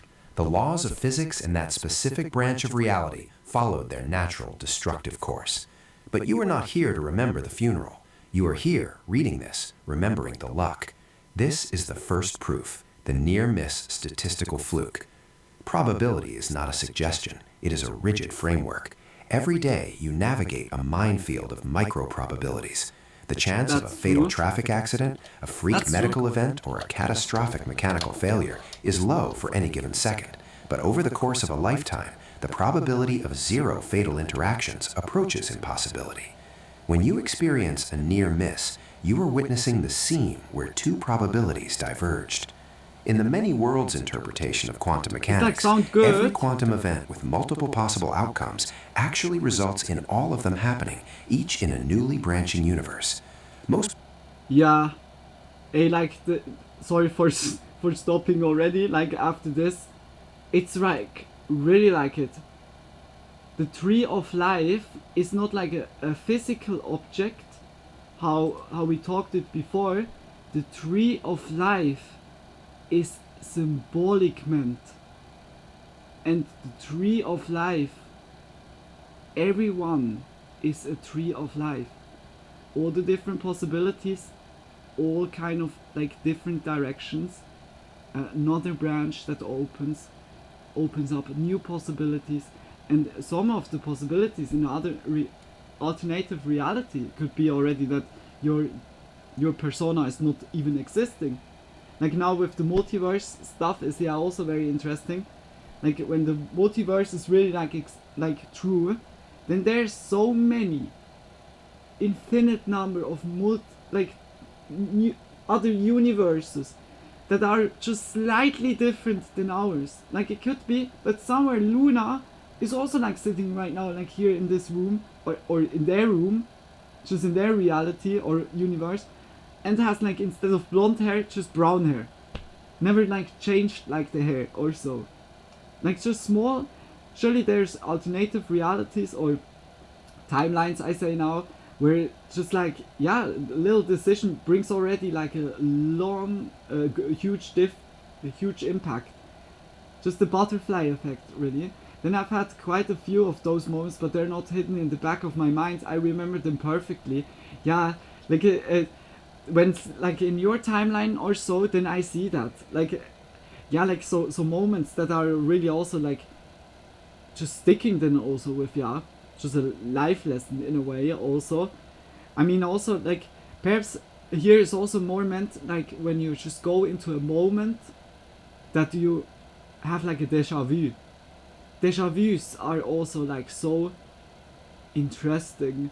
Whether you dreamed already about it and forgot it, and suddenly you stand like at this location, or like for me déjà vus are so interesting. Déjà vu is in Matrix is like a sign that you're in the Matrix and oh Neo, take the red pill.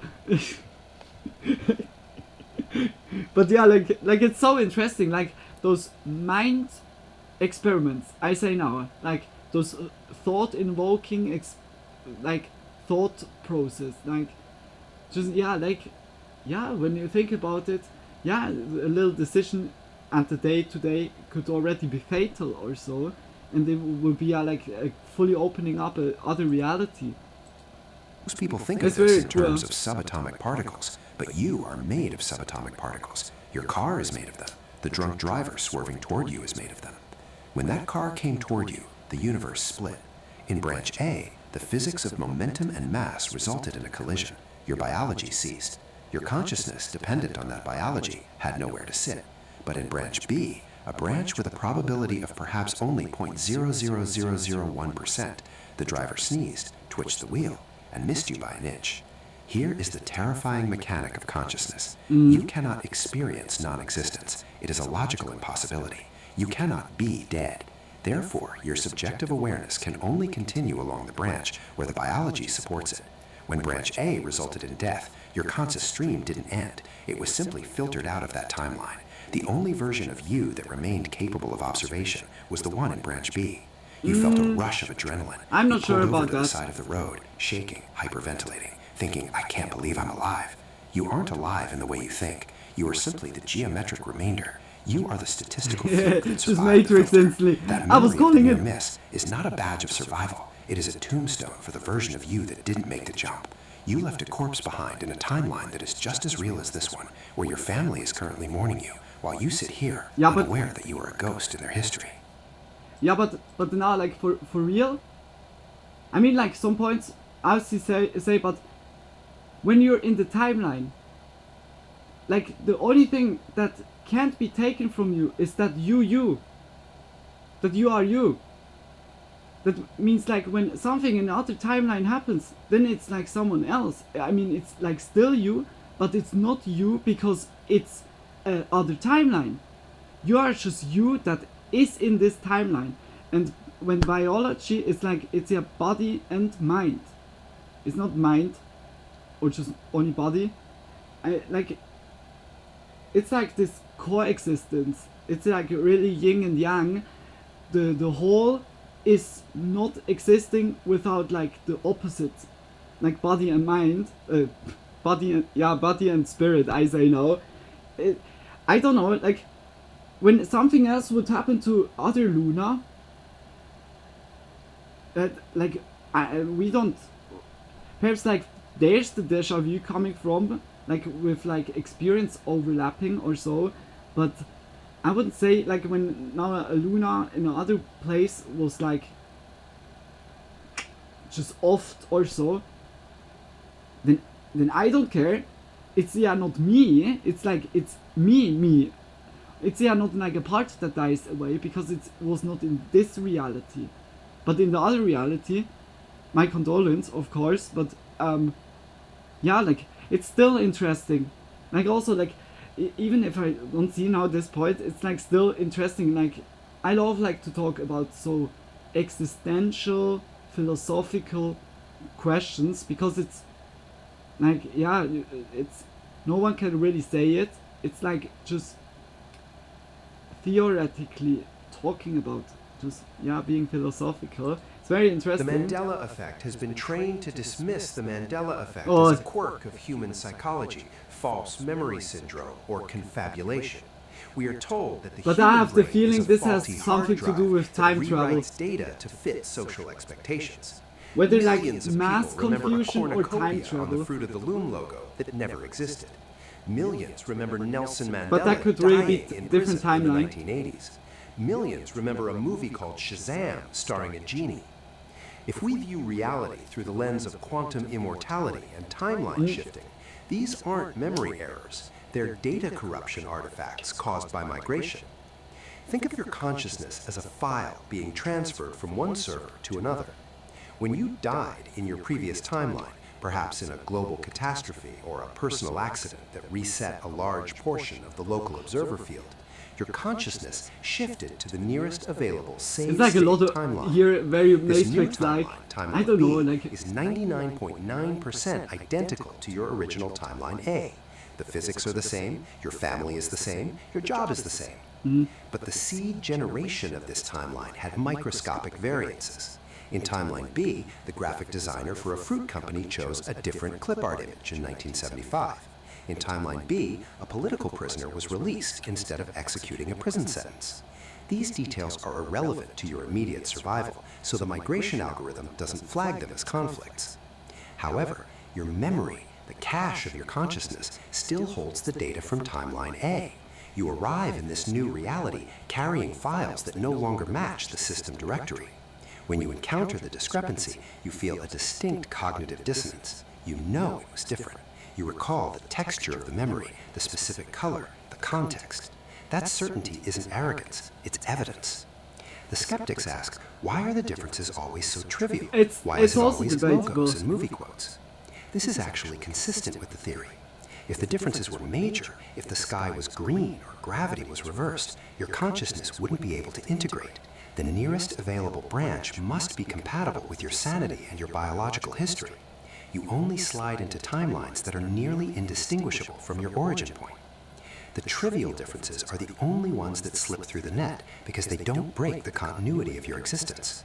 The Mandela effect is not about bad memory. It's the scarring left over from a traumatic timeline merge. It's proof that you are not native to this version of Earth. You are a refugee from a timeline that likely no longer exists, or one where you are no longer present. The more strong Mandela effects you experience, the more times you have likely died and respawned, accumulating these small corrupted data packets like scratches on a disk. To understand my why theory you can't about die. Mandela effect is like it's definitely mass confusion. Like it's very interesting, but there's like so much like details everywhere, like in so much by brands, like advertisements, like single objects or so, or just like movies, or like to remember everything is like very hard here and there. But what was like before the internet time was like a lot of rumors could be spread.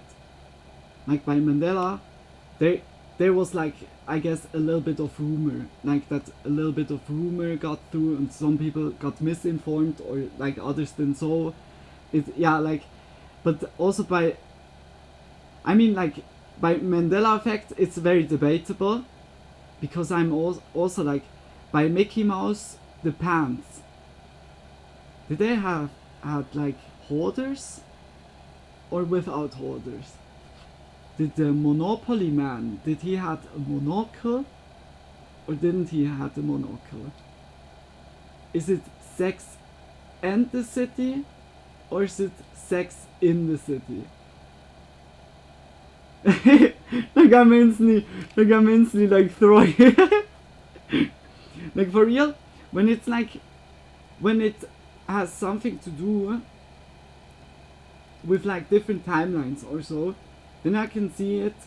The only logical thing is perhaps like then really like in the, yeah, like one day in the future someone is creating like a time machine as an example, and this dude or like the organization, company behind of that was then like testing out things and just went back, changed something and looked how it was changing reality, if it has like a tremendous effect or so.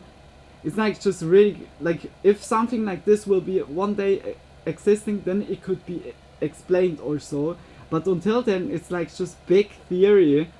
I mean, like when the Matrix stuff or so would be real, I'm not really like, I need to say, like, I'm not really believing into the Matrix stuff. It can be, but like it's like also with the sheer number of universe, like there's no ending and no start.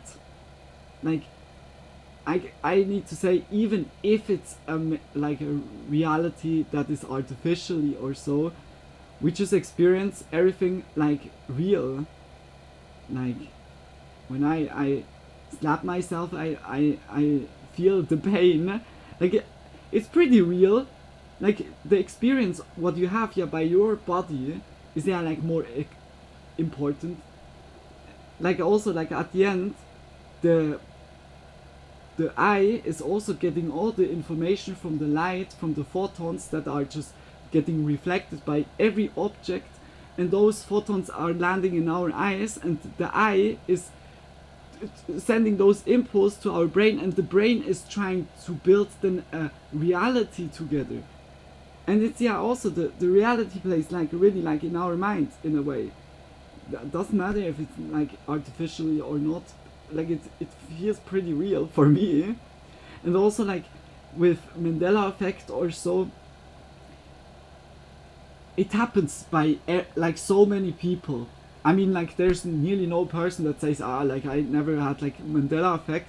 This is like really like a thing, and then it needs to be like the question, how did you got from one timeline to the other? There needs to be an energy source coming from, and like it can't be just plop and your other timeline, or just so, or just like by the other timeline we lived through and then everyone died or so, and then everyone respawned and now everyone has them. It gives a little bit of gaps, like the theory, but like the Mandela effect on its own, I really like. There's already two very interesting pieces. Like it's very cool. Like I don't know, like the Matrix stuff, I'm not a big believer now on that. It's like very interesting, like I said, always stay open-minded and just talk about it, but I think not. Like even if the chance would be very high that we would be more likely in a simulation or like than in real life, you can spin the web like further and further, it's like going to the infinity. Then the simulation is in which world? And this world, is this also simulated? And it's a string, like it's an endless string. Like doesn't matter then like really where we are or like if it's like real or so. It's like our universe, and the universe is our playground, what we got kind of given, whether from like a bigger entity or just the spaghetti monster or just like just the physical laws of physics, goddammit. Yeah, like what they just allowed how the world takes shape, like, and it's at the end we can't change then anything about it, really, except there's a group like in the Matrix, Neo, Morpheus, call me. No, but it's like really interesting. I love stuff like this. Just like I was anyways today already very talkative. You could ask like already the ones that happened before here, like I just love to talk like about especially like so theory stuff. I mean it's always fully interesting to look into stuff. Just like for invoking the double slit experiment is the most famous demonstration of quantum weirdness. When you fire particles at a barrier with two slits, they behave like waves, creating an interference pattern. But the moment you place a detector to see which slit the particle goes through, it stops behaving like a wave and behaves like a solid bullet. The act of observation changes the past and the nature of the particle. But there is a more advanced version of this experiment called the delayed choice quantum eraser. It implies something even more disturbing. The future can influence the past. Decisions made after a particle... Sorry. By this experiment, they found out why it's doing that. Oh, like I need to find that video. I was watching that video in bed. Like fully like someone that was explaining exactly like what had happened. It's like really interesting, like the quantum stuff. It's so interesting, and apparently like by proving that, they just proved also that Einstein, one of Einstein's theories was wrong. It's like very interesting. That was a revelation like in the last Reality weeks I was creates a watching consistent narrative to ensure the observer sees something logical. Apply this to the macro It's very scale of cool. your life. Like This physics is the can be double-slit future bias. especially quantum The universe you physics perceive is not a can be static fucking stage. It is a render joking, dependent on your fucking observation. pranksters. If the simulation requires an observer to render the data, then the simulation prioritizes the continued existence of that observer. The future where you die creates a paradox. If the observer ceases, the data stops being rendered. Therefore, the wave function of your life collapses retroactively to ensure a path where the observer continues. This manifests as impossible luck or sudden inexplicable changes in your environment. Have you ever dropped a glass, watched it fall, and then somehow caught it in a way that defied your own reaction time? Or have you ever been in a situation where a physical object, a falling branch, a careening vehicle, seemed to glitch or move in a way that physics shouldn't allow, just to miss you? This is the future bias at work. The system is calculating the trajectory that leads to your death, zero observation, and the trajectory that leads to your survival, continued observation. Because zero observation crashes the local instance of reality relative to you, the system effectively discards that data. It forces the particle, or the car, or the bullet into the wave state that bends around you. You are the particle in the double-slit experiment. As long as you are observing, the universe is forced to present you with a reality where you are capable of observing. You are trapping the universe in a corner. It must keep you alive, because without you, this specific subjective universe dissolves. You are not surviving because you are skilled. You are surviving because the code requires a user to witness the graphics. Many worlds responding. This is the mathematical I need to heart find the of video. theory, often referred to as I can't quantum explain it now. suicide. A But thought it's experiment also proposed by very interesting. physicists Like Max it's really Tegmark. happening. It strips away the It's like mysticism. I need to say, even if I'm not fully like down with like his points or so, it's very interesting. I love I love the debate in a way, or it's not debate, like just like this. Yeah, just theorizing in a way. It's really cool. Like all the topics. We anyways like whether talked it here and there, like by my streams or just like also by Spooky Monday. It's very cool. Leaves us with cold, very hard interesting also. logic. like how Imagine the a particles box. are reacting. Inside the box is a quantum trigger, a radioactive atom with a 50% chance of decaying within a set minute. If it decays, it triggers a vial of poison gas that kills you instantly and painlessly. If it doesn't decay, you hear a click. You enter the box. You close the door. In the traditional view, you have a 50-50 chance of living. But in the many worlds interpretation, the universe splits. Universe A, the atom decays, the gas releases, you die. Universe B, the atom does not decay, you hear a click, you live. From the perspective of an observer outside the box, you have a 50% chance of dying. They will eventually open the box and find a body. But from your perspective, the perspective from inside the box, you can only experience the timeline where you retain consciousness. You wait for the minute to pass. You hear a click. Lucky, you think. You try it again. The universe splits again. Universe A2, you die. Universe B2, you live. You hear a click. You can run this experiment 10 times, 100 times, 1,000,000 times. In the vast majority of branching universes, you are dead. There are billions of timelines where your friends are grieving, where your body is being examined, where your funeral is being held. But to you, the experiment will seem broken. You will hear click, click, click forever. You will become statistically impossible, a creature of infinite luck, trapped in the single razor-thin slice of probability where the atom never decays. Now take this out of the box and apply it to life. We are constantly running the quantum suicide experiment. Every time you cross the street, eat food, or simply sleep, where thousands of people die of aneurysms or heart failure, you are pulling the trigger. The math implies a horrific conclusion: subjective immortality. You will never experience the moment of your own death. You might see others die. You will attend funerals. You will watch the world age and rot around you. But when your turn comes, when the cancer becomes terminal, when the car hits the wall, you will simply shift. You will find yourself in the 0.00001% timeline where the diagnosis was wrong, where the doctor says it's a miracle remission, or where the car airbag deployed perfectly. You are condemned to live. As you age, the probability of survival shrinks, forcing you into increasingly bizarre and outlier timelines, worlds where medical technology advances just in time to save you, or where you survive conditions that leave you fundamentally changed. Yeah, but it's life?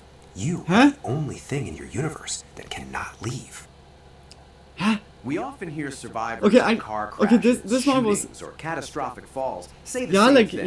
like time slowed down. It felt like I was moving underwater. I could see the individual rotations of the tire.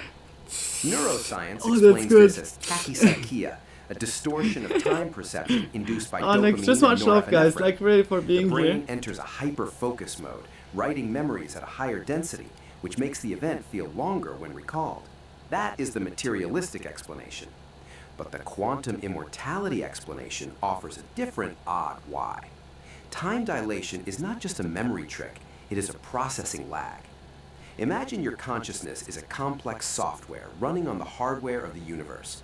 When a fatal event approaches, the system encounters a critical error: subject termination imminent. To prevent the cessation of the observer, as discussed in the safety net, the system must search for a viable timeline to migrate your consciousness into. This search requires computational resources. The slow motion you experience is the result of your consciousness buffering.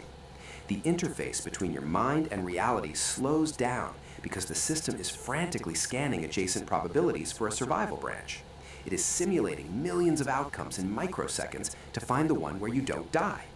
You see the glass shattering slowly because you are effectively in a loading screen. Your brain is overclocking, disengaging from the standard flow of time to facilitate the jump.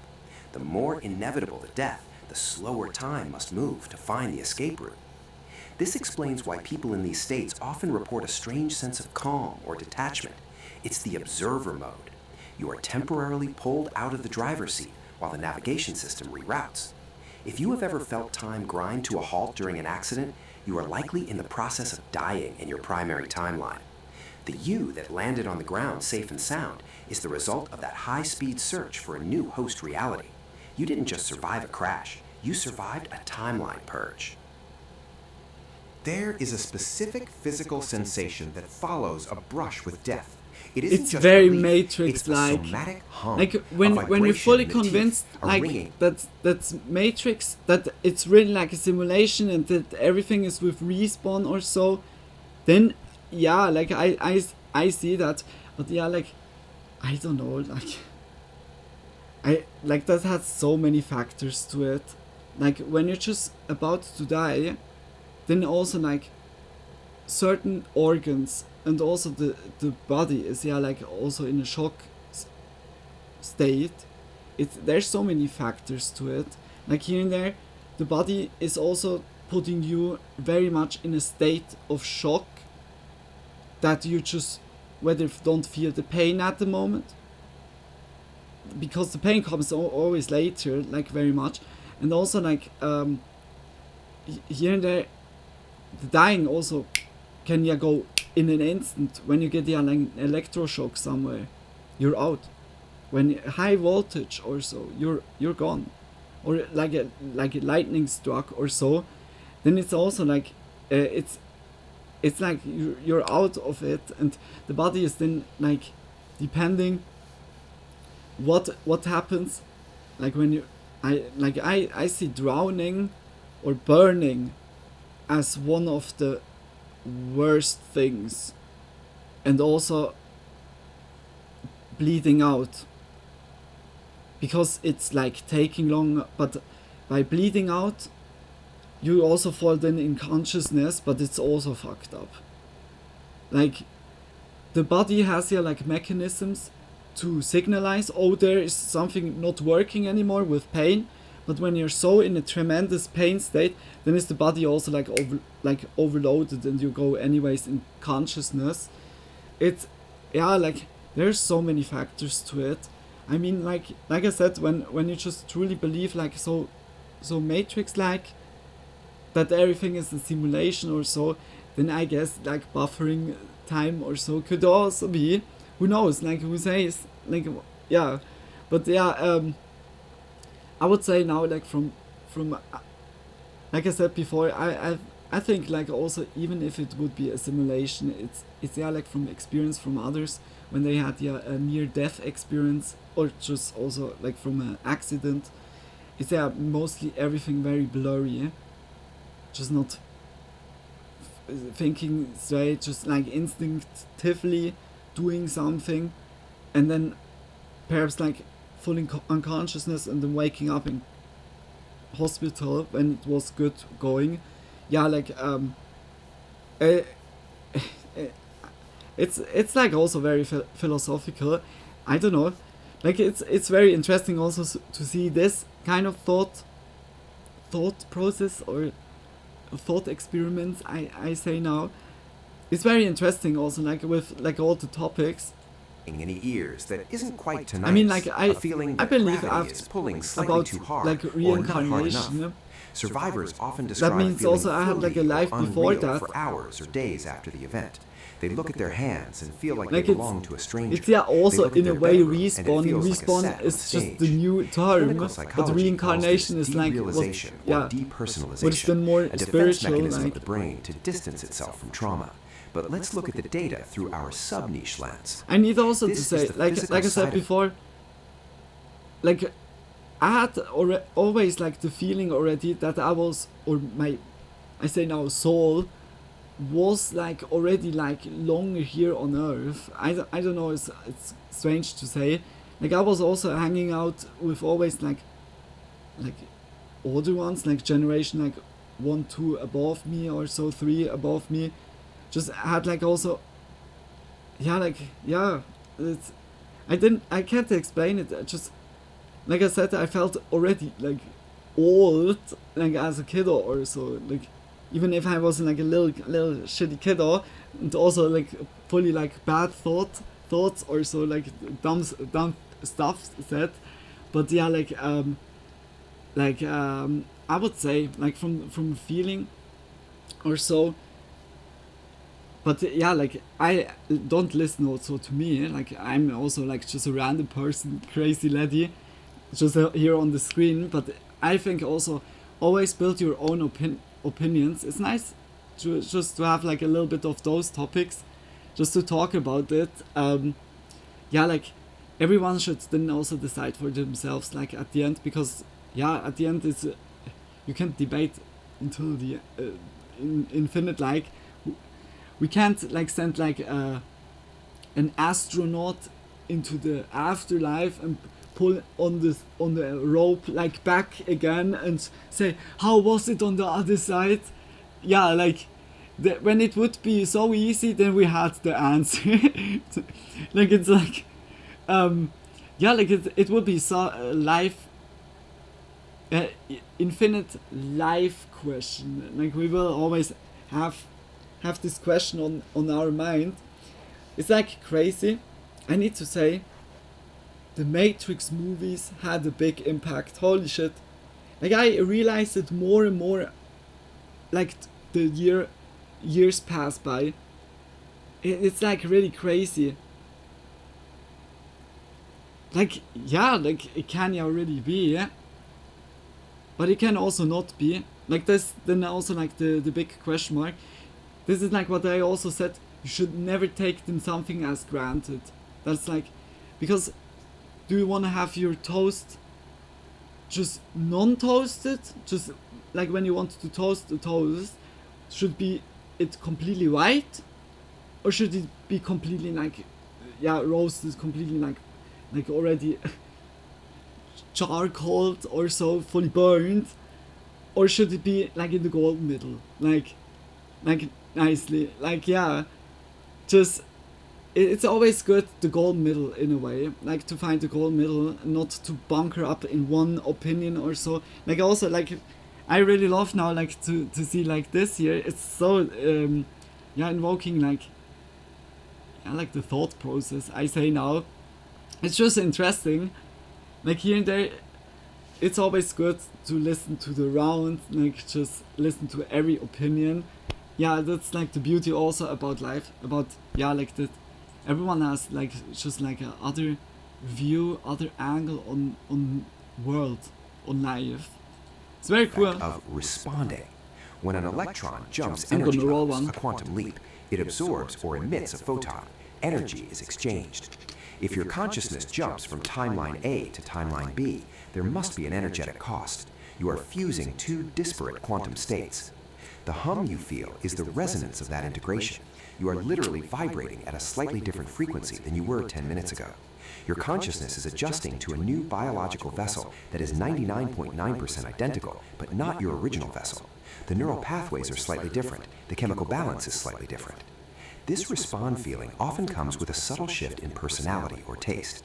People who survive near-death experiences often report sudden changes in preferences. Have a good smoke. Just much love. Just big kisses like for being here to all of you guys. Skeptics say this is the psychological impact of a life-changing event. We say it's an urge conflict. You have inherited the body of a version of you that already liked that food or already had that interest. You are driving a rental car that looks like your car. But yeah, like, now for real. Was then the body before, where you merged into, was this body then like just empty? But how the body got here there when he was empty? And when there was here like a other spirit inside? Or other version? Where is that then like gone? Like you just have a near-death experience where, or you die, and then you're just going like to another reality and just say, yo, get the fuck out of my body, I'm now here. Or what should I think about, or how should I imagine it? It's like, it's kind of, or is the vessel was like just a clone? That makes also no sense. It's a different timeline. I don't know, like, it's merged, it's getting together, but then you have like you would notice that it's like something really like different. I'd like never like really the moment where I was like feeling like I mean like throughout life your flavors and everything is anyways changing. Like stuff that I didn't like as a kiddo, especially broccoli, I love now. Like it is like here and there, I don't know. Like the taste is changing. That's also like normal. That's human. I think everyone had that. Like here and there also like you just try over and over new things out, like drinks or just like new food or so, or try a certain food like in another dish, and then it's like better, or another way to cook it.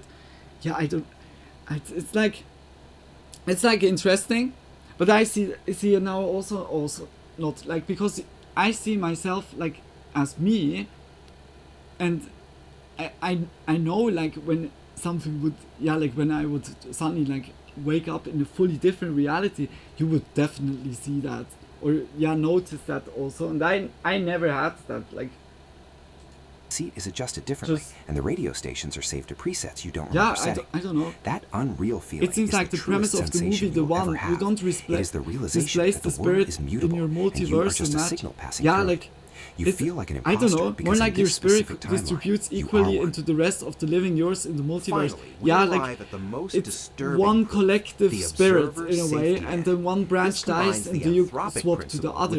But that means you need to experience everything at the same time. Or why it's now like that I'm experiencing exactly this one, why is this one active and then suddenly like the other? Like why I'm not by the other? Like there's like so many rules for new questions that it's like just more it's really theorizing. I used to change between preferring mustard and ketchup. Did I die each time? I was also like eating back then like more cocktail sauce and now just mayo, but it's also like because I don't have cocktail sauce that much around. Shows signs of these nudges. Think about the times I don't know, like, situations that should have it's interesting. Into ruin, it's like very financial interesting. Ruin, social ruin, or physical ruin. And yet, at the last second, a solution appeared. A check arrived. A person called. A chance meeting solved the problem. I said that already. We call it always divine intervention or luck. But look at it as a safety net. The simulation cannot allow its only player to stop playing. If you die, the game ends. If you end up in a situation where you are permanently incapacitated and can no longer generate meaningful data but or lately, entertainment I need to say, I need to say, like it's not surely like intended from those people, but like the Matrix stuff is very much, I don't want to say it, like it's just like suggesting a lot that hey, you can be a really shitty person now and you just die and then you're just waking up in another timeline where it's better. I don't know if that's so good to give that, like it's like just giving a bad feeling to it. Hey, you can steal a car now, get killed on the drive, but you respawn in another timeline. It's like, yeah. The game becomes stagnant. Therefore, the reality you inhabit is I don't know if you get me. Not to like, make you happy. The simulation doesn't care about your happiness. It cares about your engagement, but to keep you active. It's very much. This is why rock bottom often triggers a bounce. The system detects that the narrative is terminating and injects a new variable to keep the observer observing. This is the ultimate proof of solipsism via quantum mechanics. You might notice that while you seem to have a safety net, others do not. You see people die. You see people ruin their lives and never recover. You see tragedy strike others without mercy. This reinforces I think I get what you mean. Yeah, they are it's not good characters, NPCs. Message Their to deaths send are part out of your narrative. because they can die like to provide you literally with grief or lessons or context. Your but life you at the die. moment The safety net only applies to the is POV the character. most important. The fact that you are still Don't here, waste it. despite the statistical improbability of your survival up to Because this point, every, like, despite the timeline is biological important. fragility of the human body, Don't fuck it is up. evidence that the net is underneath you right now. You are being kept in the game. You are being forced to watch the show.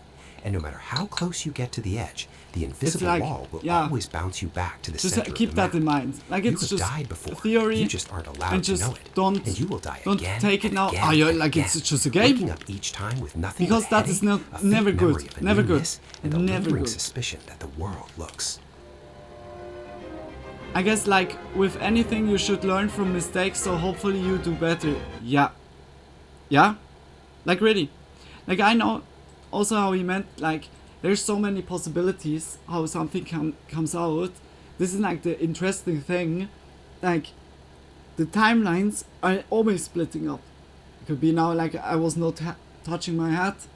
Just don't have like here my hand. Like already the 360 movement of my arms is allowing me already so many different poses to do.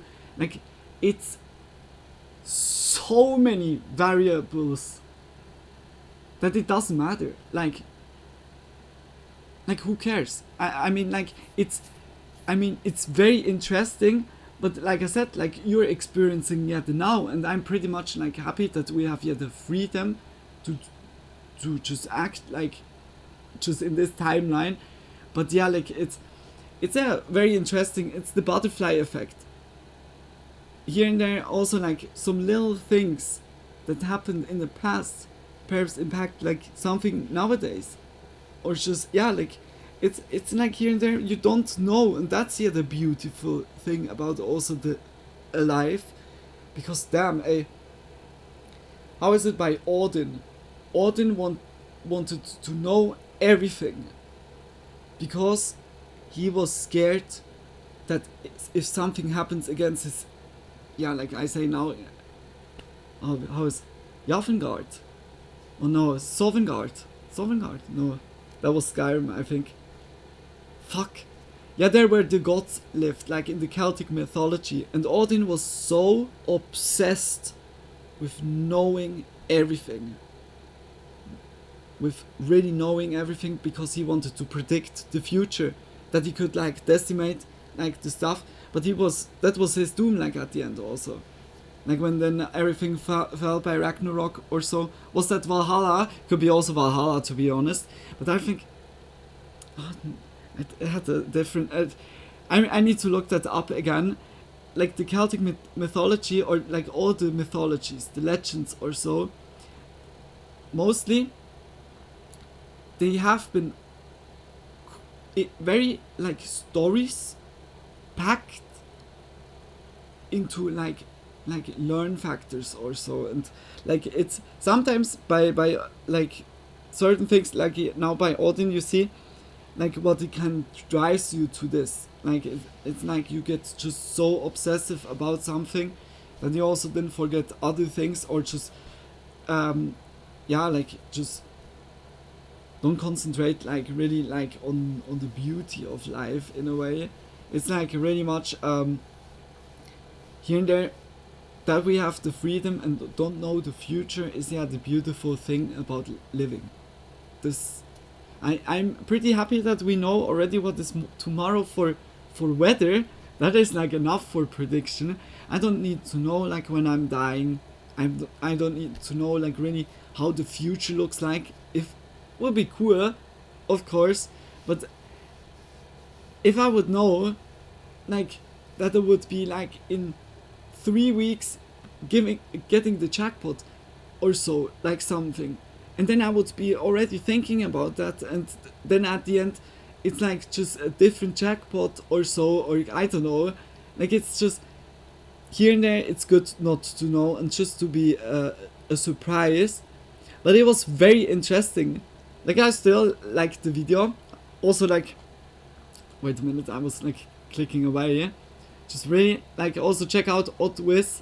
If you like the video, just check his channel out. It was really like nicely interesting like to watch now through the video. I mean like I was not fully like by all the topic down or by all his opinions or the way he thinks, but it's very interesting. Also like absolutely cool video. Like I said, always support if you like the channel. And yeah, I don't know, like for as an ending I can say, if it's simulation, if it's reality, if it's not, if it's just a spaghetti monster or twerking Pikachu, it doesn't matter at the end, because what matters is the experience, what you just have in, even if it's an artificial reality, what you experience by your body, by your feelings, this is what matters. The experience, what you get from it, what you learn from this life, and don't see it as a game. There I'm like really, I need to say that like really harsh, because the life is not a game. Life is a very, very big diamond, very, very priceless. All of us just never waste it. Like really, just yeah, as a little ending. Like yeah, thank you so much, MB, also like for this video. Like really, I just love like that. It was very interesting like to see that. I was also thinking first thing like it goes into other direction, was now really like also interesting. Yeah, just big kisses for that. I always appreciate it when you send like recommendations or so. Good you said that also like before. I was like fully also not thinking about it. But yeah, just big kisses to you guys. I'm feeling a little cold out because I had spaghetti for dinner, and of course this Pikachu. I like the twerking. Now, don't you know like the spaghetti monster? The spaghetti monster is yeah like kind of got created as a rebellious like opposition of like religion. I think that's like also even by South Park or so. I'm not sure, but yeah, like it's just I don't know. Like it can be everything. Who knows? Like I'm just what I can give it to ya. Always treat each other nicely and with respect. That is like the most important, because yeah, we're all in this shitty reality. If it's real or not, it's like it's like a shitty twerking Pikachu. No, like really, with jokes aside, like it's important that we're all in this boat together, and yeah, like it's important that we all appreciate each other and just spread love. That is like important. With simulation, without, with Roxwell Alien, without aliens, like you're welcome. Just much love, like really, just mwah, big kisses for that. I would say we go into visual adventure. Yeah, let's go. You forget what truly matters. Yeah, you lose focus really also.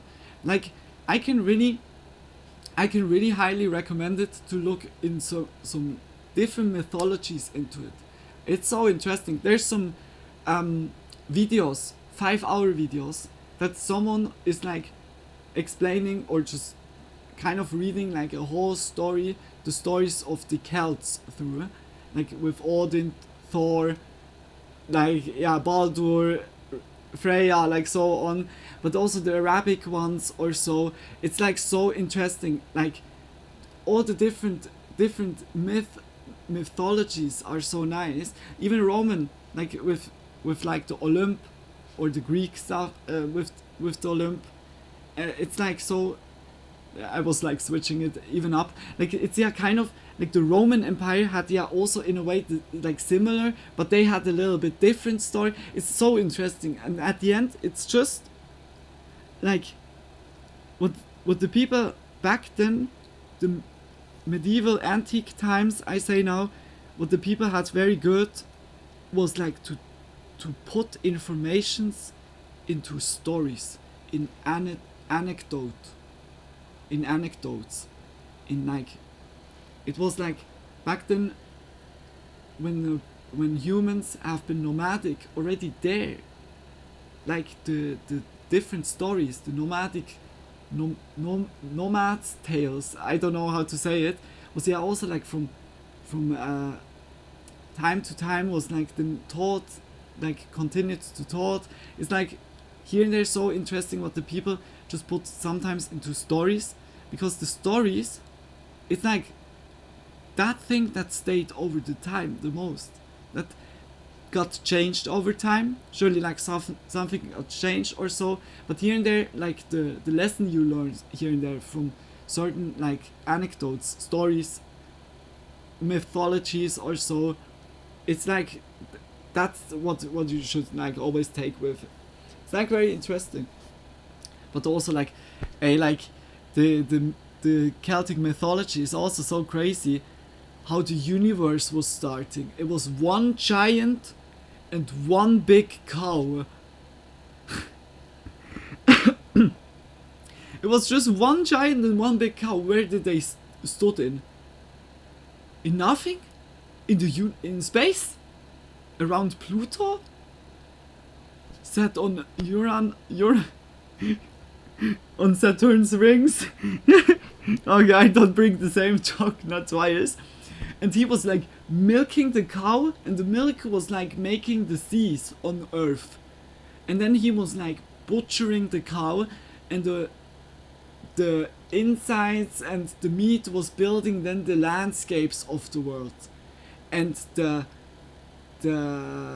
leather of the cow was making then, I don't know, like what was like again, just like very absurd. It's also very interesting, like some mythologies you see kind of like a glimpse into how the people have thought like how the world will be constructed. It's so interesting. Yeah, let's go into the next one before I talk a book again. Luna, shut up and just watch the next one. I'm so sorry about it. We go into the... Yeah, before we go into fully spooky again, we go to the alarming rise of AI. Of realistic AI content. It's kind of good that we have also this topic. We have like a lot of really crazy topics tonight. Guys, the same is here also. If you like the video, just check out Visual Venture. Just much love like for all the creators that we could watch tonight. Just big heart. And also I hope the video before was not too loud or too quiet. Just always say it if everything is good. And yeah, like just big kisses. I'm very looking forward to it. I remember Tony was sending me that, like also a while ago. We didn't watch it now for a bit, but also like here subtitles. Let's go into it.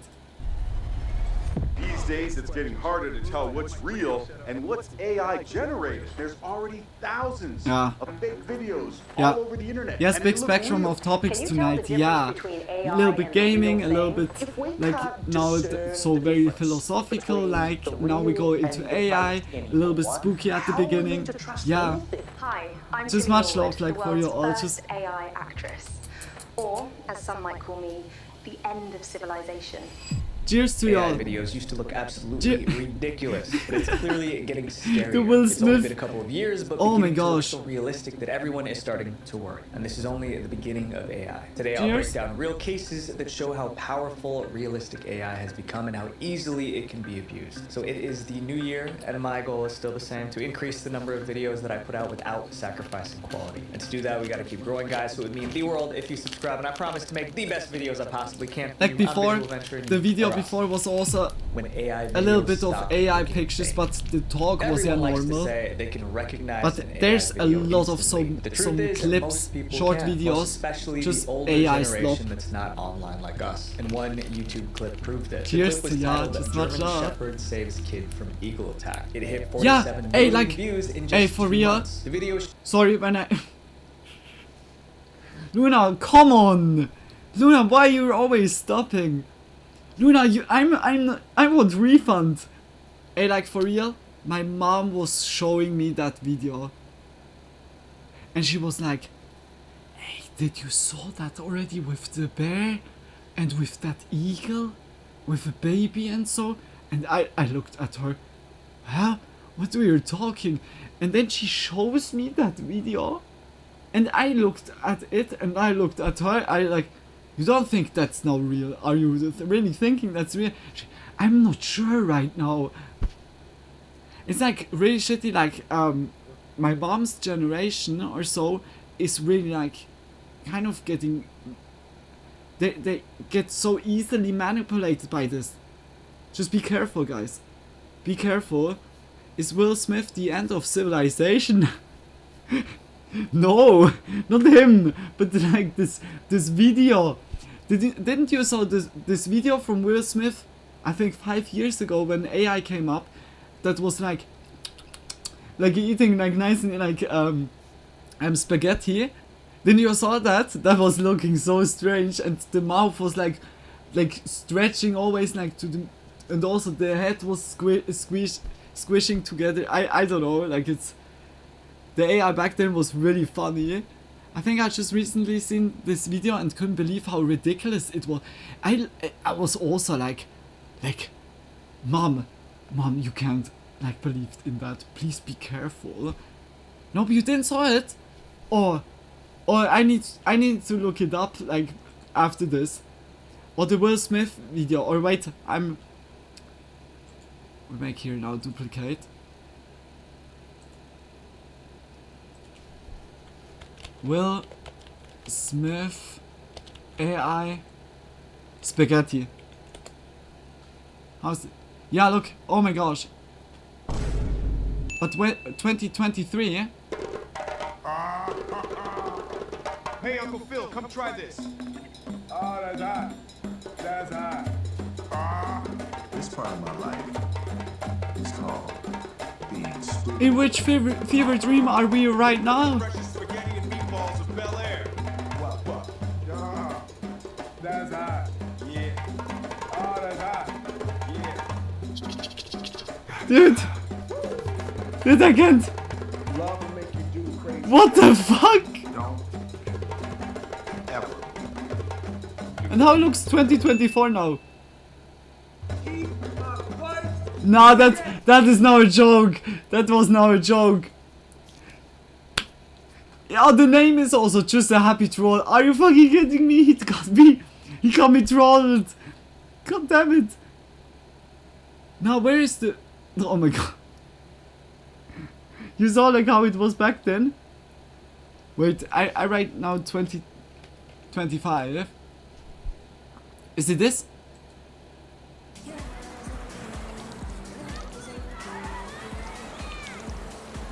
I mean, you see it still like on the food. And also a little bit... But crazy!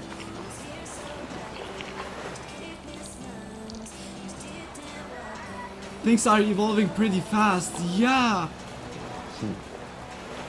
I mean, you see it still, but the question is how long? Or like orange juice would be nice right now. And sadly it was on a channel full of ridiculous, obviously fake AI videos, yeah. But that before was like really like how it was before. It was yeah like... Or a video of me? What? Cool. That was not necessary. But that you know like about what Visual Venture is talking about. But like, dude, it's really crazy getting. Showed an eagle grabbing a little boy. It looked 1 like it was about to minute fly 23 off, and but at the that last was second, instantly the breaking. family dog came and kept the eagle from getting the boy. It was a close call. Moments later, Not the Will boy's Smith, mother the eagle. ran outside Ah, to the protect eagle him. video. The Ah, went viral and almost sadly was a channel full of Viewers ridiculous. left Ah, emotional comments okay. like, "That Now dog I know deserves how you so meant many it. treats Okay, for his sorry, braveness. This is why they misunderstood say it now. dog is man's best friend. Others even call the dog a hero. But there was one issue. This rescue never actually happened. The video was completely AI generated. I count. Might have been able to tell, but many people couldn't. And when that fact came out, people stopped cheering. Now the question was, how did AI manage to look this real? That level of realism didn't come out of nowhere. In 2023, AI videos look awful. The perfect example was the Will Smith spaghetti clip. Then came a big leap. In 2024 and 2025, a new wave of AI. AI is using so much water. 2, created by OpenAI. Guys, the power plants for AI is using so much water. We will have really problems in the future, guys. The channel was a bunch more obviously fake AI animal videos. Yeah, my mom was then also getting only like those videos, those short That videos. training fixed nearly every flaw that made AI videos look fake in the past. The results were Crazy. a major leap forward. Sora was also incredibly easy to use. You opened the app, described what you wanted, and clicked generate. Millions millions tried the software. Realistic I think it's AI forbidden videos here in flooded Swiss. social media, and before the world could adjust, the technology took another leap forward. Sora 2 included a feature called cameos. If you want to use the cameo option, all you have to do is select someone, or you could select yourself if you want yourself to be in the video. Cameos allowed users to insert a real person's likeness into an AI-generated video. They just had to provide a picture of their face and a sample of their voice. From there, the user typed what they wanted that person to do. Then Sora combined the face, the voice, and the instructions to create a full video. OpenAI understood how dangerous this could be, so they added a watermark, a small Sora label showing the video was AI-generated. But that safeguard didn't last. Within days, users figured out how to remove the watermark. Some even posted tutorials showing others how to do it. Oh my gosh. Realistic AI videos featuring Oh my real gosh, people that's were spreading with unfucking no believable. identifiers. By that point, it was too late to stop the surge. There's already thousands of fake videos all over the internet, and they look real. You won't be able to tell the difference in a lot of these. That YouTuber even created a challenge, asking viewers to guess which videos were real. It was almost impossible That is cool. for most people. Are you ready? Go. The upper one. My friends, Yeah, AI that in is- itself isn't I spotted dangerous. it. The danger This comes from this one how I spotted. people choose to use it. And the same problem exists with cell phone companies. They can be deceptive. These wireless carriers will show you one price and then charge you much more than that because of hidden fees. That's where today's sponsor, Mint Mobile, comes in. It's a company that rebuilt wireless around one simple idea. Mint Tell Mobile. people the actual price. What did you say already? Aura. It God shouldn't damn it. be. Every plan includes unlimited talk and text on the nation's largest 5G network, plus free calling. to Always Mexico, support if you need Canada, something and like this. UK. And if you guys think, man, switching carriers is too much hassle, it's actually super easy. You can sign up and activate in Smooth minutes. with eSIM secret. from the comfort Yeah, of your like home. You I can need keep your also to saved say I was number like and all your thirsty existing thinking it's like contacts really to like switch. So what's the catch? with Mint the stuff Mobile connected. brought the bulk buying concept to wireless. Basically, the more months you buy up front, the more you save. Mint lets you choose the data amount that's right for you, 5 gigabytes, 15, 20, or unlimited. So you're not overpaying for some one-size-fits-all plan that doesn't fit you. And if something goes wrong, you get Mint Mobile's customer support, which 96% of users find pretty satisfying. And for a limited time, guys, you can get 50% off an unlimited premium wireless plan from Mint. Lock in Mint's lowest plan of the year and Oh, pay my $15 eyes! a month for a 3, 6, or 12-month plan. All plans come with a Oh, it's 7-day good. money-back Ah! guarantee, zero risk, zero pressure. I'm We did our own research melting. And we were shocked by how much trouble it's already causing today. Fake news. We rely on news to make important decisions. Financial updates, weather reports, and health alerts shape how we see the world. That's why the biggest fear around realistic My AI eyes. has always been misinformation. A single fake story can spread faster than the truth. Canada has declared war on the United States. Let's go to Joe Braxton, who is live at the border. Many people thought this broadcast looked real, but what the reporter said next proved it wasn't. I'm currently at the border, but there is no war. Mom, Dad, I know this looks kind of real, but it's all AI. The video wasn't trying to fool anyone. It was created to warn the public about how realistic fake Oh my news was gosh. slowly becoming. Soon, more warning clips appeared. Angela Carter here, live from the Cedar Grove flood disaster. Just kidding, I'm not real. From Clearwater Beach, where an unidentified, just kidding, I'm not real. These warnings matter because people were already creating fake news about the most surprising things. In one case, a I wish realistic I could AI image showed the stay Pentagon longer, on but fire. People gonna believed call it it was the real, and the night. stock Have a market good reacted stream, Luna. Have immediately. fun, everyone. viral fake Have picture, also a followed wonderful by a night, real Tony. dip Just in the much love, markets like, for Monday. being The here, Dow now down chatting, about 200 lurking, points. The enjoying. S&P, Just big down about a kisses quarter for of a ya. percent right now. Another story Sleep claimed well, a giant and sinkhole opened usually up in like Australia. Martin That was fake also. too. Even world Mwah. leaders weren't safe from Just big realistic fake kisses news. for ya. A video allegedly depicting Philippine I hope you President could really like Ferdinand enjoy Marcos it, Jr. Tony. engaging in what looks like news has sparked widespread controversy and outrage. The clip Huh? upset a lot of citizens, but once again, it wasn't Jeez, real. Some yeah. even tried using AI content to interfere Tomorrow with elections. Fallout, It happened tomorrow in Fallout, Slovakia, and just hopefully days like we're before a gonna 2023 parliamentary vote, make and now like audio the went Shank viral mission. online. In the recording, I just one want of to the fix top that now. candidates sounded like he was planning to rig Just the much love election. for It ya. caused outrage in Slovakia. The candidate scrambled to explain that the recording was made with AI.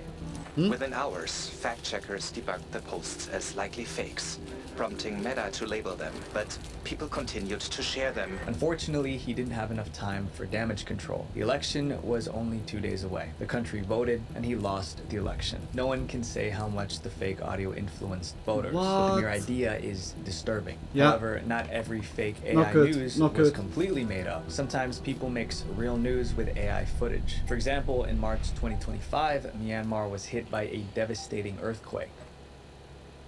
Oh, Luna, why are you stopping again? I was going to the power plant, like here, like in Swiss, and the thing is that, or just like the most like factories or so, also like when I was like going on a trip like with the class back then, the most stuff is just always like kind of so constructed that it's not directly connected with the internet, or that it's not digital, that everything is mechanical. And why not doing like also election stuff without digital, like I don't know, like, or just like all kinds of like, okay, news report is like not gonna happen again. Oh, this is like really shitty. This is really alarming. Like, it's really the alarming rise of realistic AI. This is so bad. Like, you can't. It's like whether you have like on your computer an AI that is like scanning the video and is instantly saying if the video that is projected also AI. Like, at the end you could only like attack AI with another AI, or defend yourself from AI, like manipulation with other AI. It's like so bad. It's like really like a nuke at the end. It's just really like a nuke. I use the nuke, you use the nuke. Like it's at the end like bullshit not use it. Showing scenes that Oh, it's like so bad, like how AI is many going. viewers didn't realize the footage wasn't from the Stretch and readjust your legs if you need to. Yeah, like it's a good idea, to be honest. Like perhaps I'm also going quickly go through. And changing what the reporters are saying. Breaking news, 50 Cent is taking over Texas. Fans will be able to meet and take pictures with the rapper at various spec stores all over Texas. Fake news feeds on people's appetite for news about disasters and scandals. Is like everything loud enough for you guys, or is it too loud? A few prompts. The prompt says, Well, it generate looks a realistic good. TV news reporter stand-up. NBC News correspondent Emily Ketta is standing in a snowbank with snowy trees behind her. Minutes later, the AI produced a full news segment. This is an area used to winter weather, but as you can see in the drooping tree branches, this colossal storm dropped heavy snow. That's the frightening part. Fake news is incredibly Sounds easy good. to create now. Okay. And society is Too soon much. gonna feel its impact. Big kisses. Have a good smoke, guys. Have a good drink. News Or is only snack. one part of the problem. Realistic AI is now affecting love and relationships. When loneliness met AI. Yeah. These days, it's not surprising to hear that someone is dating an AI chatbot. We've even made a video about AI girlfriends a while back. 2 years ago, when I created it, AI human relationships were limited to text and voice chats. The AI didn't have a real face. Babe, I'm so tired. Can I get a kiss?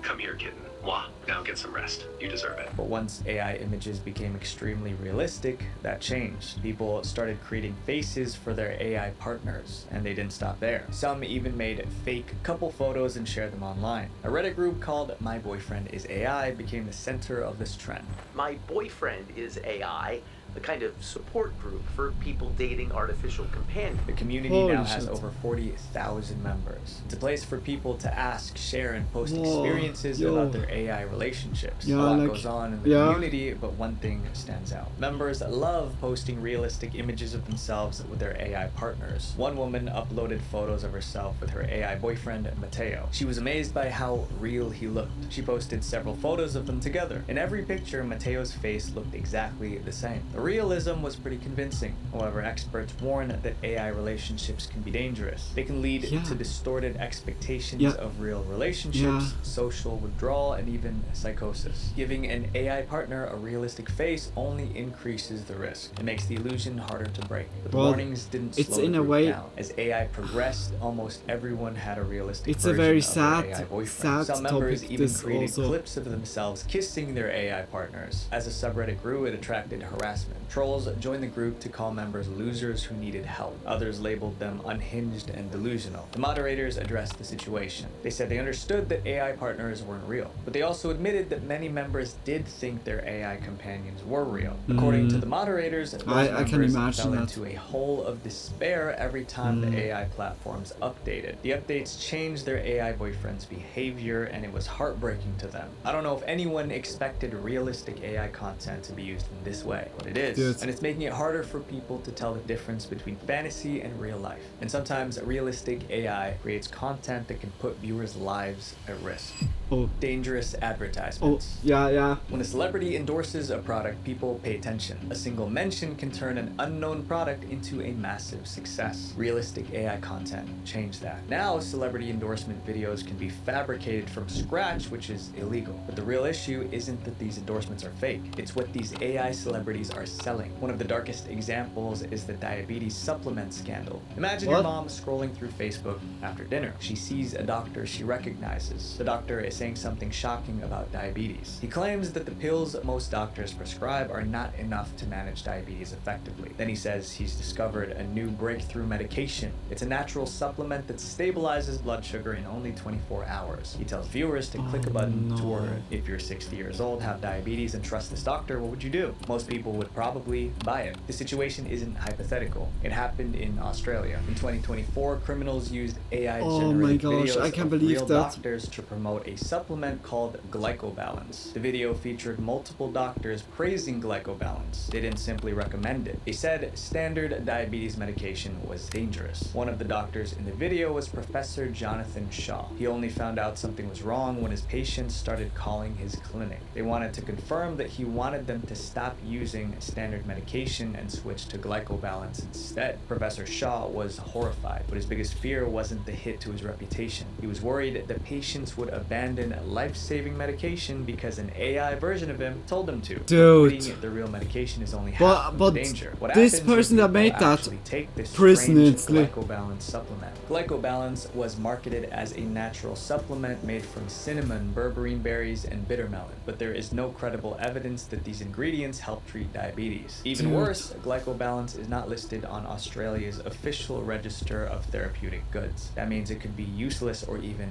harmful. First, people waste money on a supplement that may do nothing or worse. Second, they might stop proper treatment for a disease that can kill them. That's not just a scam, guys. That's playing with someone's life. And many people fell for it. A 79-year-old man identified only as Michael was a victim. He lived with diabetes for about 10 years. One It's day almost he came 4:20, across really? glycobalance Oh, very on Facebook. nice. The I endorsement hope like from the the smoke is realistic good AI and B, doctors that you're convinced still him for enjoying someone like his age nice with smoke this sesh. condition, it felt like Just much hope. love Michael like for spent being here. $340 Hope also on for the you supplement. like everything Luckily, is good he going. realized quickly that something wasn't Just right. He always say noticed if it's strange echoing or comments so under for the ya. ad. One said, "I took one tablet and already feel better." That line set off alarm bells. You don't fix a chronic illness with one pill. Michael asked for a refund, but he never got it. He lost the money. But imagine if he also stopped taking his real medication because of that realistic AI doctor. Michael caught it in time. Some people didn't. As AI models improve, the tech will only get cleaner and more convincing. Soon those fake doctor clips won't just be targeting 70-year-olds on Facebook. They'll be tailored for younger people too. In fact, that shift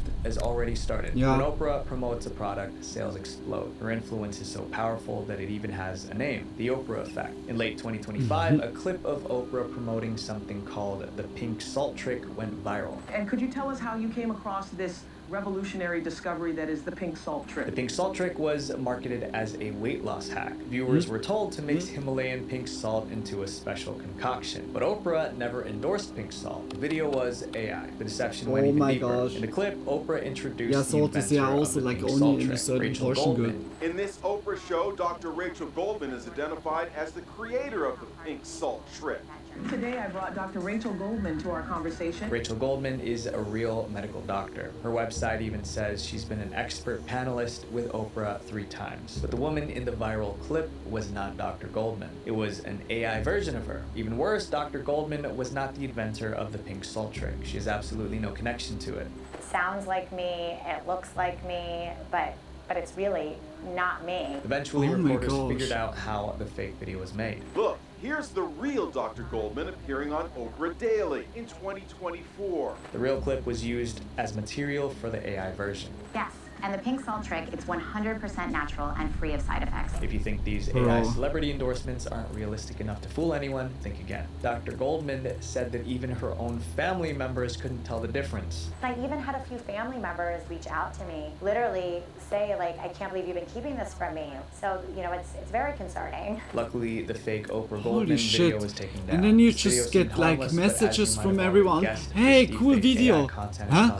Much greater harm. I didn't do that. An 82-year-old man named Steve saw a video Oh my of Elon gosh. Musk promoting an investment opportunity. Steve believed that this was legitimate. And No. that it would help him Oh, okay. I know So which he one. I invested saw his this life also, savings, more where I than thought, bro, $690,000. or also He Mr. lost Beast. everything. Like it was Investigators fake reviewed AI, about Mr. 2,000 Beast AI sometimes. celebrity scam videos. Elon Musk appeared in nearly a quarter of them. Scammers are using Elon Musk's credibility to harm people, and it's working.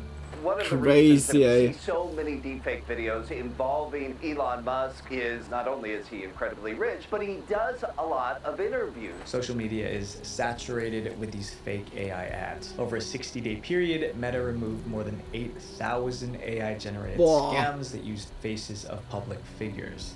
Being a celebrity or business Yeah, like, leader hey. comes with enormous influence. And- now criminals are turning and that also- influence into What I really find absolutely distasteful is like making, oh, rest in peace, X or Y celebrity. Oh, that was his last words when this happened.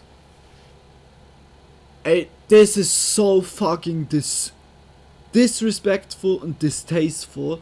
Those people that do something like this, those are the worst kind, one of the worst kinds, because like just like taking someone and just saying, oh, he's like spreading the rumor he's dead, and just only for the people clicking on the post, it's like just like for real. There is like a story about the boy that cried wolf. Was that right? How I said it? Like the one that's always lying. Like those people. Like if you find someone that is doing stuff like this or so, just distance yourself from them. It's like really, it's like the worst kind. Just always kind of lying, just for having their own gain in a way. And when then something is, yeah, you know how it goes, like by the story. Yes, was it right? Yeah, like it's like really, it's just like leading the people, just using kind of their trust. I mean, like by the boy cried wolf is like kind of a pranks, only, and it's not like that harmful at first, and at the end gets like very badly for the little kiddo. But the same is when you just make so advertisement. You play with emotions of people, with their trust. They're trusting like, oh yeah, like holy shit, what is there? This is just so exploiting. I hate that. I hate that so much. When especially when you just spread rumors that someone died. It's so disrespectful. It's so fucking disrespectful. Sorry about that.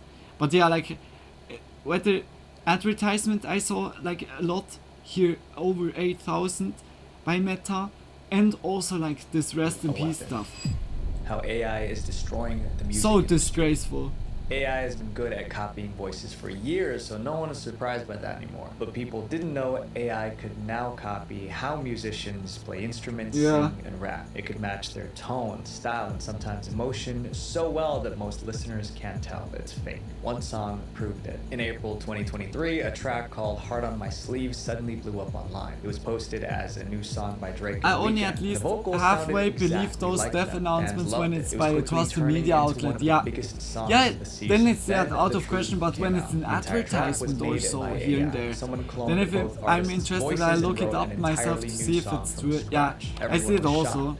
Like then it's more like I think this was one backed of the first up times in a where I way. truly felt I say kind of now losing my because grasp on then reality, the outlet because is it then really more sounds very legit. more Universal Music Group, the label trustworthy. for both singers, rushed into action. They sent takedown notices to every streaming platform.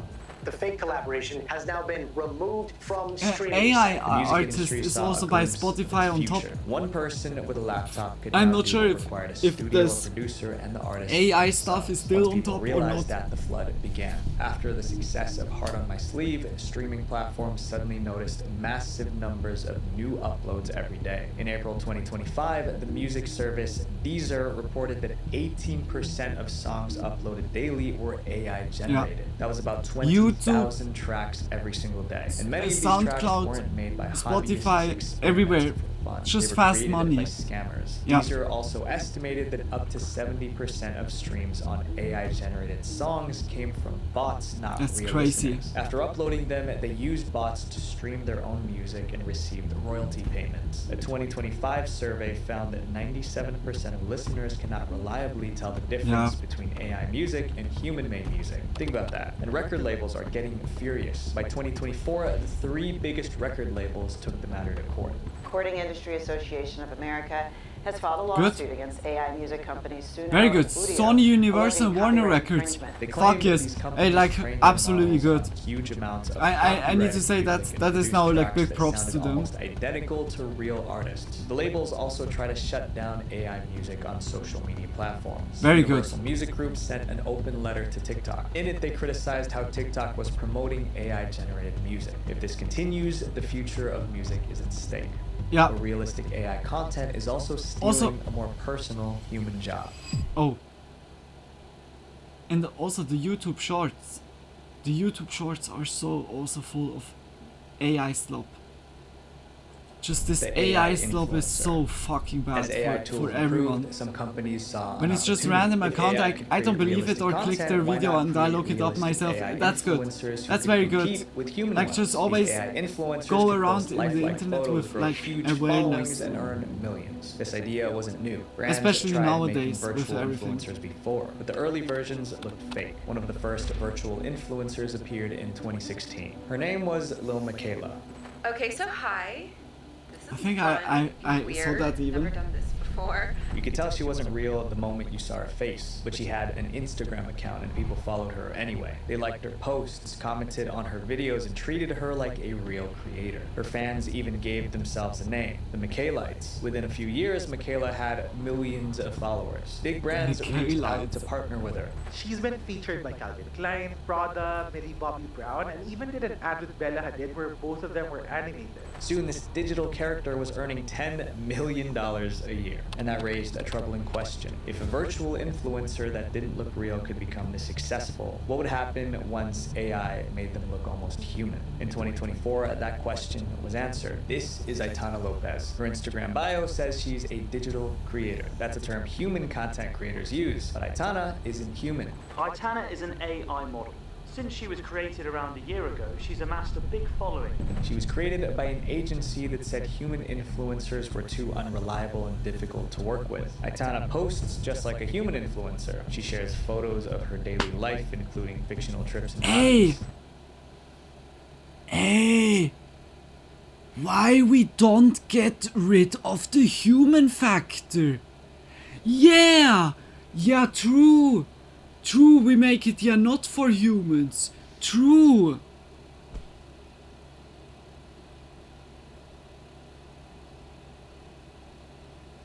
Bruh. But like for real? That makes me really angry. It's like killing everything from us. It's like, is it worth it to copy everything what makes us out? Because then why we exist then? That's then also the question from the AI instantly. Oh yeah, when they can everything do good, then we are like kind of just a leftover in a way. Like that, it's how it's constructed and designed. it's looking at us already like from above down. It should be an expansion, an add-on to us, not a threat to us. But like there should have been so much more restriction that people could use, like for real what ChatGPT did with Sora, and also like all the open source now like AI stuff. This was not good. It shouldn't have. Oh my gosh. Perhaps the Ice Age is not even that bad right now. Sorry about that. No, that would be fucking bad. But like when you see this dystopia or this dystopia, this dystopia, or climate change, or nuclear war, like, oh my gosh. Happy 420 to you all. Just follow the philosophical questions again, like on 420. 420.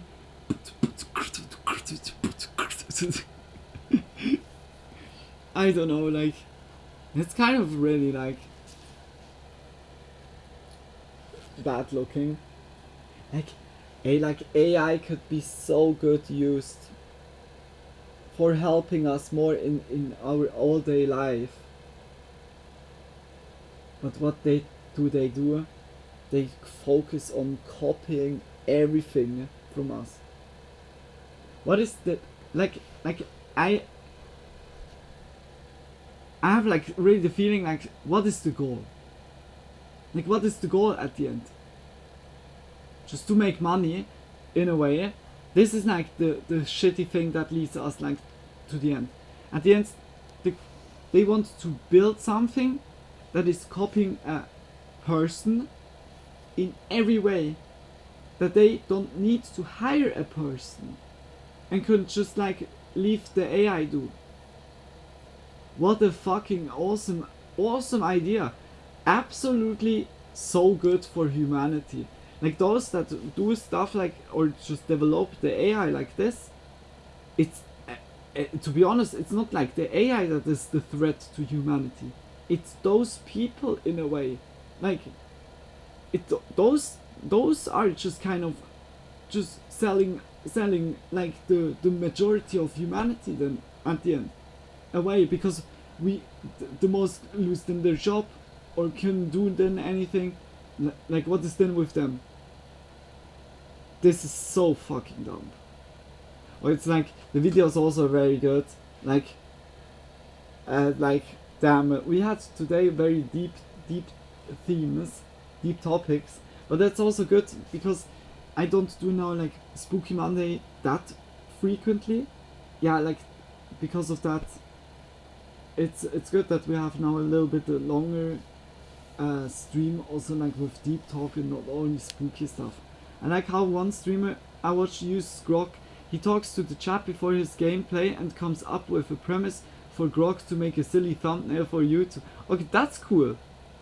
Yeah, like this is like, of course it would also like switch out an editor or so that would do it, but when you don't have like the money for it and don't have like just for hiring like an editor or someone that does the thumbnail, or you can't do it also, then this is like a really good way. Like, it's a tool. Then as long as an AI is a tool, it's good. But as soon AI tries to be a human in any way, it's not good. It's a threat to us. He uses it for the same night when he... That's cool. Like, guys, I see like when he's like streaming already, and then at the end he can put something into the prompt or so. That's smart. That's like very smart. Like, also by me, like, I mean, also not, don't want to demonize it, even if I say now like, oh my gosh, it's like it seems like so, those points that Visual Venture was now calling, it looks so bad. because it gets so better and it gets misused, and in a way you need to just restrict that it's not getting misused. And the question is how, because it's like already everywhere, or someone could like recreate it. There needs to be like much stricter laws. Like really, it's problematic. But like I wanted to say, like I use the also like AI picture generator for my thumbnails for or my single covers, I say now, just for my tracks. I was using also AI for that. And like as long as it's a tool or so, then it's always good. Of course, like for real, if I would have the money also, then I would ask like someone that would draw me like a nice cover. Also now, like I would appreciate it if someone would like offer that up. But you know, like at the moment it's like for me with being broken or so, at the moment not in my wallet. But if I would have the money or so, then like I said, I would support. But it's like as long as you don't have the chance for it to get easily or can do it yourself, then like when it's a tool, as long as always good. I mean, it will lead us even in a more dystopian time when AI would also be now like replacing us, like. But like it's crazy, like it's harsh reality sometimes. Aitana's designers make short videos to post as her Instagram stories. Where's Back the in the invention studio, that will they plan the us post. like Her bring content like finally performed well freedom because she looked on, so real. and peace. Clueless Agency won't say exactly which AI image generator they are using, but say they use a mixture of open source models. In fact, Aitana looked so realistic that a famous actor even messaged her to ask her on a date. Soon, brands started choosing her over real influencers. The studio says they can get thousands of pounds a month for sponsored posts and endorsements with Aitana. She's now the most famous of this new wave of realistic-looking AI models. Some people don't see a problem with it because social media still has plenty of human influencers, but that Yeah, may change hopefully soon. that Aitana's stays like success this. has inspired copycats. Now there are tutorials on YouTube teaching people how to create an AI influencer like Aitana. They call it the faceless Instagram business model. The owners of these accounts have never shown their face, but they're making that sweet Wi-Fi money through brand deals and other types of digital products. Soon Instagram can be filled with AI photos, and for The some music- viewers the that music shift is in the already video creating that was mental health used. problems. In late So 2024, classic. psychologists Dun, noticed dun, something dun. worrying. Young people Dun, weren't just dun, watching dun. AI influencers, they were comparing like themselves to them. the And after seeing these perfect digital characters, funk- viewers felt funk worse about their own track. lives. To understand why this was happening, Cheers to researchers y'all. launched a study. It was titled Self-Comparing with Virtual Influencers: Effects on Followers' Well-Being. They interviewed people who follow virtual influencers. One girl said she checked AI influencer pages multiple times a day. After scrolling, she often felt worse about herself. She eventually developed body dysmorphia because she compared herself to virtual influencers. Another girl said she felt a little bit jealous of the virtual influencer's life. She envied how the influencer gets to meet so many people and relate to them,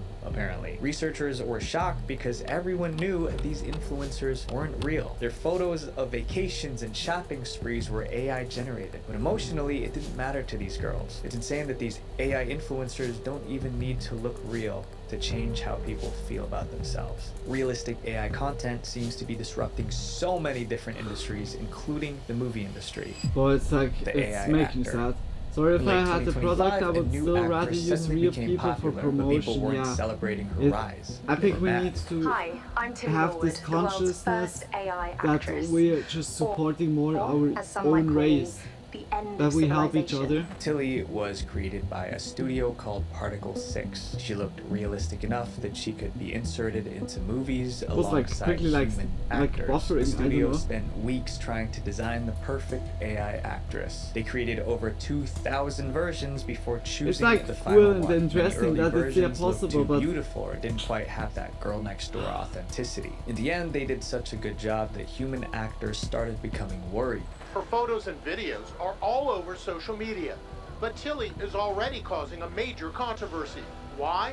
because she's not real. Actors were concerned about AI replacing human jobs. Companies in the are creative just arts. like, SAG-AFTRA, which is a labor sometimes union that companies represents are 160,000 actors, released a statement. To be clear, Tilly Norwood is not an actor. Not and all, has no life not all, experience to draw but from. some companies This morning, are major just stars like speaking so. up, saying that the AI, was trained using their work without their permission and without compensation. Tensions were hot, then the situation escalated. Talent agencies began trying to sign Tilly Norwood as their client. The CEO says she's been meeting with entertainment companies, and Norwood could be represented by a talent agency in the next few months. Actors were furious. Some even called for a boycott of any agency that signed Tilly. A lot of the criticism was aimed at Particle 6, the studio that Yeah, created boycott Tilly. is They really the eventually only thing, responded guys, to calm what you things can down. do. In a statement, Demand she said and supply. Norwood When is there's not no a demand, replacement for a human, then they and that don't supply AI it. is When another there's way like, to build it's like stories. The line microtransactions. between human acting Always and AI boycott performance stuff is like starting this. to blur.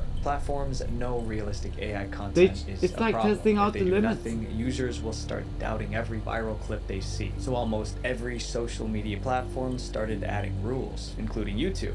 So with this launch, what we're asking creators to do is actually disclose when they have made meaningful alterations to realistic content. But here's the reality. Rules only work when people follow them. And those abusing AI do not follow rules. Social media platforms like TikTok began adding AI detection systems to help with that. The popular social media app has exactly, now started that's adding perfect. labels to content with Perfect. AI.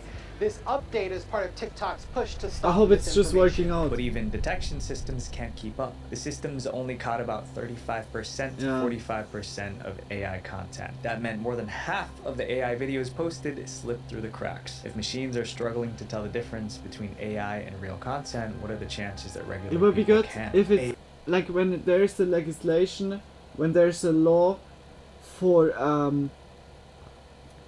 putting that it's like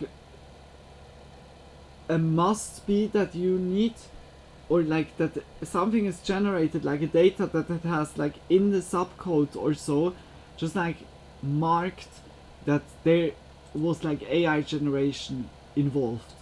That when like the AI filter scan or so is then like looking through the video, or perhaps already by uploading the video, that it would like scan through it and see on hand of this like watermark I say now, that it, I mean not on the video watermark but in the source code or so, like in the data code, that perhaps it could like be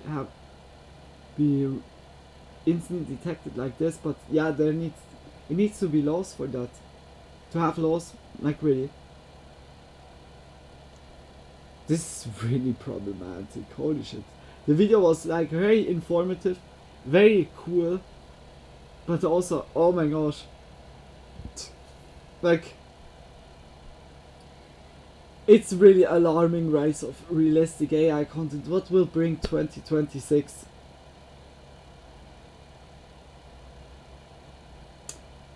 We will see. We will see. Hopefully like it gets just like really better.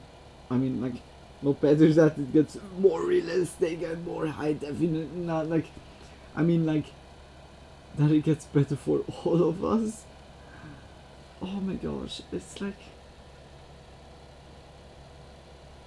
I just hope AI gets like used some like in a better way.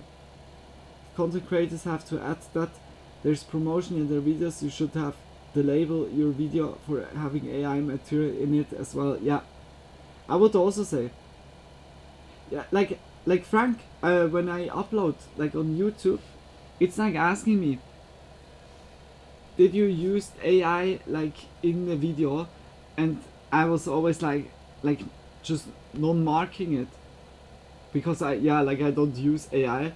Like yeah, it was about one video where I was not like just making the X into the square. By one video it was like then like fixing it. I mean not fixing it that it was like correcting it. It was like locked in. It was like really thinking I was AI. One video of my whole videos is now like AI marked. And also yeah, is like not shown everywhere also, or has like a little restriction to it now. It's very strange, like, but yeah, like by YouTube you needed to do that already. Surely like for 2 years now, 1.5 years, that I need to do always when I uploaded, that I also made the cross into the square. Yeah, like it's very it's good when the people are holding to it, but you know, like also here was in the video set, some people don't do it then, just like exploiting it, and should have to specify if it's not real for entertainment only. Yeah, like then it's yeah like good that this detection stuff is yeah like in. This should get just like bulletproof, like that instead of 35 till 40%, that it gets like 99.98% or so. Yeah, I don't know, like this is I guess like now the next, this is now like a real goal to achieve, to get an AI so good, or a filter AI so good to yeah detect like if the AI was, if another AI was doing something. It's now like really, hey guys, it's going really like, I see it already. It goes into the digital war. I see it already. When the AIs will take over the internet, it will be like 2077, Cyberpunk 2077. The people there made a new internet and put a really firewall up, because the other internet was so getting corrupted and bad because full of AI, and they made them autonomous and so on. And I can even imagine like stuff like this, that one day one AI gets loose and then the internet is like kind of unusable or so, because then you don't get like through the whole AI slop, or it like yeah it's when it's like getting autonomous or so, then it will be very bad. I just hope it's never going to that. Like really, when we play Cyberpunk 2077, you're gonna see it. Like also the whole story is very interesting. It's just perhaps we really need like slowly like an internet, or a new internet without like that, not even AI is allowed like on it, just like that it's like protected in a way. But yeah, like how to provide that, how to do that, who's providing it, like yeah, is it like granted that it's safe? Yeah, this is like the thing. It's very interesting.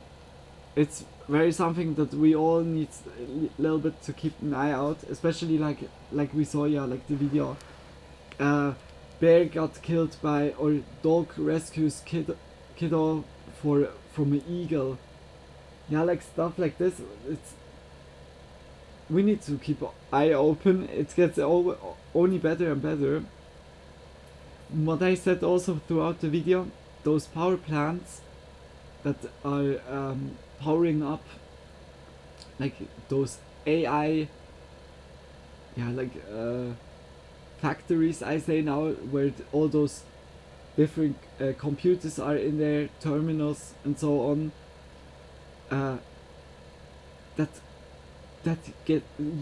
that uses so fucking much water. It's like really also a little bit worrying, and it's also not good for our environment. I know it sounds now, oh, you eco-like, but like it's really not good. It's like how cruise ships are. It's even worse. Holy moly. Yeah, let's go to the next video. I hope you guys enjoyed that video. Just much love also for Visual Venture. Like perhaps we make now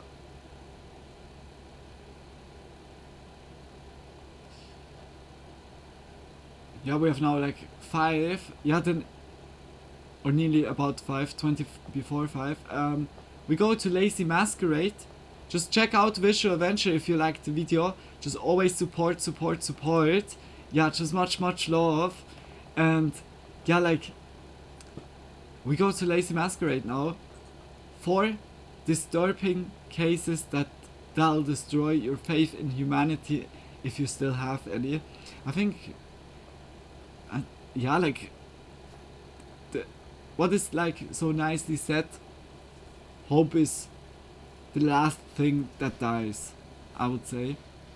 That is like something that us humans always made it out, or the majority of us, I would say, that we hold together out, keep together and support each other. Yeah, like, yeah, but it's here and there, it's like really, I mean, like, also since then we have internet and this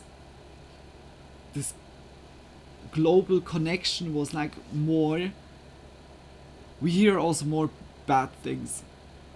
Like the people back then, if something bad happened, you didn't heard that like for a while. Like it was, yeah, like taking a while until it got spread around, depending on which timeline you are. Medieval times, yeah, like, okay, there was also daily, yeah, that there also bad things happened, but yeah, like, it's also, since then we got this easily connection, we hear always like bad things, or much more now, and also very harsh things. But yeah, like, it's really like sometimes it destroys faith in humanity. Just much love, like, for Lazy Masquerade. Just check his channel also out if you like the video, and just much love. Let's go into it. I put also, so I hope like everything is good for you guys. I hope I was reading everything. I'm so sorry, Frank, if I was missing like a message or so, but I hope I was reading everything. Oh, good. We like to believe that there's a baseline of human decency holding the world together. An unspoken agreement. Just always say if that it's at the very echoing least, or so. we don't treat other people as disposable. But every so often, you stumble upon a case that cracks that illusion clean in half. In this episode, we'll be examining a handful of such incidents. The kind that don't just leave you disturbed, but make you question what people are capable of when no one's watching. Or worse, when everyone is. But just before we get into them, I want to show you a few questionable print-offs of my own. This right here is an 11-page report that I pulled from a data broker site, and I've redacted almost every line. Aura? Not because it's Incogniti? fake, but because it's my life. Past addresses, Malware phone bytes? numbers, relatives, work history, even details I don't remember giving anyone. And these companies make billions selling this stuff to anyone, with zero concern for who's buying it. It's frustrating, and what really gets me is the choice we're given. Either go completely off the grid, or accept that Which your privacy one is is just the it? price of existing online. And honestly, Tell it to that me. shouldn't be the trade-off. Data brokers are betting that you won't take any action, and you'll let them continue their work. But that's where today's sponsor, Aura, Aura! Aura does the hard work for you. I by can actively believe that. finding data brokers that are Like, selling your I think personal we information already watched and too many automatically ads. working to remove it and Aura, keep it Aura! up. And unlike other services, Aura doesn't just do one thing. I can't. You get dark web alerts, real-time fraud That's how it monitoring for your sticks bank in and your credit, brains, guys. 24/7 identity protection, a secure VPN, antivirus, password manager, and even $5 million in like identity theft insurance. marketing with US-based professional. fraud experts available around the clock. I'm not leaving myself vulnerable, and you shouldn't either. Try Aura free for 14 No, but it's days like also at like aura.com I need to also /lazy, to say and let like them this start is kind storing of a your good information thing. today. Was wondering if it was or NordVPN. True, NordVPN was also like always true. Like, okay, no advertisement on my side, In but the summer of still like support 2017, like Lazy just Masquerade outside if you Los want. Baños, California, 18-year-old God damn it, they Julia sometimes. Sanchez was behind the wheel of a Buick, which she had no business driving. She was intoxicated. She was speeding, and while balancing a phone in her hand, she was live streaming. Sitting in the back of the vehicle were Obdulia's 14-year-old sister, Jacqueline, and Jacqueline's girlfriend, She was Manuela. driving The trio were and heading from Fresno to Stockton. As the car sped along the road, Obdulia stared into the camera, laughing, singing, shouting. which taking her company hands had off of the this wheel. data? I need to know. Unpredictable. While chatting with her audience, she Like- lost control. of Like the vehicle. it's really crazy, like also The with car those beat of Henry Miller identity theft smashed or through a barbed so. wire fence But yeah, like and rolled violently with Aura at you least 2 could times. get like to the. As Obdulia But came to I'm her not sure senses if in he the was wreck, like showing she realized exactly which neither company. Jacqueline nor Manuela were still in the back. He Both was there like passengers had been oh ejected everything through the rear window of the redacting, vehicle just split. like yeah They hadn't censoring been it. wearing their seatbelts. But what made But this yeah, case like it would be explode across the Aura. internet I remember wasn't the just the story. crash. Really? It was what Did we came watch that like, after. Because the live stream didn't stop. or like just normally? Everybody, if I go to fucking jail for life, you already know why. My sister is fucking dying. This is the last thing I wanted to happen, okay? Alright? I don't care though. I'ma hold it down. I love you. Rest in peace, sweetie. If you don't survive, baby, I'm so sorry. In the immediate aftermath, Obdulia continued filming. She approached her sister, Jacqueline, who was laying motionless on the ground with a cracked skull and exposed brain, and pointed the camera of her phone right into her face as she lay dying for all of her viewers to see, going so far as to show her gaping wound in close-up detail. Paralyzed, she called for help, but didn't give the operator clear directions to their location. Hello? Do you have an emergency? Hello? Can you come pick up my sister? Dead. Wake the up! Wake up! Okay, listen to me. I need to know what you see around you so that way I What, can this send is someone so out to help fucked you. up. So with your alright, go ahead. What do you see? No, just from all night before. Yeah, I was never like seeing it. Ma'am, did you just call 911 about an accident? Where? What do you mean where? Where are you? I don't care. Oh my gosh, this one is like really fucking gross. I mean, No, you're the government. You should know how to find me. Thankfully, witnesses near the scene also called for assistance oh and were my able to direct gosh, first what responders is to the with crash site. this fucking By the time the police and person paramedics going on? arrived, Jacqueline was already dead. Manuela was taken to the hospital with severe leg injuries. Officers immediately handcuffed Obdulia, who was behaving extremely erratically, swearing and shoving, asking why the responders took so long to arrive, describing her sister as an effing toe tag, and announcing, "My parents are gonna kill me." She aggressively refused to take a breathalyzer test, Hey, what the spat fuck? at responders, and kicked an EMT in the face. Ultimately, she had to be restrained. She was charged with gross vehicular manslaughter while intoxicated, as well as child endangerment. Though only a handful of people were watching the situation unfold live on Instagram, millions witnessed the moment secondhand, and the livestream would be used as evidence in Obdulia's trial. She justified her actions by stating, "I knew I had more than 5,000 followers. Livestreaming Jacqueline's body was the only way my sister would get a decent burial. I would never expose my sister like that. I anticipated the public donating money because my family isn't rich." Prosecutors argued that Obdulia's actions didn't stem from generosity though, but rather from main character syndrome, and Yeah. a warped sense that views were worth more than her own sister's life. Oh my god. Indeed, in an earlier livestream filmed shortly before the crash, while both sisters were en route to Fresno to pick up Manuela, Jacqueline could be heard telling Obdulia,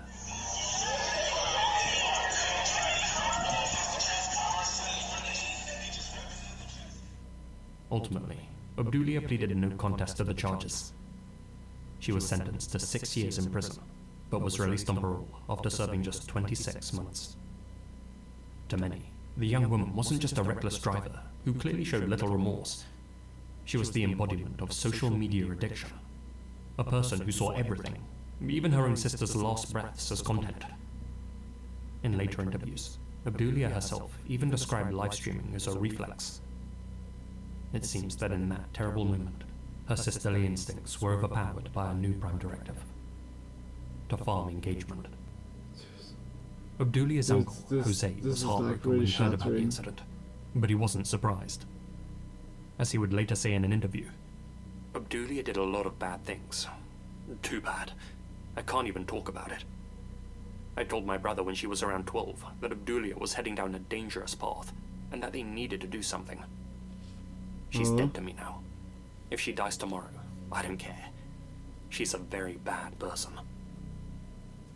Less than a month after her early release, Obdulia was again behind bars after leading police on a high-speed chase that resulted in yet another crash. While searching that vehicle, officers found a loaded gun. What Obdulia planned to do with it remains unclear. Whatever the case, by 2022, she was a free woman yet again, and made her return to social media. Either due to a lack of remorse, a lack of self-awareness, or a combination of both, she posted content of herself drinking in vehicles, showing her dream cars, and joking about her dark side. During several live streams, she reportedly made light of her sister's death. She also left posts challenging those who ran mouth about her DUI to drop a pin. It's clear that Obdulia didn't have any fears about confrontation, but unfortunately for her, it seems it wasn't long before she antagonized the wrong person. In December 2025, Obdulia Sanchez was killed in a drive-by shooting in Stockton. She was found with gunshot wounds on a residential street. Another person was also injured in the incident, but authorities have yet to release details about a suspect, a motive, or whether the incident had any connection with her past run-ins with the law. Some people online called her death karma. Others expressed condolences to her parents, who had now lost 2 of their Holy daughters. shit, what is that But for this was life? when nobody was quoted as saying the victim was a warlike person with no enemies to speak of.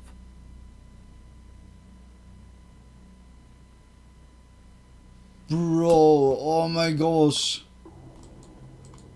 Oh my gosh. Oh my gosh, this is yeah crazy. Hey, this whole story. Everything, this is yeah fucking. This was now like shocking after shocking after shocking after shocking moment. It was like boom, and then this happened. Boom. Oh my gosh. That was like smashing me over. Holy shit. Cause her sister's death and did only 26 months. Yeah, I was also thinking, dude. Oh my gosh, what? Why? But yeah, like, okay, when she was yeah on parole in there, or if then on parole out, then it was yeah like then she was yeah on good guidance going out, I guess. That she was yeah behaving inside there, who knows? But it's then also like then she was again in prison with a loaded weapon. Bro, it's like crazy. Holy shit. Sometimes it's unbelievable. This oh, sorry, I'm not yawning, sorry, eh? But this is I'm like I said, that was now fully like full head collision, like really, eh? Damn. It was only 10 minutes. Damn. Holy shit, eh? Like Lazy Masquerades already like big props. That was like so Someone already like someone fragile. Dude. And we'd like to think if they were ever in need of help, that strangers would treat always them with the stay same hydrated, humanity, guys. dignity and care that we would. But sometimes, people can be dangerously disappointing. Fermin Delgado Pinto was born in Peru in March of 1933 and spent most of his life working the land. Those who knew him described him the same way. A gentle, friendly, devoted family man. Fermin loved fishing by the coast, but long walks were his favourite pastime. He'd spend hours rambling all over the place, and no matter how far he ventured, he never had any trouble finding his way home. By 2011, Fermin's daughters and granddaughters had settled in Chile, and he decided to follow, moving into their home in Peñalolén. By then in his late 70s, he still insisted on living an independent life. He was getting on a bit, yes, but he was still healthy. Mm? He took no medications, showed no signs of dementia, had no cognitive impairments. He was sharp, lucid, self-sufficient, and he would remain that way right up until the day of the incident. In March 2018, one of Furman's daughters, Lily, celebrated her 25th wedding anniversary. As a surprise present, her husband had secretly organized a trip back to Lima to visit family members. Furman found out about the trip and insisted on coming along. He wanted to see his relatives back in Peru again. Who knows, he thought. It might be his last opportunity. Of course, Lily's own flights were already booked by the time he found out, so Furman had to purchase his tickets separately at the last moment. He was able to book a seat on the same plane as his daughter for the outbound flight to Lima, but worryingly, would have to catch a different plane on the way back. Furman may have been capable for a now 85-year-old, but he was still that, an old man. Lily knew that solo travel could be stressful at the best of times, and she was concerned about her father's ability to navigate the airport alone and deal with all of the rigmarole that comes with international travel. Oh no. But LATAM, the airline that would be flying does him he home, go assured in a her way that Furman would be that assisted he the gets entire lost way. and He'd be helped off the plane after landing, just placed in a disappears? wheelchair, guided through customs, to the baggage claim, and out to meet his family, who'd be waiting for him on the other side, all at no extra cost. And so, feeling reassured, Lily helped Furman book his return flight to Chile. Furman and Lily made it safely to Lima, and celebrated her wedding anniversary with their Peru-based family members as planned. After that, they enjoyed a 2-week holiday. Then, on April 2nd, they returned to the airport, ready to catch their flight home. Furman's flight was scheduled to leave 2 hours before Lily's, so he... Sorry. Why not? Like, when yeah, like 3 are flying, 2 have like the early flight, and the grandpa, or the, like, Furman's. Oh, I hope it's then said now the wrong name. Yeah, like, just the elder guy, that he's flying later. Why they didn't switch? Like, one just goes here, and the older guy could go, like, with her, when they are already worried. Like, I hope they did that. Did they do that? Please. He'd be stepping through the departure gates first. Lily knew that her father would be getting all the assistance he needed from the airline. But just to be safe, she also made sure that he was wearing a credentials sheet with his name, address, and her phone number on it. And with that attached to his person, Furman hugged his daughter one last time and stepped through the departure gates. I don't hope back at Arturo Marino Benitez International Airport in Chile. Like, several of Furman's other family members were waiting at Arrival Gate 4, ready to greet him and help him back home. His plane was scheduled to land at around 5:30 p.m, but an hour passed, and the old man still hadn't appeared. Furman didn't own a mobile phone, oh my gosh. And so at first, his family I was assumed like that he was already simply thinking delayed. about it. And so they waited, and waited. After a while, their impatience turned to confusion, which then turned to panic. His family approached airport staff, who were less than helpful. They wouldn't confirm whether Furman's flight had actually landed, wouldn't allow them into the baggage claim area to look for him, wouldn't entertain the possibility of making an announcement, and repeatedly told the family members to wait patiently. Unsure of what else to do, they contacted Lily, who was still in Peru, waiting to board her own flight. She confirmed that Furman had caught the plane home, that it had left on time, and that he should be there. She spent the next 4 hours in the air, not knowing whether her father was lost, injured, or worse. By the time she landed in Chile, nothing had changed. Furman was still missing, and airport staff remained just as obstructive.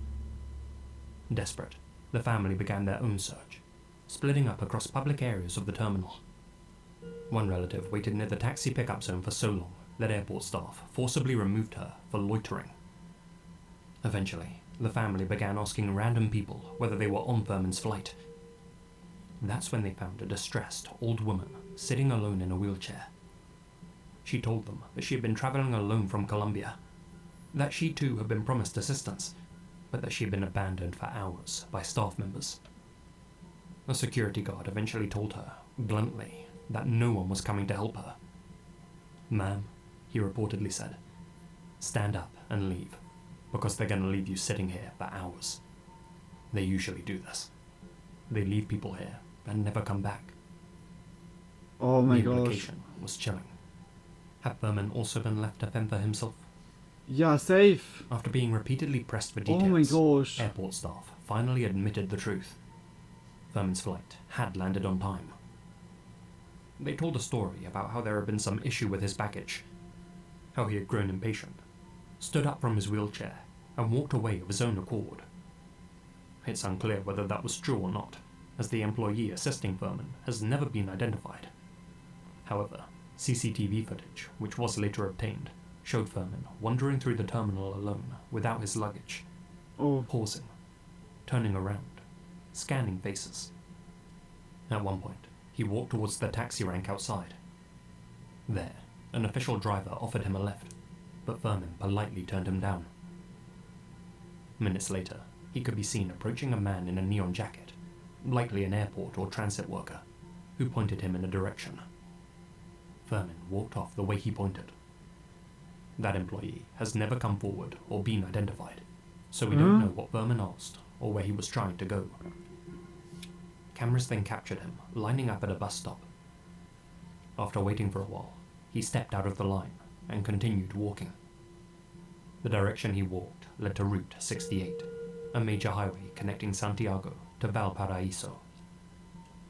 After seeing that footage, Thurman's family filed a missing persons report, one which wasn't validated by the authorities for 5 long days. Oh, then like by the whole During that street time, Thurman's family could have searched for him something alone. happen. Oh my gosh. They printed flyers, knocked on doors, searched the area around the airport, checked hospitals, checked morgues, but no sign of their loved one turned up.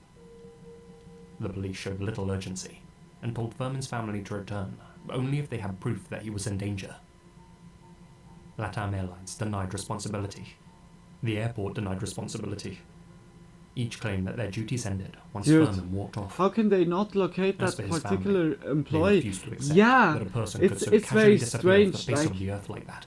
whether this dude was Had he never fallen down a working manhole, there or so, wandered into the mountains, and was just a random been dude, picked up by a driver with evil intentions.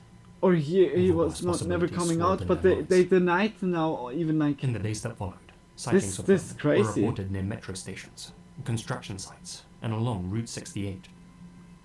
A security guard recalled an elderly man matching his description, saying that he was heading to Mapocho. Following that vague lead, his family expanded their search, and, in doing so, discovered multiple other confused elderly people living rough on the streets. Unbelievably, many of them had simply been abandoned in the middle of nowhere by illegal taxi drivers. They had been picked up at the airport, and when it became clear they didn't have enough money to cover their fare, were dumped on the side of the road. Unfortunately, such cases are far from unheard of. Holy shit! An elderly person I'm sure gets they left to could fend for locate themselves, them. They and, just unable won't. to get Yeah, home or contact yeah. loved ones, For winds up I think living also homeless, that's for sure. or worse, is Just not- intercepted by a criminal gang and forced to beg to line their pockets. Oh, Thurman's that could family also now be. strongly believe that I- the same fate befell him. They just don't want That he was picked up bad by a dodgy publicity, taxi and was they abandoned just don't somewhere far from deny home, it also far before from completely. civilization, and that nobody helped him. This is really He had also only fucked up. 9,000 pesos in So his pocket elderly at the time guy of his here, vanishing. always Around like $15 US at the time. always against them, Far from like enough to whether cover like his fare home. scamming or just hurting. It's Terribly, like what the fuck. Thurman Like? was never seen or heard from again. Whether he became another disoriented homeless person or perished somewhere remote, his fate was entirely preventable had just one person done their job correctly. Yeah, really. No staff members were ever charged with negligence in relation to Thurman's disappearance. Some probably never gave him a second thought from that day on. And if this case teaches us anything, it's that sometimes it's not people's malice we should be fearful of. It's their indifference. I hope he's somewhere. Thurman's family continue to cling But on to they the could- hope that he's still out there somewhere. A prospect that feels more remote with each passing day. If you live in Santiago or nearby, please keep an eye out for this man. I'd like to end this segment by shouting out Yulai Saib. She covered this case while in contact with Fermin's family, and her coverage was a really helpful source of information. Oh, Spanish very nice. speakers, go check her channel out. Yeah, definitely. Also, a shout out to Moondog151 over on Reddit, whose English language write-up of this otherwise regional case Also inspired very me to look into the interesting mystery one. in the I first really place. hope Fairman is like very still around. But damn, like that is very unresponsible from the airport. Also the treatment, it's not very nice.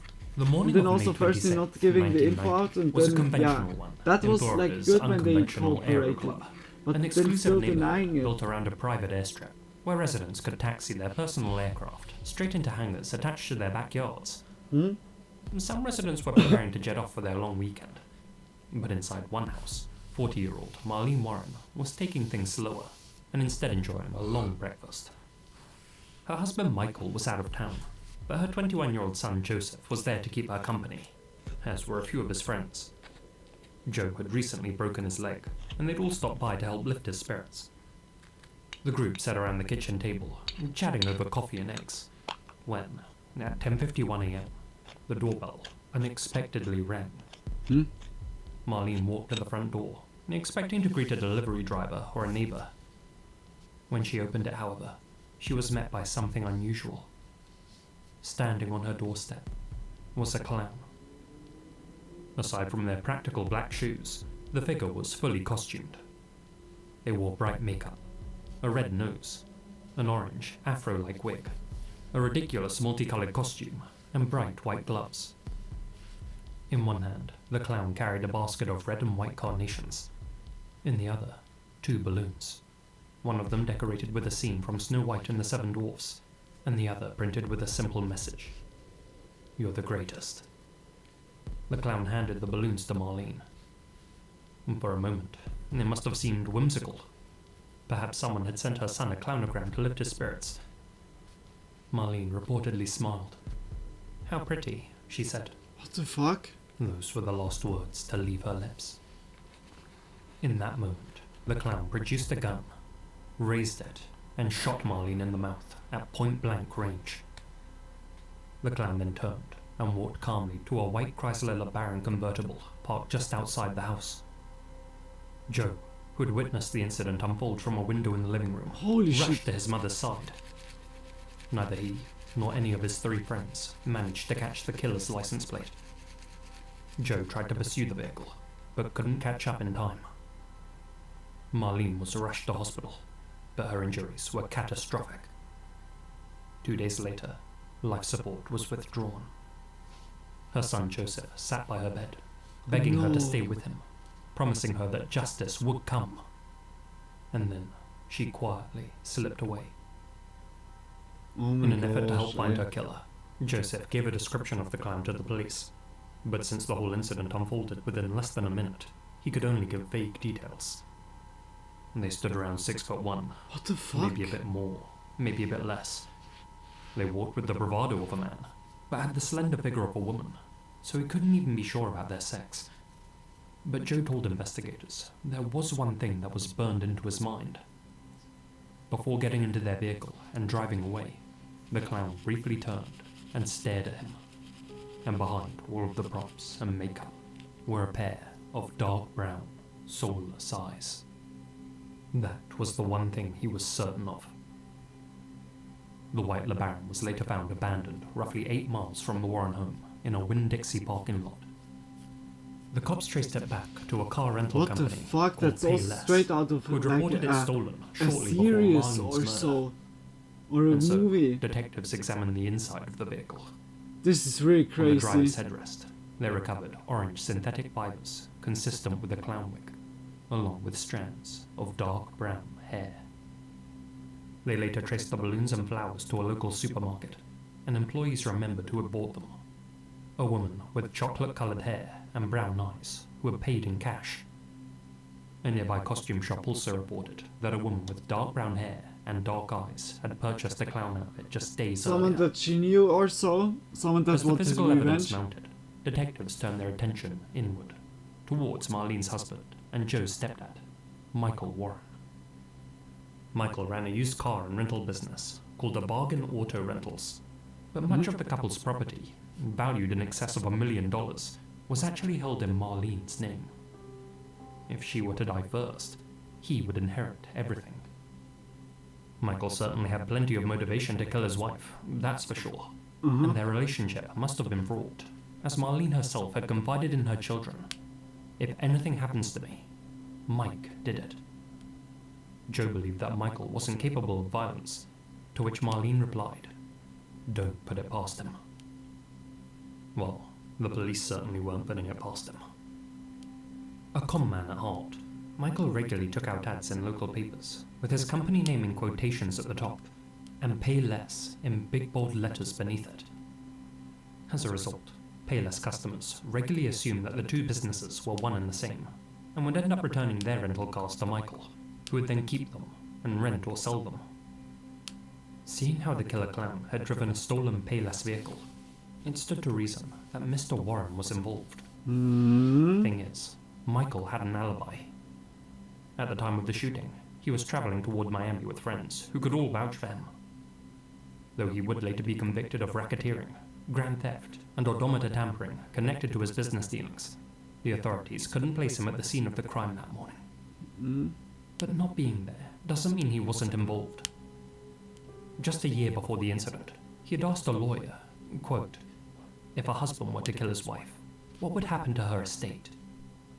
Assuming it to be nothing more than a hypothetical question, that's the very lawyer suspicious. replied, if he's convicted That's of murdering fucking his very wife, suspicious. he wouldn't inherit. But if he were convicted of a lower charge, he would. Ladies and gentlemen, we Not got only him. that, but if he had a friend do it, and they couldn't tie him as an accessory, FBI, he'd open get up! away scot-free. I can say. And so, attention shifted to someone else. One of Michael Warren's employees. A then 27-year-old woman named Sheila Keene. She was described as a bubbly and gutsy woman who had been repossessing cars for his business for the past 5 months or so. She was fairly tall, slender and pleasant looking, but her most defining features were undeniably her dark brown eyes. Sheila didn't have any personal connection to Marlene. There's no indication that they had met or even spoken. But unbeknownst to Marlene, the two of them were actually embroiled in a romantic rivalry. According to reports, Michael and Sheila were seeing each other behind Marlene's back. When questioned by investigators following the murder, Sheila denied the affair, but two of her neighbors said that they saw her and Michael together so frequently that they assumed the two were married. Despite playing dumb, in 2002, 12 years after Marlene's death, Sheila did tie the knot with Michael and became Mrs. Keene Warren. Whether she was involved or not, many found it suspicious that Michael married the prime suspect in his first wife's murder. After the wedding, Sheila underwent something of a metamorphosis. She dyed her hair blonde and began introducing herself as Debbie, as if she were trying to adopt a new identity. She and Michael opened a burger restaurant called the Purple Cow, where employees described Mrs. Keene Warren as an aggressive and mean boss. They had all heard the rumors, of course, that she had killed her husband's former wife, but all of them thought it was nothing more than a weird joke. A joke which Sheila, or Debbie as they knew her, played into. She enjoyed Holy it so much, in fuck. fact, that one Halloween, she turned up to work dressed as a clown. Oh no. Shown here in this photo. Her employees noted it was one of the few times they had seen her genuinely smile. But could the new Mrs. Keene Warren have wanted to marry Marlene's husband so much that she would kill for the privilege, even if that meant killing an otherwise innocent stranger? Holy fuck. Well, if the clown shoe fits. Fibers consistent with those found in the getaway car were later recovered in Sheila's home. Hair samples recovered from that vehicle were also microscopically consistent with hers.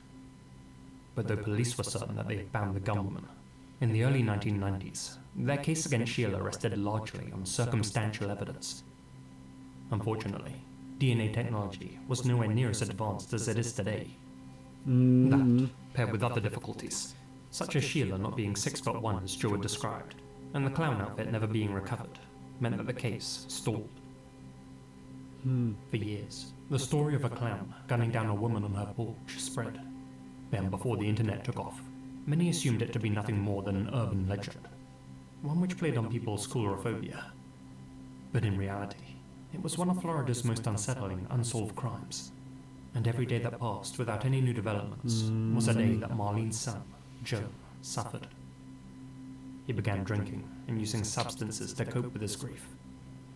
Oh, my condolences to Joe him. would eventually face down his demons and clean himself up, and, decades after the loss of his mother, was offered a glimmer of hope that the killer clown would be unmasked. Oh? In 2014, Oh. the Palm Beach County Cold Case Unit reopened the investigation into Marlene's slaying. Advances in forensic science allowed evidence once considered inconclusive to be re-examined. Oh? In time, they were able to prove that the hairs found in the abandoned Leporem did in fact belong to Sheila Keene Warren. 3 years later, in September 2017, Sheila was arrested in Virginia and extradited to Florida, where she was charged with first-degree murder. In April 2023, she pleaded guilty to second-degree murder as part of a plea agreement after prosecutors withdrew the pursuit of the death penalty. She was sentenced to 12 years in prison. However, in November 2024, she walked free after serving just 18 months, having received credit for time spent in custody and for good behavior. Why Sheila Keene Warren decided to disguise herself as Bozo that fateful morning has never been answered, but it may have had something to do with Marlene's open fascination with circus clowns. No. Marlene had painted Hey, like, her- this is... Hey, the real clowns is like literally like those guys that just fucking really... Oh my gosh.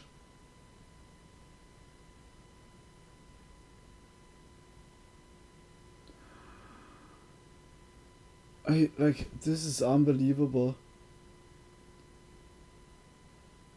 12 years and she got released after 1.5 years. 18 months.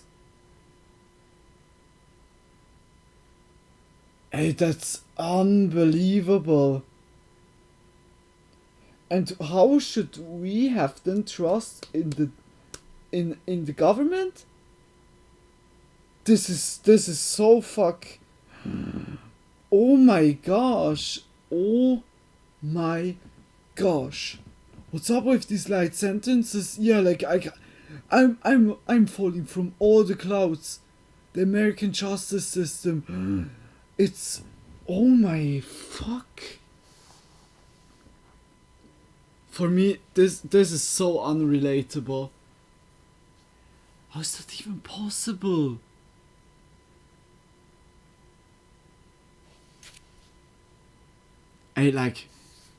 There needs to be a law that when it's under good behavior, that it's not like after 18 months happening, that you can make minus maximum a year or so.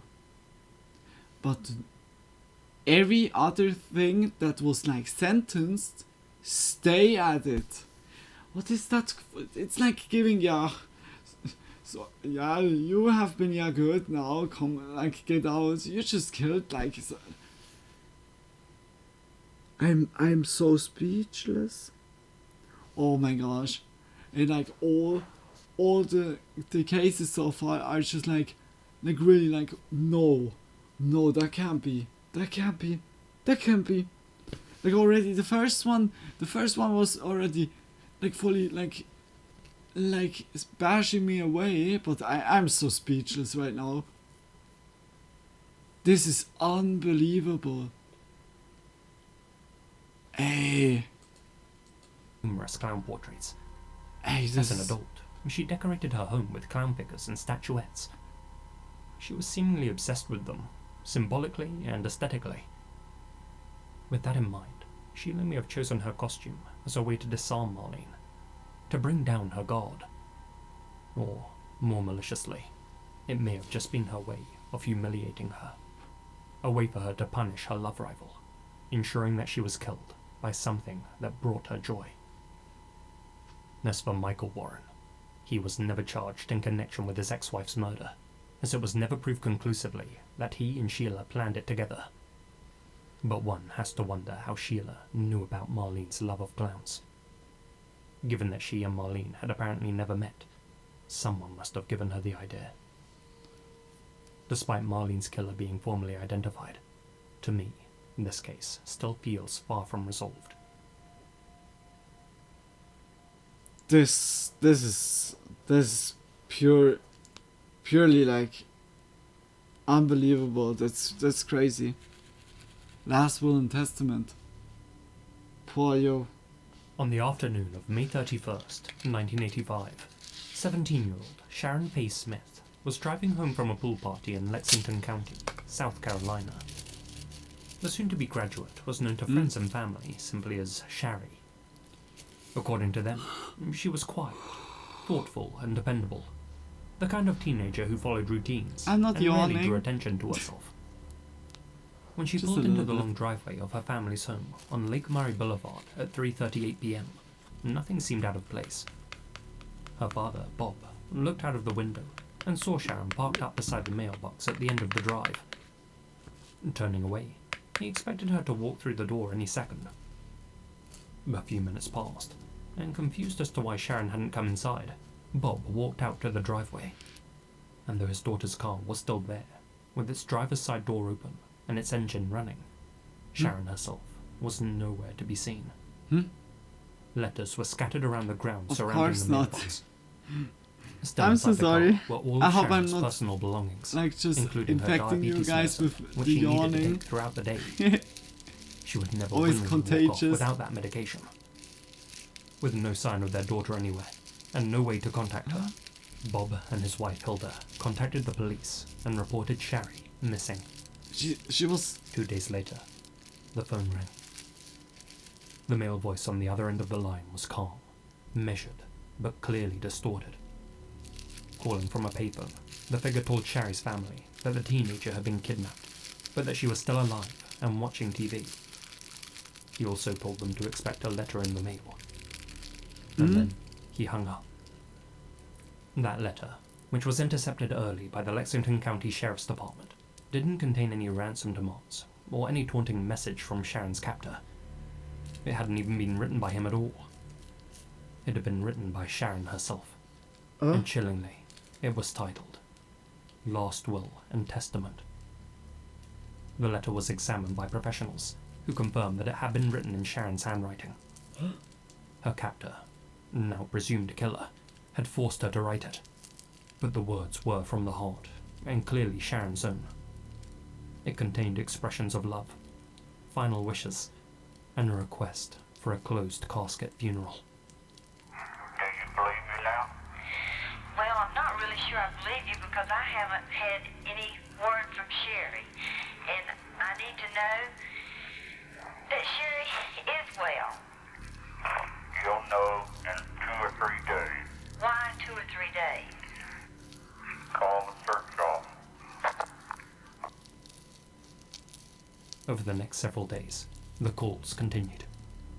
Sometimes the man would talk for only a few moments, and sometimes for longer. He usually spoke in the present tense, hinting that Shari may still be alive. During one of those phone calls, the man read from Sharon's will. In another, he worryingly stated that Sharon was part of him. 3:10 a.m. Saturday, the 1st of June. She handwrote what you received. 4:58 a.m. Saturday, the 1st of June. Okay, Saturday, the 1st of June, 4:58 a.m. Became one soul. Became one soul. What does that mean? No questions now. Please, till Sheriff Metz, search no more. Blessings are near. Do not kill my daughter, please. I mean, please. Love and miss y'all. Get good rest tonight. Goodbye. Wait a minute. He's gone, Mom. Whoever the sicker was, he clearly took pleasure in tormenting his victim's family and feeding off their anguish, while also pretending, or perhaps genuinely believing, that he had godlike powers. And then, 6 days after taking Sharon, once he'd had his fun, he called yet again and gave some very specific directions. This is also really fucked up. Listen carefully. Take Highway 378 west to Traffic Circle. Take Prosperity exit. Go 1.5 miles. Turn right at sign. Moose Lodge number 103.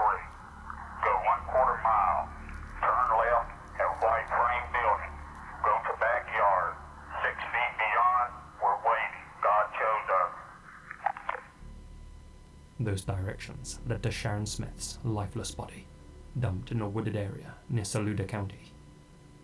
Her life had been ended approximately 12 hours after she had been taken. An exact COD couldn't be determined.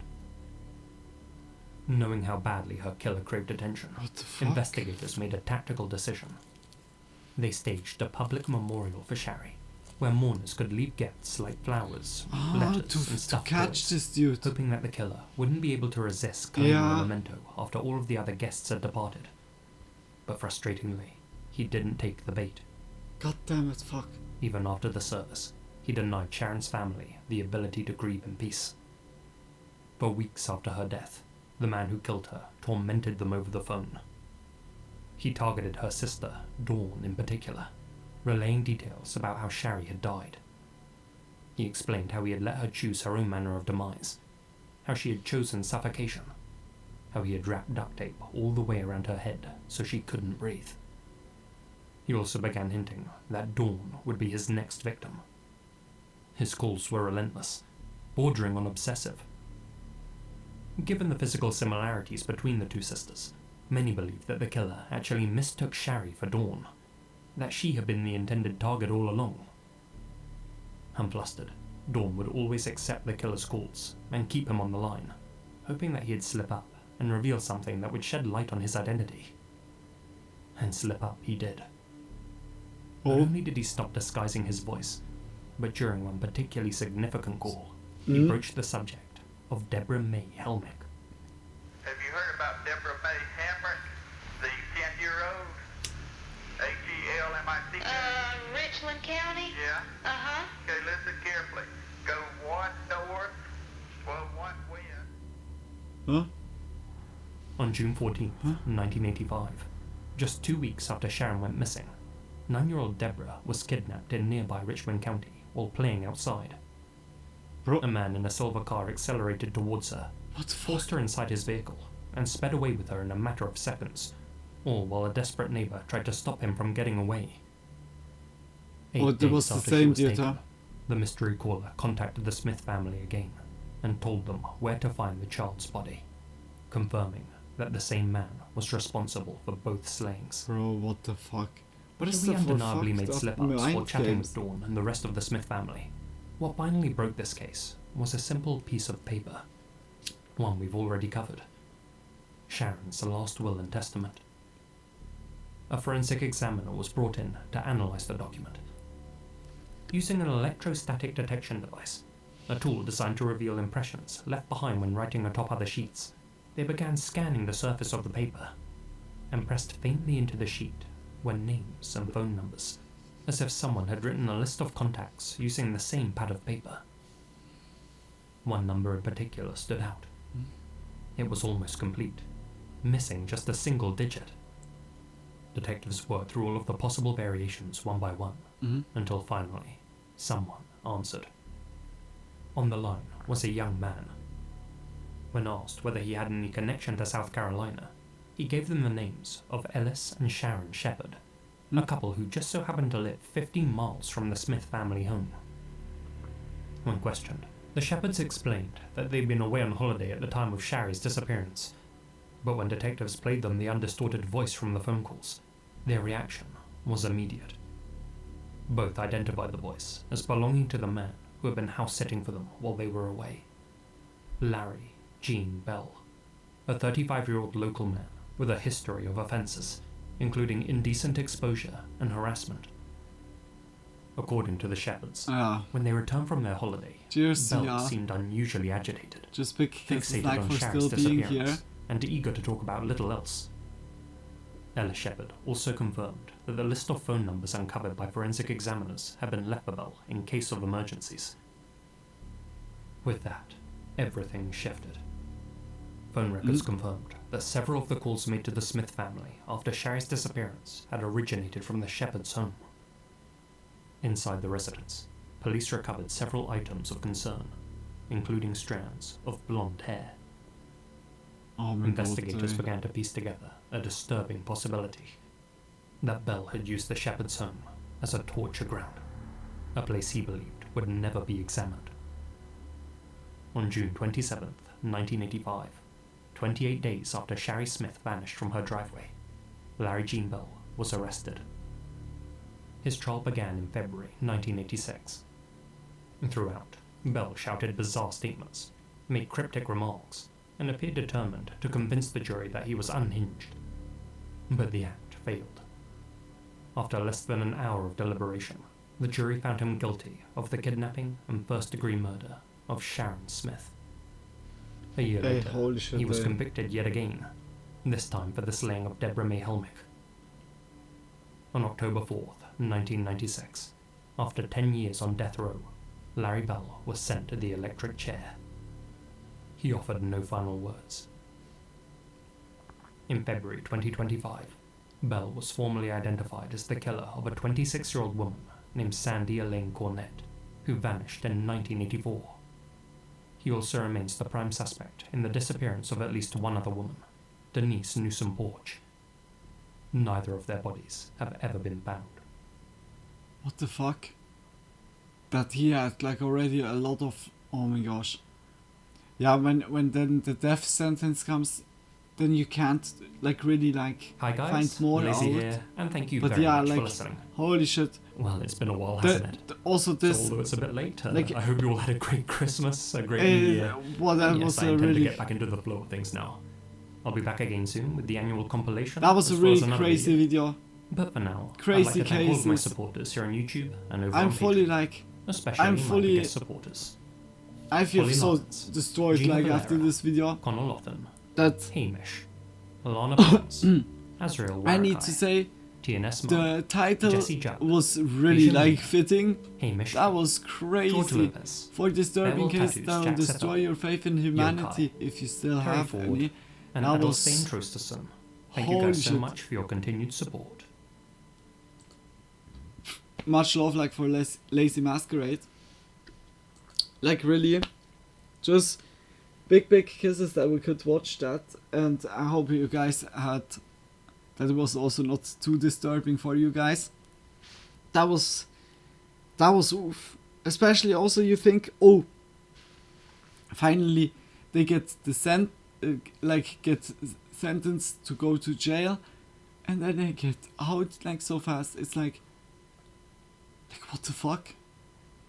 It's like really, oh my gosh. Check out Lazy Masquerade if you want to see more. Always support. Just big kisses. We go now like to 6.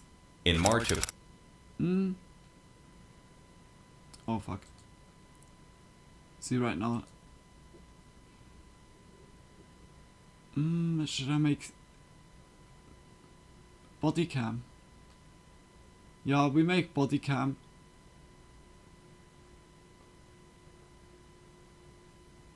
Or did we watch that? Yeah, we watched this. And that's like from Chilling Scares. Then that's like the music. Just switching like quickly through it.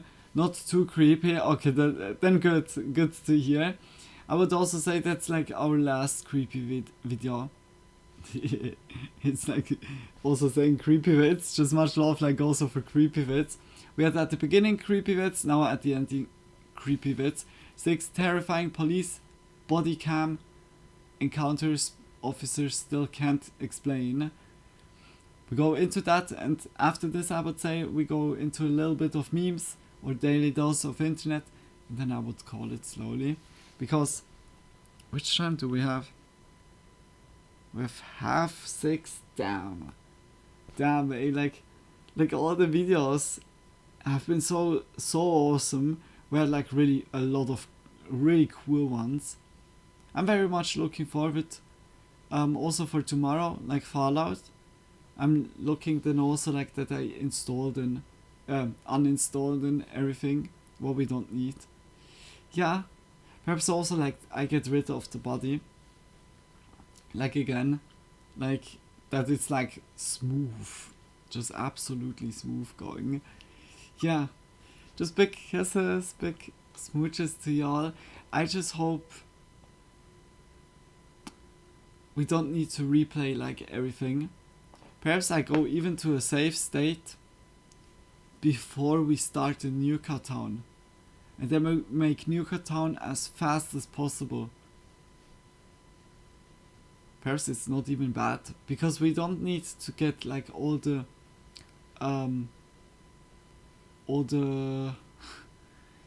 recipe books, or like collect everything in Snip. We can just like make the park, and also leave like Gage in Newcatown. Don't take him as a companion, just go with Ada around, just that we have like full concentration on running through, doing everything. I also don't need to read into all the terminals. Like if it's still not working, then we do it speed run. Then we have a little bit of a recap of Nuka World. Yeah. Just much love, guys. Just big kisses. Let's go into it. 2023. What began as a routine disturbance call quickly spiraled into one of the most dangerous standoffs local police had faced in years. Neighbors reported a man standing outside his home, shouting threats through a megaphone, promising violence, claiming he would kill anyone who came near him. Officers arriving on scene immediately realized this was not an ordinary dispute. He's at the door on a megaphone yelling.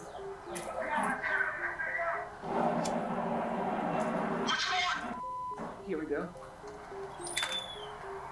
Good morning.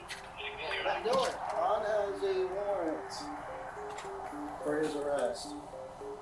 I don't know because we have to take him. He has a warrant for his arrest. Does he have any knives? Any knives? No, guns? They have gun. Fit the gun, have the six yeah. Revolver. Yeah. He has that? Yeah. Well, we're going to try to get out of his range in case he shoots. That's really like a lot of different videos the cops tonight. have the right information, they're going to need to break down the language barrier. So Perhaps her I need to daughter is call soon it on the slowly phone, helping reaction to translate Monday. for the officers, ensuring the cops can properly assess the gravity of the situation without second-guessing themselves. Who is this? Right about that. Oh, hello? Hey, this is Officer Miller with Charlotte Police. We're just trying to clarify with the language barrier for your mom, but Ann has a order for his arrest to go to jail. She's advising that he has what we can best tell is a revolver, a gun.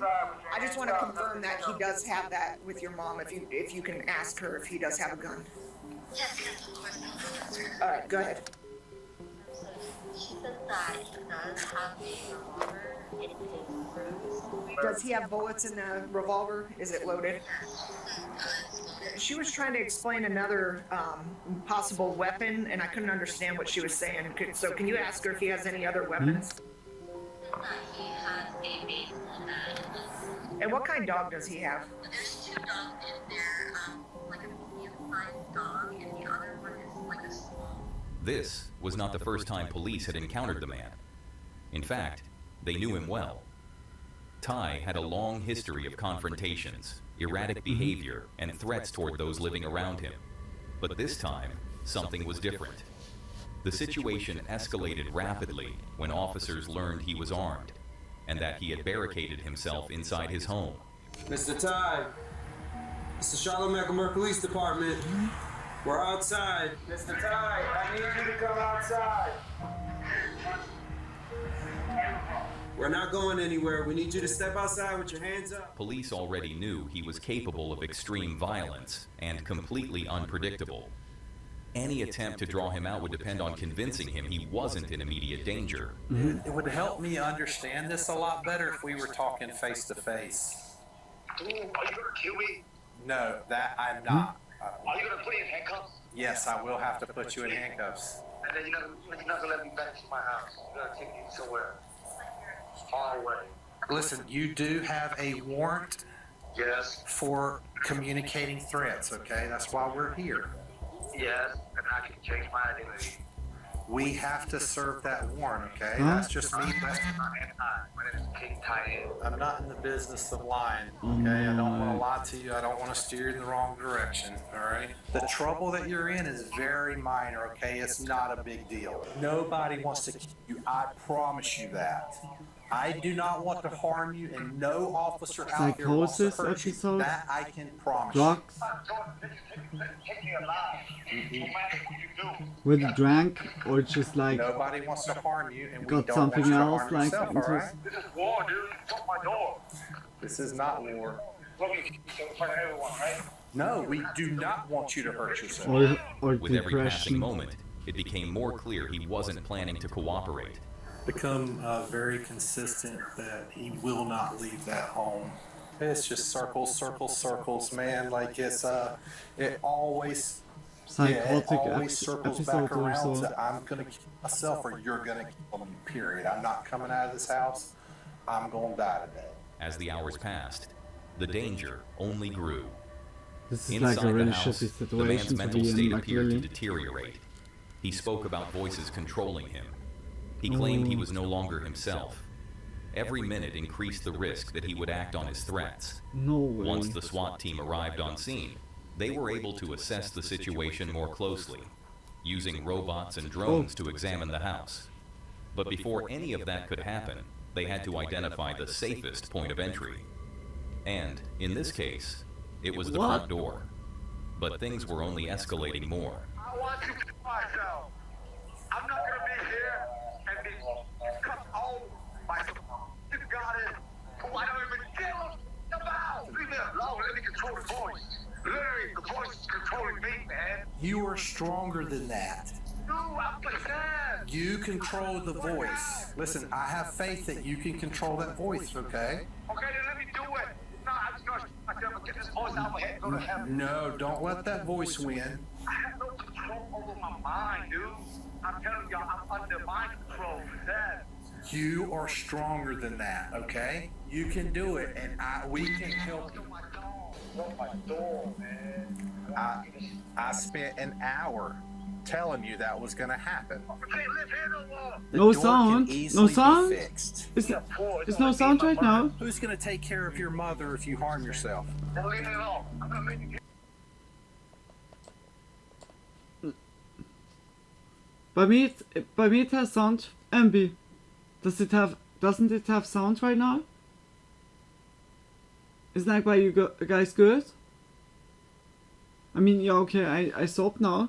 But do you hear me, MB? Oh. I need like really to put the headphones into the other ear. Ah, that sound. Like, by me it was also good. Was like quickly frozen screen. Do you have frozen screen right now? By me it looks like everything is good going. I don't know, like perhaps quickly like refreshing. Be right back. Yeah, definitely. Just hopefully like you can fix it, or that it's just a hiccup. I think we're gonna wait quickly. Like, I don't want to continue now. Like, MB was here also looking. Just cheers, first of all. Cheers to you all. And also, like, it's like very crazy sometimes what the mind can lead also. Cheers to you all.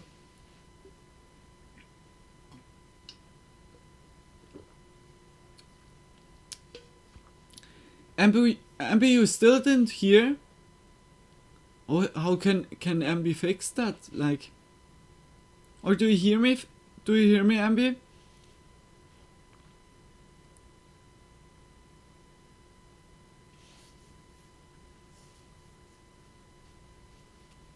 Is like everything working by ya?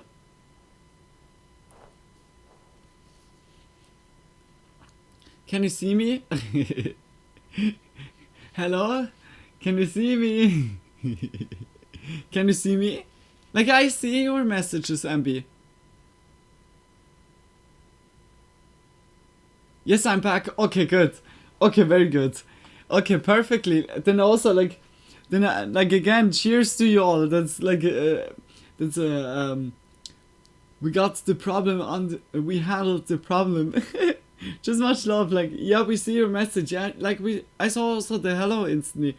Cheers to your hydro pump.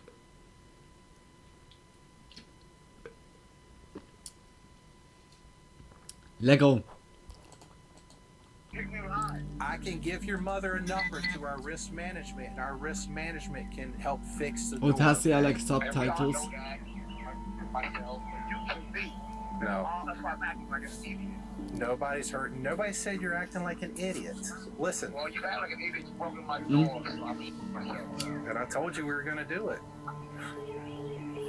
He hang up on you. All right, well, we're sending a robot in up the steps if we can.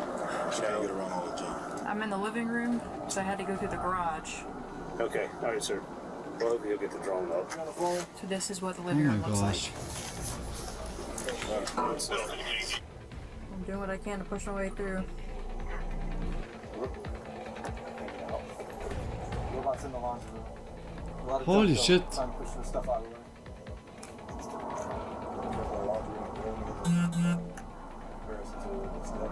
Yeah, she's got to go all the way around. I could try to push it through the front door, but I can't promise anything. The drone was destroyed, but it gave police exactly what they needed. They now knew which room he was hiding in. Moments later, after a second drone was taken out, Ty suddenly appeared at the front door, armed with a handgun. What he didn't realize was that he was already in the sights of multiple sharpshooters positioned around the house, each with a clear view, ready to fire if he posed a threat to officers or anyone nearby. Trying to put the door back up, it looks like. Gun in his left hand. Shot out. Shot out. He went back up the steps. He disappeared back into the house, but the standoff was far from over as darkness Damn, settled in. whole situation here.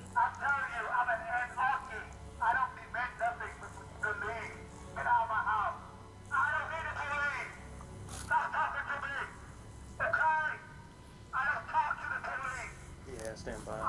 Get the window open, kind of looking out towards my direction. On the medical.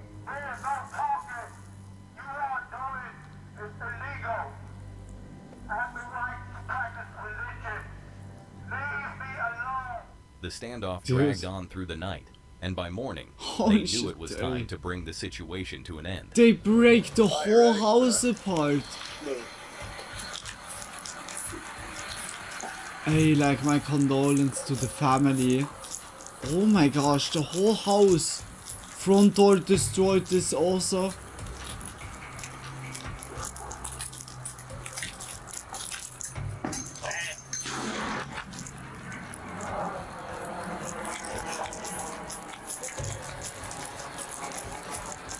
Why did they do that now? Very good. Yep. Alright, move yourself.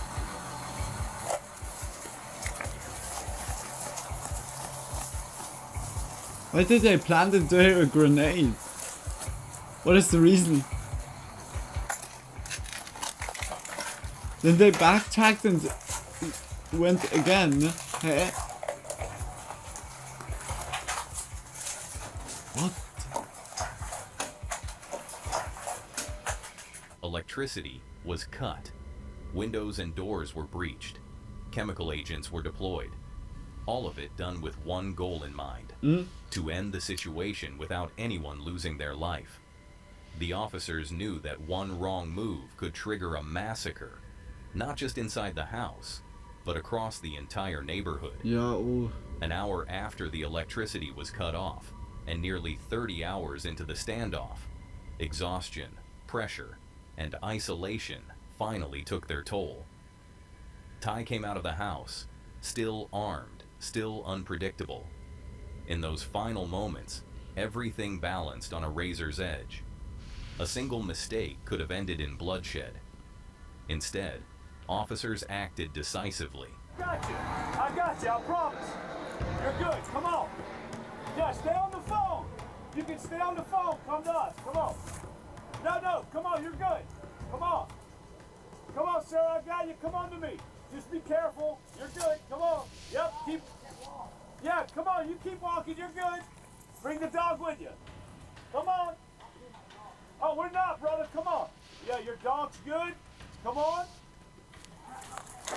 Okay, yep. Hey, I'll take over verbal so you can make a call on the other side. Keep coming to us. We're not going to shoot you. You keep coming to us, you're doing good. Just You're fine. Keep walking towards us. Keep your hands ready. You're good. You're good. We see your dog. We see your phone. You're good, Auntie. Keep walking towards us, brother. You're doing good. Can we move? He's facing away. Bang him and move. Yeah. Move. Get on the ground. Don't kill my dog. I'm coming. Don't kill my dog, please. I'm coming. That's why I beat my back. The weapon was recovered. The suspect was taken into custody. No officers were killed. No neighbors were harmed. And it's like really like always cutting off the air, like for me, some moments what the footage where it's like, holy shit. Isn't just a police operation. It's a reminder of how quickly instability can turn into imminent danger. Yeah. And how thin also the line is between a peaceful resolution at the and beginning. Irreversible tragedy. It was a standoff driven by a visible threat. A man, a weapon, and hours of escalation. The next incident begins just as routinely, but ends with no clear explanation at all. Quick interruption. If you're enjoying this video, why not hit that subscribe button? We're on a mission to hit 500,000 subscribers, and when we do, just support. fans will win a limited edition Creepy Vids hoodie or shirt. Right now, 61.4% of you watching haven't subscribed yet. It's completely free, and your support helps us make even more awesome videos. I'm like underneath the 38%. Don't miss out. Subscribe now, and let's get back to the video. Let go. A user known as Paranormal9886 shared what appeared to be leaked police body cam footage. Footage the uploader claimed was later removed by the department after viewers began reacting to what it showed. Huh?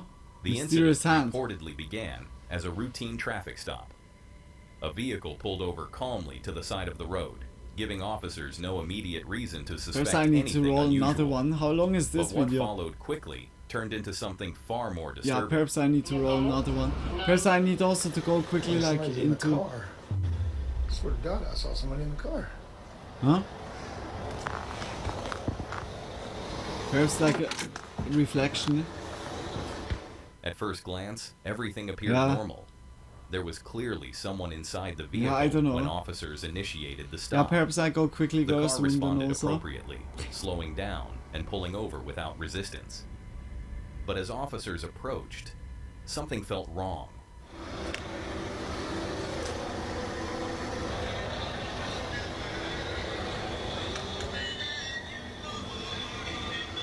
This is some spooky. The driver's seat was empty. Grab a snack if you need one. No visible That's occupant. not even a bad idea. A Hopefully moment I that can have defied some. logic. Just big Especially given kisses. that police Hope had also been you guys directly have like behind the nice car little the snack entire or time. drinks. Yeah, just big kisses. Or just nicely like also smoke. Swear to God, I saw somebody in the car. I'm definitely gonna roll in another one.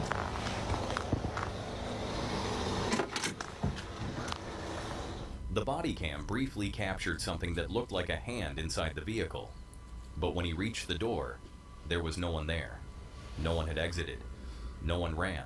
Damn. No one was seen fleeing Going the to scene. have some chocolate The pudding. question lingered in the air. Oh, If very no one nice. left the car, Or then then enjoy. or what had been driving it? Just To always this nice, day, like there has dessert been no a official little bit. explanation. Whether the footage captured a visual glitch, Yeah, a I misinterpretation, think or that's something just a that reflection. doesn't fit within normal understanding remains unresolved. And that uncertainty is what continues to haunt viewers. The possibility that for a brief moment, officers encountered something that simply didn't belong in the human world. But in the next one, there was no mystery.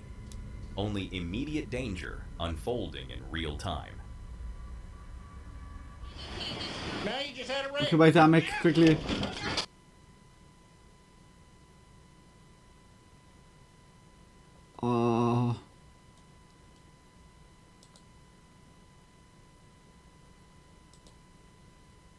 Holy shit.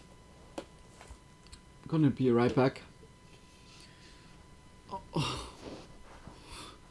That was crazy, like screenshot also, like. Okay, wait quickly.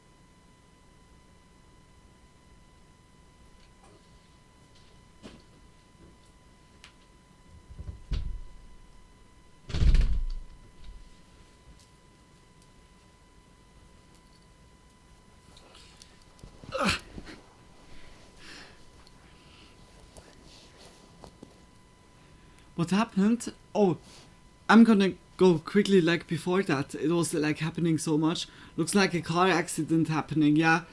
Okay, wait.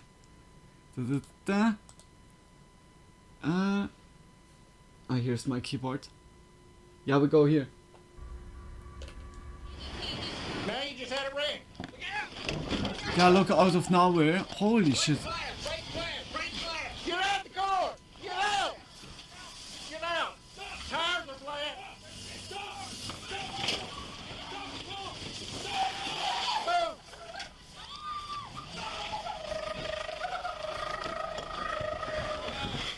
What the fuck?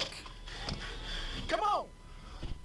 On the afternoon of July 15, 2022, police in Byron, Georgia, were alerted to a vehicle driving recklessly along Holy Highway shit. 42. Witnesses fuck? reported an SUV swerving into oncoming traffic, narrowly avoiding head-on collisions as it approached town. By the time the vehicle reached the intersection of Highway 42 and Highway 49, the danger had become so obvious that multiple civilians stepped in, using their own cars to block the SUV and prevent it from continuing. Byron police officers were met with a driver who refused to cooperate. She wouldn't answer questions, she wouldn't follow commands, and she wouldn't exit the vehicle. Officers positioned stop sticks beneath the tires, hoping to disable the car if she tried to flee. Then, without warning, the situation exploded. Man, you just had a ring. Holy shit. Break glass! Break glass! Break glass! Get out the car! Get out! Get out! Tires are flat!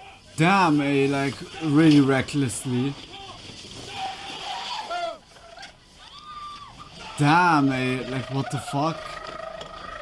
The driver suddenly reversed, slamming into a vehicle behind her, before surging forward and striking both a police officer and a patrol car.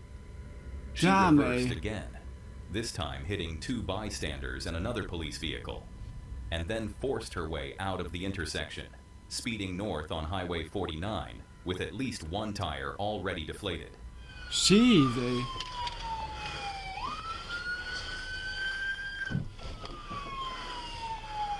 Like here and there you make the situation just worse, or like when it's just behaving like this. It's like really, like, what the fuck?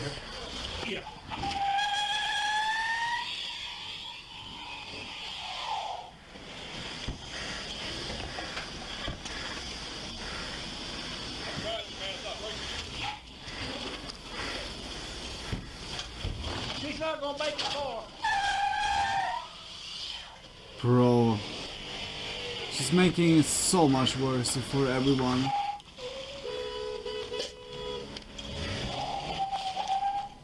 Go. Yeah.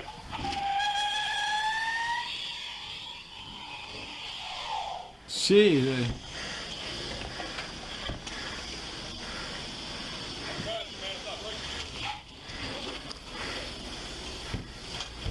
She's not gonna make it far.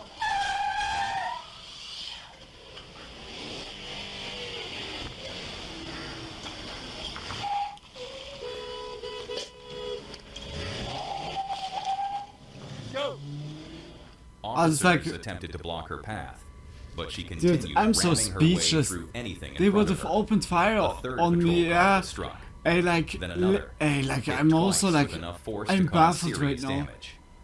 What had Also by begun as a her, traffic she's stop like, had turned into a moving she's weapon, really- with everyone nearby forced to scatter to avoid being run down. like it takes it also fully in price, and they didn't like already cut off like the path or so. It's like also so threat to everyone. They're not even trying to box her in properly. Yeah, like I also thought. Me too, and yeah, like, hey, for real. It's like then also like how, what the fuck is that for audacity? Like reckless through and through, huh? And like, what the fuck?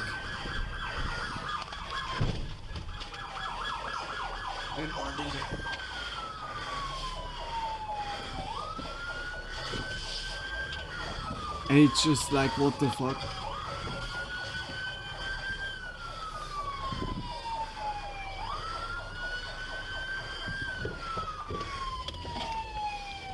Good.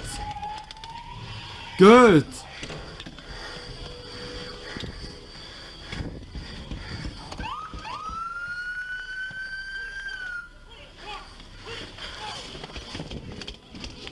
I'm sorry, but she's getting a major pass. Must be related to a judge. Or I have no. They should. Oh yeah, okay. They talked with her before. But dude, that's crazy. It's really like it's unrelatable right now. Holy shit! You just tried to kill 10 people. I didn't do it.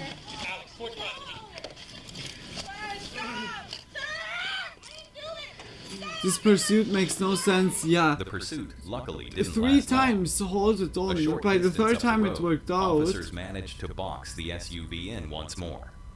This time, they were able to force the driver to stop and take her into custody. No, I didn't do anything.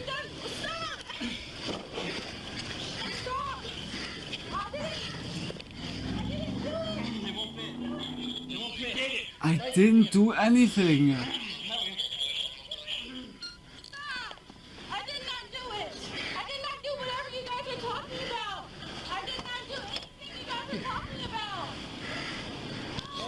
Three police cars. And a couple others. About 3 freaking stop signs ago. A baby was in there. You could have killed that kid. I didn't do anything. Yes, you did. You almost killed 3 fucking people. How? What did I do? Don't even ask how. How? You killed 3 people. Put her in my car. Yeah. She was identified as 24-year-old Sierra Hibbert of Warner Robins, Georgia. And only after the arrest did one of the most disturbing details emerge. There was a small child inside the vehicle the entire time. Miraculously, the child was not injured. No oh my officers gosh. or civilians suffered life-threatening injuries either, despite how close the incident came to ending in tragedy. The Peach County Sheriff's Office took over the investigation, reviewing the damage, the footage, and the actions that unfolded in just a matter of minutes.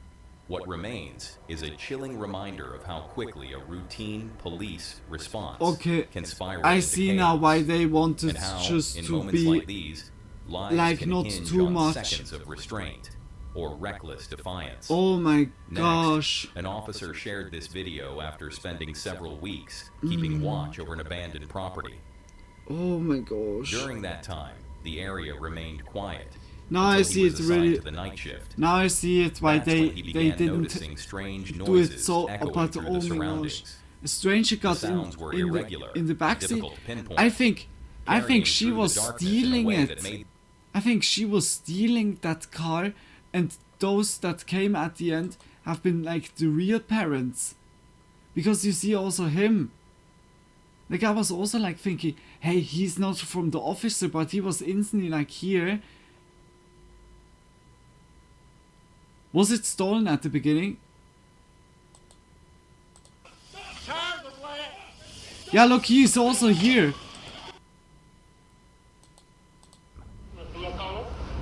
thing that doesn't fit within the next one. But for a brief moment. What? Get out the car! Get out! Get out! Tired of Only immediate danger unfolding in real time. I think that has something more to it. Sadly, we don't see now more, because look, I was also noticing she and him. They knew instantly that there have been people inside. Managed to box the SUV in once more. This time, they were able to force the driver to stop and take her into custody. Why have you done? Stop! Stop! I didn't do it! It won't fit. It won't fit. Get it. Make it fit. Or perhaps she was really the mom. I did not do it! I did not do whatever you guys are talking about! Look, she's now coming to. just wrecked 3 police cars. No, I did not. And a couple others. About 3 freaking stop signs ago, I started saying that I was driving recklessly and I was not. Well, You could have killed that kid. I didn't do anything. Yes, you did. You almost killed 3 fucking people. What did I do? Don't even ask how. How? You killed 3 people. Put her in my car. Yeah. She Okay, was then identified those as are other people. 24-year-old Sierra Hibbert of Warner Robins, Georgia. Well, I'm and so only after the speechless. arrest did one of the most disturbing details emerge. There was a small child inside the vehicle the entire time. I'm so Miraculously, baffled. the child was not injured. No I don't think so. I think it was an accident. I think also it's like the mom itself. That the other is like someone was doing the call or so. Reviewing the damage, the footage, and the actions that unfolded in just a matter of minutes. What remains is a chilling reminder of how quickly a routine police response can It's spiral crazy. into chaos. If they're not parents or cops, they shouldn't be given that access. Seconds Yeah. of restraint or reckless defiance. She An should never officer get shared like this video after spending several weeks how is keeping it called? watch over an abandoned property. Driver's license again. During that time, Dude, that's the area so remained fucked up. quiet until he was assigned to the night shift. That's when he began noticing strange noises echoing through the surroundings. Hmm? The sounds were irregular. That was and difficult to pinpoint, really like oof one carrying also. through the darkness in a way that made them impossible to ignore. On this particular night, the unease grew strong enough that he decided to start recording, hoping to document whatever was It's not disturbing really the like silence. spooky stuff I coming. hope you can hear this. It sounds like gorillas fighting in the tree. They're breaking limbs bigger around than me.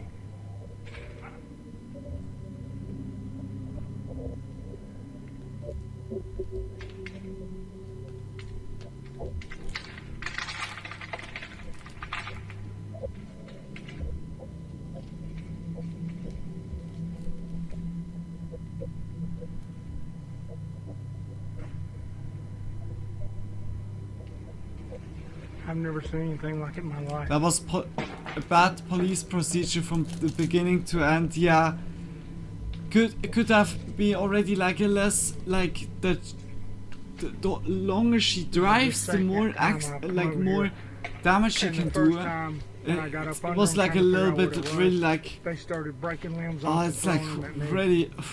and I still cannot figure out what it is. The whole situation was just bad. Look, they're ruining this freaking place. Huh? What in God's name is it? It's bigger than me, whatever it is. Cause it's breaking limbs off that it would take me 2 minutes to solve. Or just breaks normally. Look, that's bigger than me. Look at that! Look at that! Look at that! Look at that! Look at that! What in Jesus' name is doing this? Oh my God! He just took half the tree Must be down. Bigfoot. Everybody run back in the house. Oh my God! Oh my God! Ah, nah, that's like The footage itself is grainy and I difficult think to it's interpret. just the But careful viewing tree couldn't reveals hold it something more. unusual.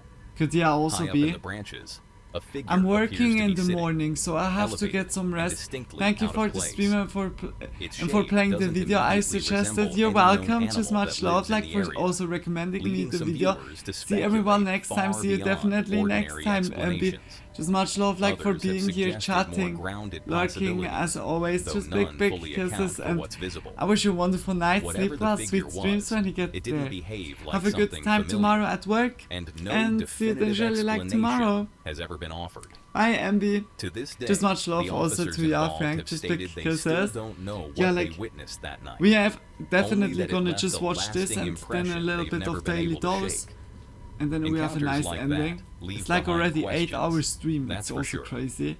But not every confrontation ends in uncertainty. I don't know if that's Some like really escalate like fast an animal in that public, could also be with just a tree. consequences that are immediate and irreversible. But just because it's to your On own. the afternoon of December the 16th, 2025, That was still eerie because in the officers middle in of San night. Diego attempted to so, make contact with a man riding an e-bike through Balboa Park.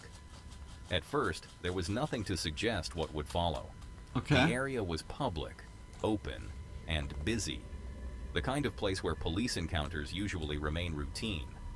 That changed the moment the man refused to stop. Instead of complying, he fled.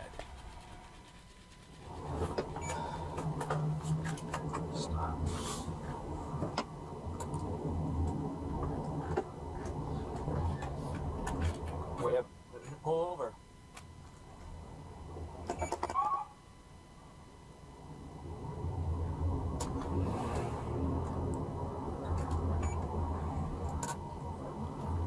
Why we don't see the other view? Hey, pull over. Stop. Stop, guys. What? What began as a brief attempt to pull him over quickly turned into a foot pursuit Again, through the cheers park. to y'all. Officers followed on foot, issuing commands as they closed the distance, trying to bring the situation under control before anyone got hurt. Then, without warning, the chase reached its breaking point.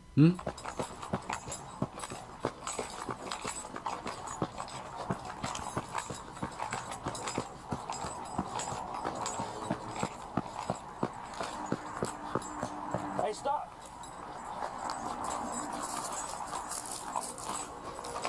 Hey, stop. Oh, fire. Shots fired, shots fired. Drop the gun!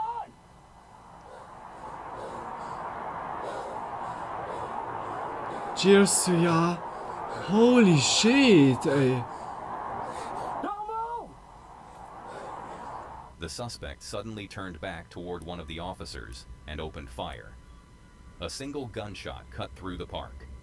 A moment that instantly transformed the encounter from a pursuit into a deadly threat. Yeah, like out of nowhere also. Officer Kellen Taitafa de la Rosa responded immediately, firing multiple rounds to stop the attack. The suspect collapsed to the ground. Through the gun to the left.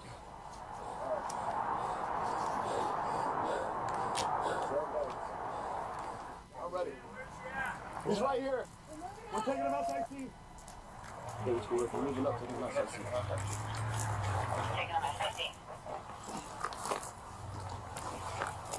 You shot me already 3 times. Additional officers rushed in, securing the scene and taking the man into custody. Damn, Despite being shot multiple times, he was still alive. Officers rendered medical aid on the spot, working to stabilize him until paramedics arrived. He was later transported to a hospital with serious but non-life-threatening injuries. A handgun was recovered nearby, discarded into the brush after the suspect fired. The man was identified as 55-year-old Alan Baker, also known as Tracy Diggs, a convicted felon now facing multiple felony charges, including attempted murder of a peace officer. Officer Tai La Rosa was unharmed. What unfolded in Balboa Park lasted only seconds, so out but of it nowhere, carried consequences that could have been irreversible. In a public Just space e-bike, filled with civilians, and then out a of routine nowhere, contact like doing this. escalated into gunfire. A reminder of how quickly these encounters can turn lethal, and how little warning there is when a suspect decides to pull the trigger. And with that, we move on to these 2 workers who were traveling in an empty ambulance on their way to the scene of an accident. With no patient in the rear compartment, the drive began like any other routine call. The road was calm, the vehicle steady. But as they continued, both the officer and the paramedic began to notice unfamiliar sounds coming from behind them. The noises were subtle at first, but persistent enough to raise concern. Unsure of what was causing it, and aware that nothing should have been moving in the back, they decided to start recording.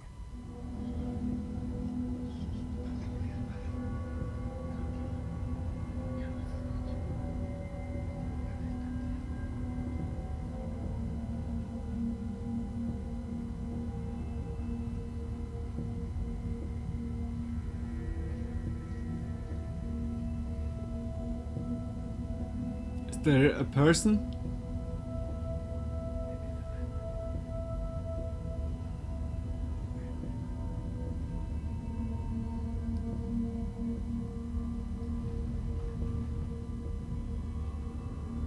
Yeah, there's a person.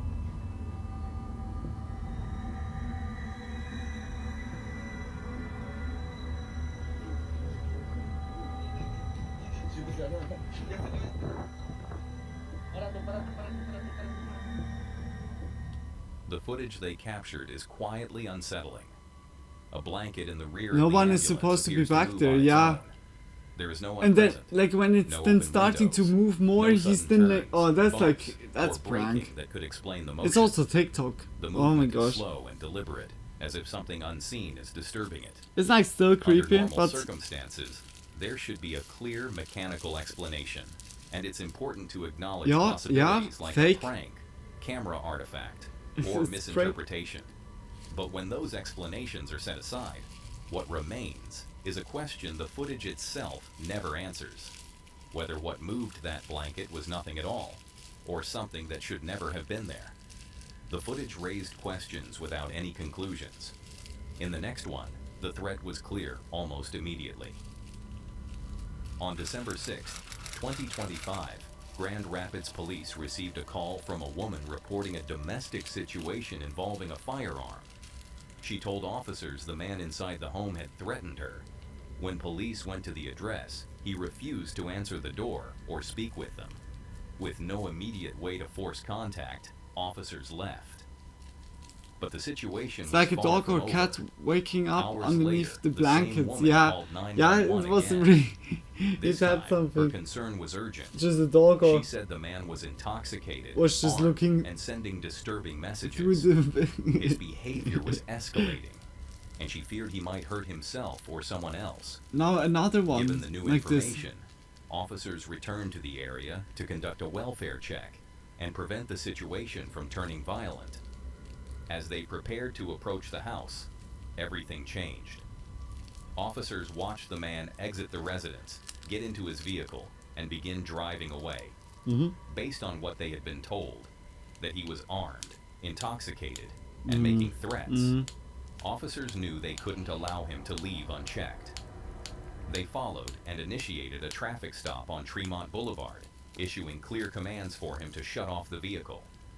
Within seconds, the encounter exploded into violence. Hmm? Slow this down. Closer. Closer to him? Yeah.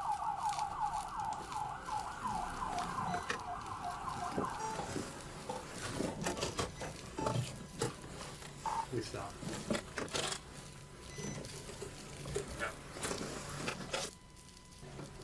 Shut off the car! Shut off the car! Shut off the car! Turn the car off! Holy shit! Cover! Cover! Drop it! Drop the car! Dude, holy shit, ey. Shut off the car! But now from other perspective also, like, holy shit. Shut off the car! Turn the car off!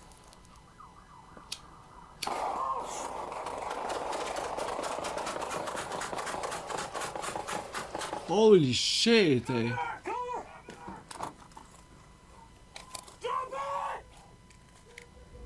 From inside the car, the man opened fire, sending multiple rounds toward the officers. There was no prolonged standoff, no drawn-out exchange. In a matter of moments, officers were forced to respond, returning fire to stop the threat. The gunfire lasted only seconds, but the consequences were immediate. The man was struck and taken to the hospital, where he later died from his injuries. Oh my gosh. Officers on scene were not physically injured. In the aftermath, more details Like, emerged it that makes painted just a worse devastating for picture. everyone. Like, Family members revealed that the man had been struggling deeply in the wake of his son's unsolved killing. In the weeks leading up to the shooting, he had shown signs of emotional collapse, mixing grief, alcohol, and access to a firearm. A volatile combination that ultimately proved fatal.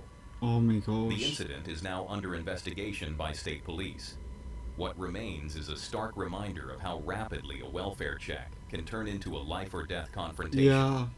And how unresolved trauma left to fester can end not only one life, but shatter many others in the process. Oh And my that leads us gosh. already to the last clip of this video. A group of friends contacted authorities after hearing blood-curdling screams coming from the woods near their property. The sounds were loud, unnatural, and unlike anything they had heard before. But what made the situation even more unsettling was what they discovered when they went to investigate. Multiple trees in the area had been torn completely from the ground, roots exposed, and soil Bigfoot displaced, again. suggesting that whatever had moved through the woods possessed an unusual amount of strength. Bigfoot. The damage didn't resemble Bigfoot, storm fallout Bigfoot. or normal Is it animal TikTok activity, again?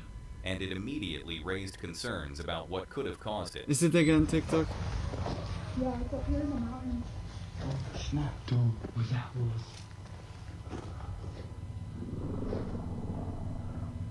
Why my house? Are you guys gonna be okay by yourself?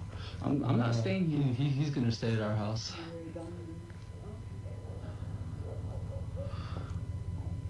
Well, I'm not tripping. I heard that. No, I heard that too.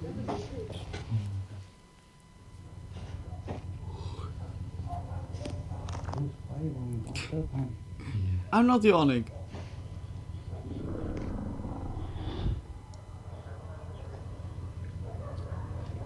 Campfire came up from the mountain. You want us to go back down? Yeah, just go inside, lock the door. Okay. As authorities examined the scene, early theories began to surface. Some initially considered the possibility of a large predator, such as a mountain lion. But the scale of the destruction quickly challenged that explanation. Entire trees had been uprooted, not snapped or clawed, but ripped free in a way that seemed deliberate. The surrounding area showed no clear tracks, no obvious signs that could easily be attributed to known wildlife. In the hours that followed, uncertainty replaced speculation. The location, remote, mountainous, and difficult to access, only added to the unease. Whatever had been responsible was familiar with the terrain. Where are the unrooted trees? I don't see them. Investigation, local belief filled the gaps left by unanswered questions. Residents spoke of something unknown roaming the mountains, something rarely seen but occasionally felt. While no definitive conclusions were ever released about what officers ultimately found, the damage itself remains difficult to explain. For those who live nearby, the I don't know incident by reinforced a them. lingering fear that the woods still hold things that haven't been fully Here and understood there. or documented at all. It will. Now that Some was all for people today, say folks. it was a If you feral enjoyed person. These horrifying clips. Click to see more on the video on screen. That was nice. Guys, just check also Creepy Vids channel out. That was very cool. So, me and my friends were in the bathroom. He was in the girl... What comes now? Like... Evil body cam. All because of body cam, like the... Oh no, the algorithm. The algorithm is instantly... Yeah, it's like instantly everywhere. Also on the side. Dude. In March of 2023. Creepy Vids, just much love. Just check out his channel if you like the video. He has many more like yeah. Now police body cam is also in a way new, but also a lot of camping encounters or abandoned building encounters or disturbing things. Yeah, just a lot of those topics. Just check his channel out and always support it. I think I'm going. What damage? It was nowhere. Like, and also the video, it was definitely a TikTok video. Just, yeah.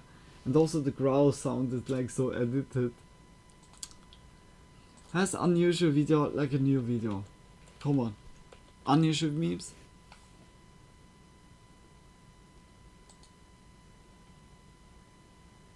Still not. As if still not. No. No.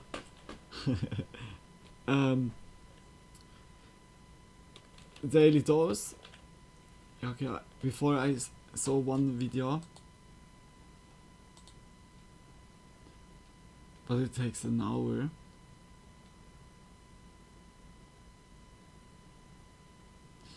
Then we make daily dose. Alright. Oh, we have two. He's cracked the system and the most unbelievable nature videos. Ooh. Ooh.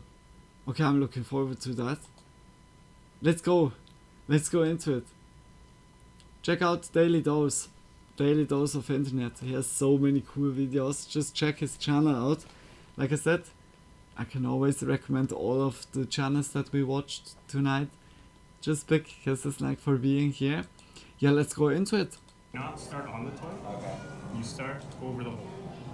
And we swing like this in one direction. Okay. When it's facing the toy, that's when you drop it. Go down, grab it. Oh my gosh. Where the water comes out here?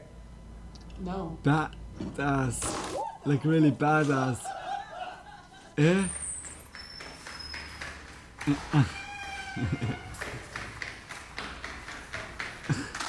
It's so cold when I turn the heat on, even my car don't like it.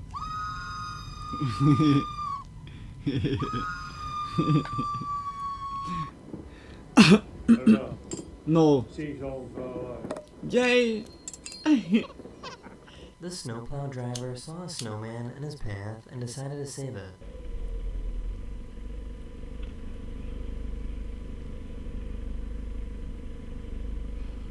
No. That's nice. That's very, very nice. Aiden! I got you a spot right here. Over here. Yeah. Right here. Yeah. Yep. Aiden Alfonso. Second year kinesiology. Yep. I got you, bro. They use artillery cannons to trigger avalanches so that they clear unstable snow after storms.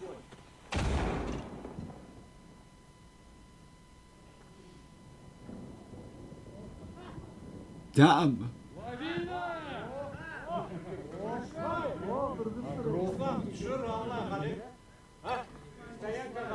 Crazy.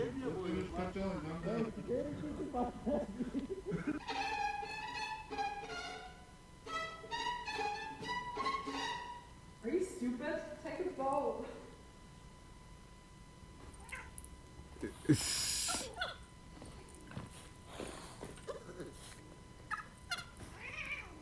Oh they no. found a super cool way to wrap strawberries in marshmallows.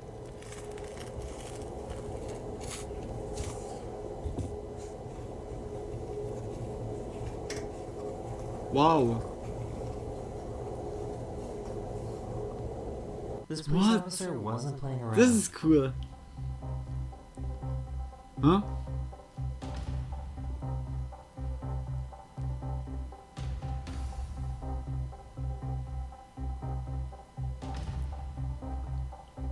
Holy sh... Damn, he was just bending down the fucking door. I can't believe that.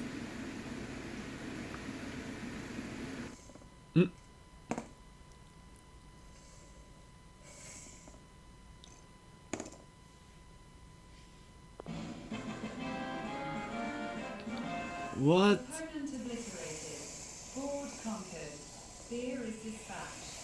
This alligator stuck its snout out of this frozen lake. This is great. That was crazy looking. That's a fucking crazy chessboard. Is that a froggy?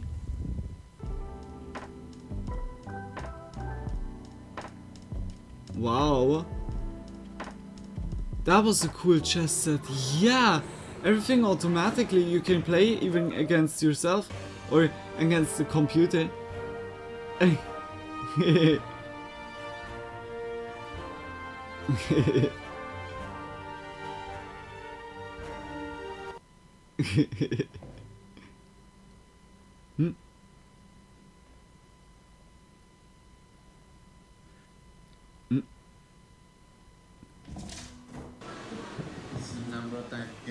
which can be both negative and a positive. The same Wow. time on the background. So it's real magic of collodion photography. Wow. Oh, that was cool. Like how it was like quickly building up. This man rage baited his dog. Dang. Oh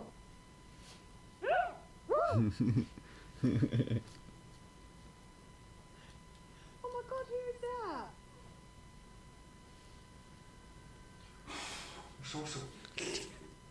These guys made an ice carousel on this frozen lake.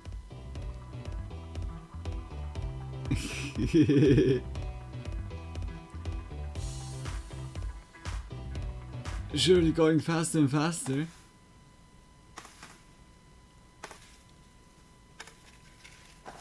What?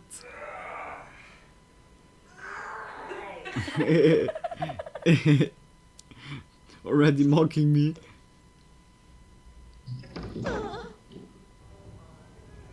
Not always should be written. What the heck?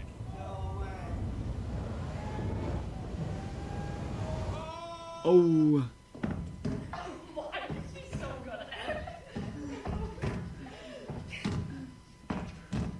it? Two rollers. Yeah, Lance gonna try to match the roller, hits the tree, but gets a favorable redirection. Oh my god. No way that just happened. Sick.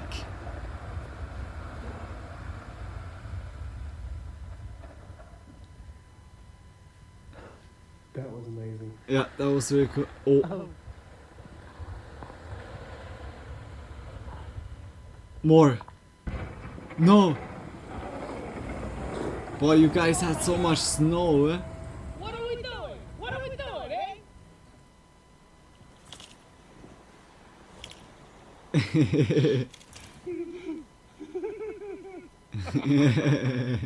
These rings of ice look so cool. Wow. Wow. These are the 2,000-year-old doors of St. John Lateran. Holy shit.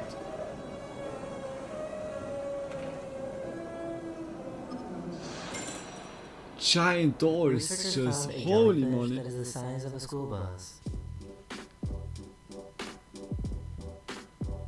Jellyfish, size of a school bus.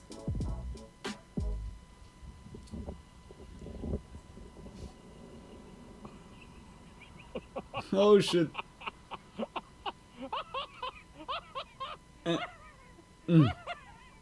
Why don't you just let go?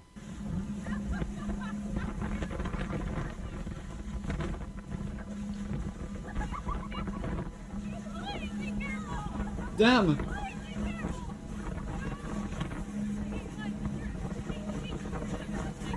Damn. Holy shit. Holy shit. For my headset.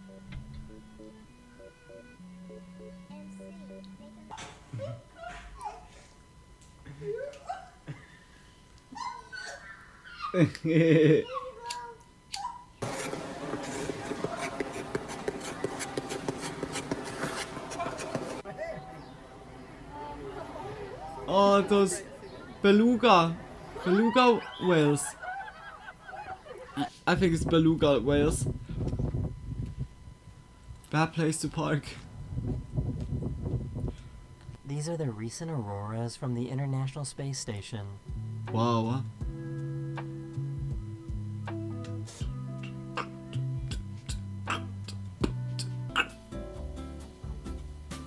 This is so how nicely like our atmosphere was. Just nicely like you see here the horizon, the atmosphere. So cool, eh? Okay, what comes now?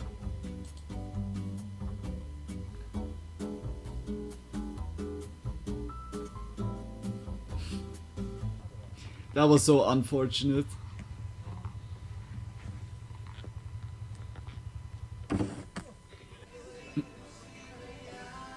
Oye, That was close. ¿no tienes de esta? Creo que sí la tengo. No way. As if it was just printed like this. Oh my gosh. Damn, the trampoline of cheese. You, let right.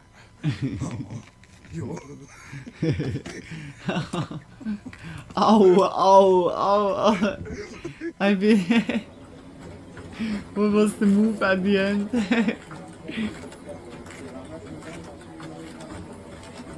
Damn.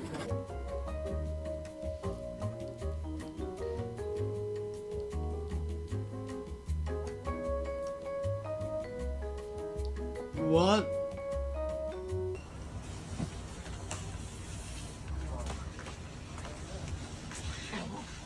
I'm so fucking baffled. What the fuck? This is a group of fire ants that have actually built an ant bridge. And they're crossing the stream. Look at this.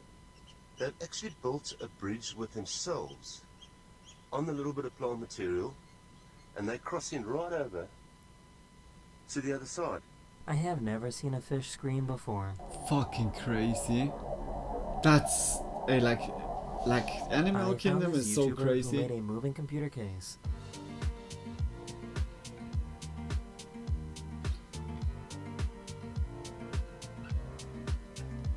A moving computer case?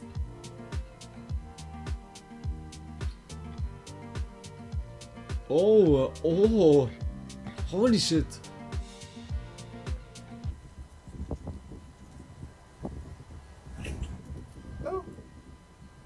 This is what happens when you spin threads at a high speed.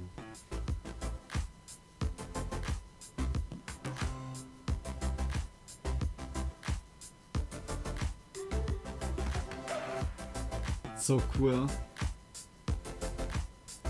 Like this you could like make wings or so.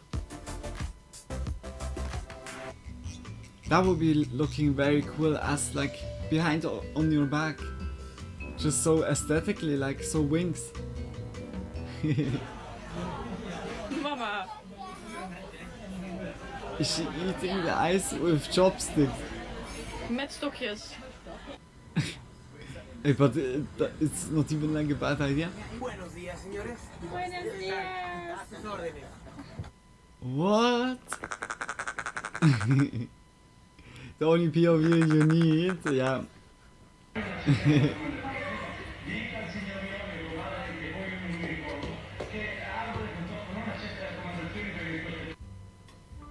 Damn. Honey, I will be late tonight. Why? Two bulls are fighting on the street. Oh This no. little dude accidentally won the race.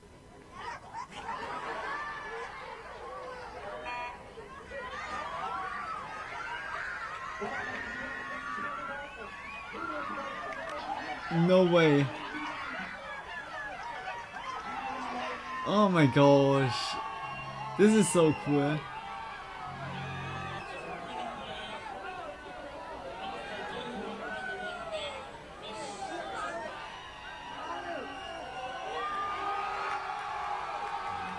That was cute, that was really cute. So wholesome, like a dog or just taking... Whoa. Just taking part in the race. Abi önümde nasıl alamıyorum ya? Holy shit. Why does this dog have Damn. hands? Not sure why we're so dramatic for the eye drops this morning. So dramatic. Yes, Just like the end world. Damn. Just watch. Damn. Holy shit. Hey. He's built different. This is my iPad case. Hey, believe me, the doggos are getting more and more human. Soon we have real furries. And it goes like this.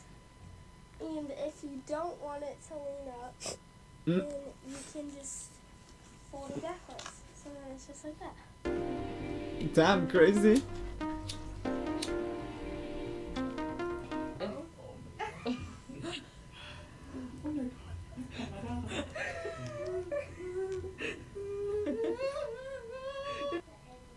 Oh no, eh?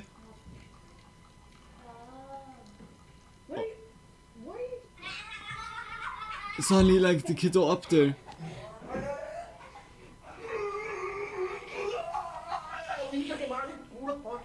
This is Devil's Pool, a 100-meter high waterfall located at Victoria Falls in Zambia.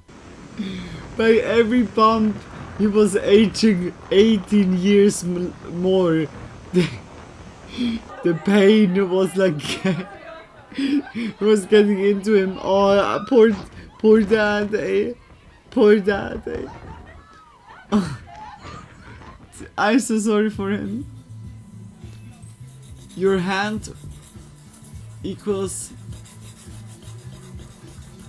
like sandpaper that you can like just like file it.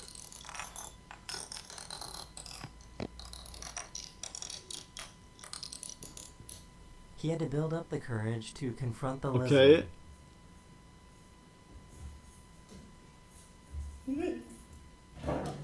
Oh, the lizard up there. Is that the gecko? Video. I hope you enjoyed. And oh, I'll see you that's guys again very that's so soon. beautiful. Later. We go instantly into. I was looking at that already a little bit, and then I noticed, oh, it's daily dose, but I was like having it in the background. It was just automatically.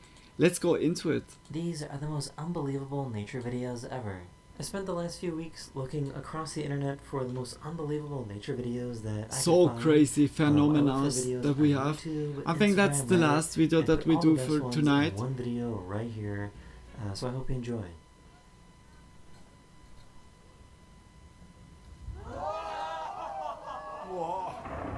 Holy shit. Bro, this? Are you kidding me right now?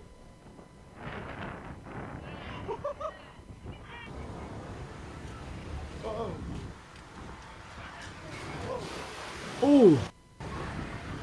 Oh! Damn! Oh, like some of the people already Someone like found got a crazy cube-shaped cloud in the UK. A cube-shaped cloud? There's definitely a UFO, eh? Or is that a skyscraper? A cloud scraper?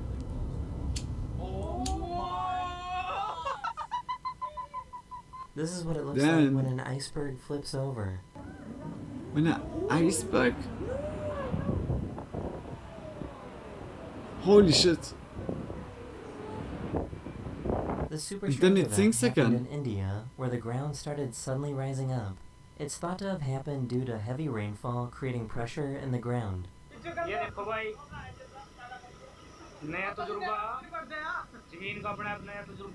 Damn.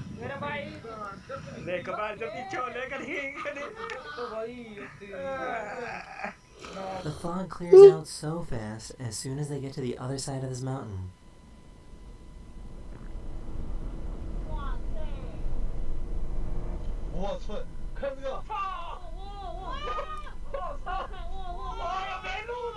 Wow. Instant like nice view, eh? Oh, I missed it. This is the most intense hail I've ever seen.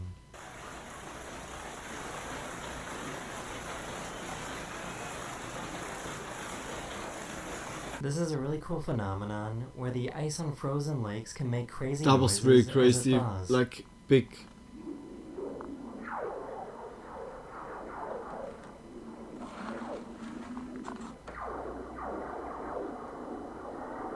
Holy shit. This is called a sundog, but it's a very rare type of sundog because it is so low to the ground. The light reflecting sundog? off falling snow made what looks like a portal to another dimension. Damn. Holy shit, that's crazy. This giant river of lava totally shut down this road in Hawaii. Holy shit, that's the fast flowing. This guy pulled his car out of his house just for his house to be destroyed seconds later.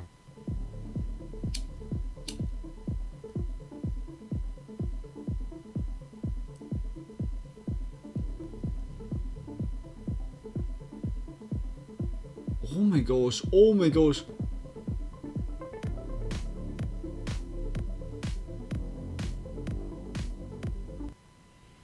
Holy moly. That was, yeah, ripping everything away. Wow. This diver found Sleepy an bunny underwater girl, portal to yeah. another world. Yeah, like really?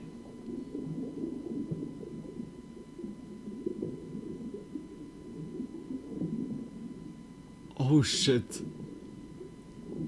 This That's person was like out sailing that. near the That Pacific would be Ocean when like suddenly their boat was absolutely surrounded by nightmare. rocks. These floating rocks turned out to be pumice as a result of an underwater volcanic eruption. Huh? What? What? It looks so fucking surreal. Is that? It's like water with waves.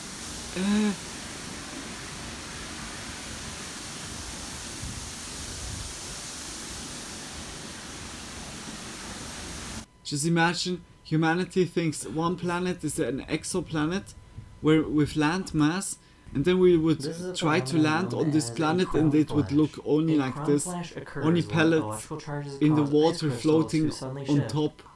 Oh my gosh, that would be shitty. Damn.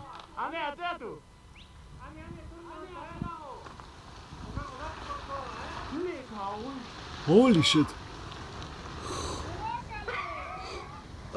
Back in 2011, the Japanese Coast Guard captured the moment that I'm they not went over yawning. a giant tsunami.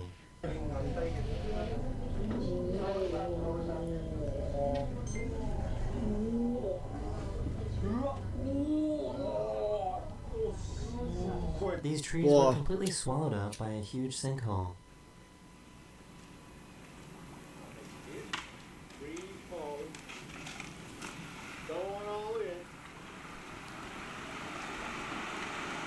Oh my gosh. Yo, it's completely gone there. This is the Cave of Death in Costa Rica. Holy the shit. carbon dioxide levels are so high that they immediately extinguish any flame that comes inside.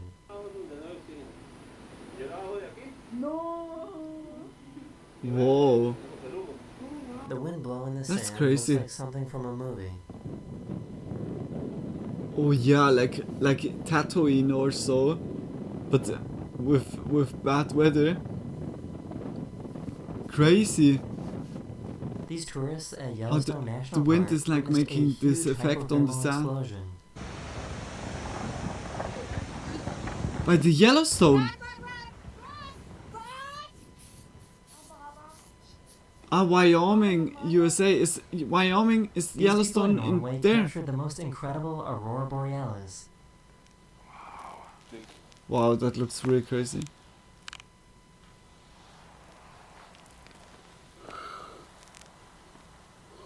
Wow. Oh. Ich muss ja fast zugeben, dass so stark, glaube ich, habe ich die fast noch nie gesehen. Oh, This guy found but a talks really German. low Wow. Hey? Yeah, that must be the guys here, Old Faithful. Crazy, the explosion there. Within just a few seconds. Damn. Just how the rain comes down. This really look crazy. Wow, whoa. I need to say, even if it's like really crazy, devastating, like those phenomena, but it looks sometimes really beautiful. But still, like, it's just always damaging so much. It's like really crazy. Oh! The California wildfires in 2017 That was a big created this big crazy shark. visual of people driving to work in the morning.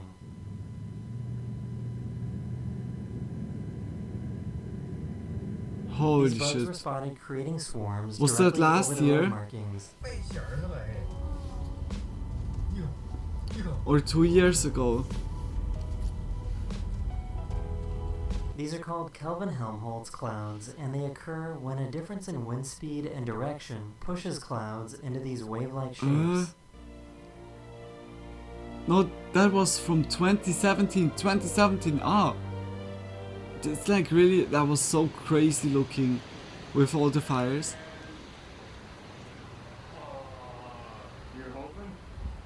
This crazy halo Holy cloud shit. was spotted in Japan. Like, there's so many crazy phenomena. This tornado decided to spawn its own baby tornado.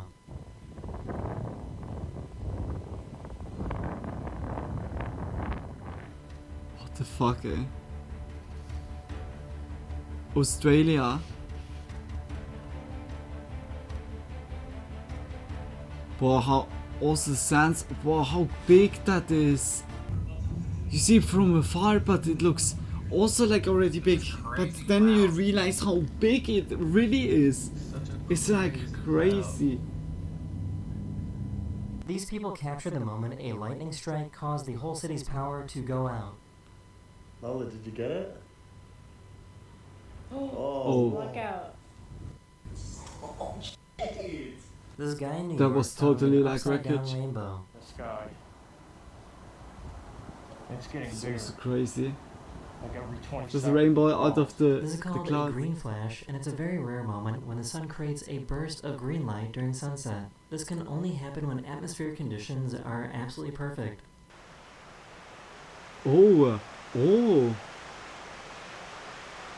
What? Surely like because of the red sky in a way, or orange sky.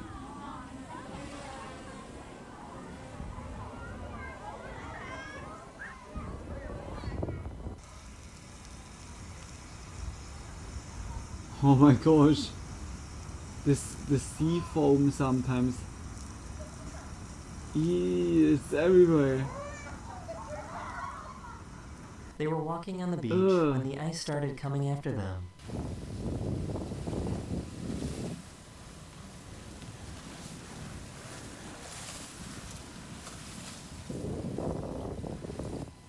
This incredible starling migration was spotted in Wales.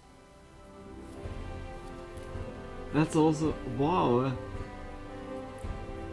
How like everyone is so together, but so it's moving like in a different shapes. That's so crazy looking. Oh shit.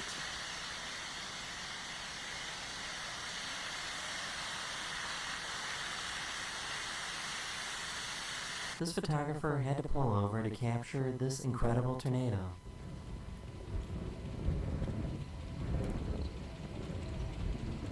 This is really crazy looking. These guys saw that their boat was being chased by killer whales.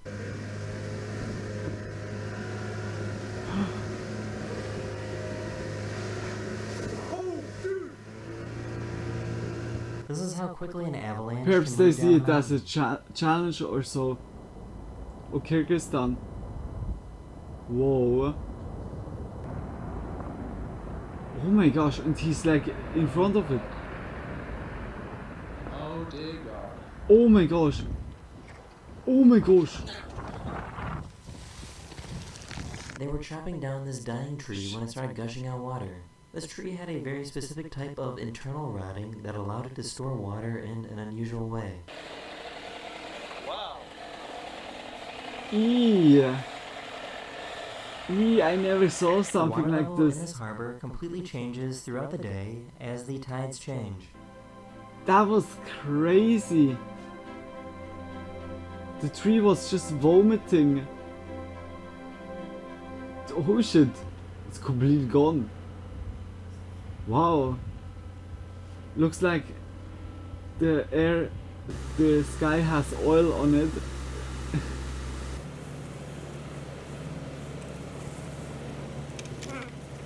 Well, like those For some reason, all the rain fell in little this one area. tornadoes are always crazy looking. Wow, what the fuck? Just by the city going down. These people witnessed a huge ice drift on this river in Russia. Hmm?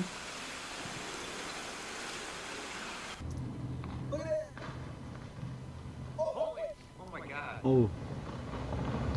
Oh, guys, we're gonna get Whoa. Holy shit. Back it up, back it up, back it up, back it up, back it up. This is a super rare type of lightning called a red spray. They occur at a higher altitude to regular lightning, which is why it looks so unique. Holy shit. What?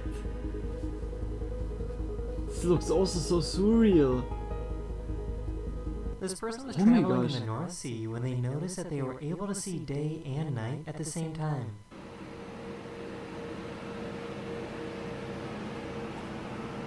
Damn. Oh yeah, look. A tornado spawned right next to this erupting volcano. This is crazy.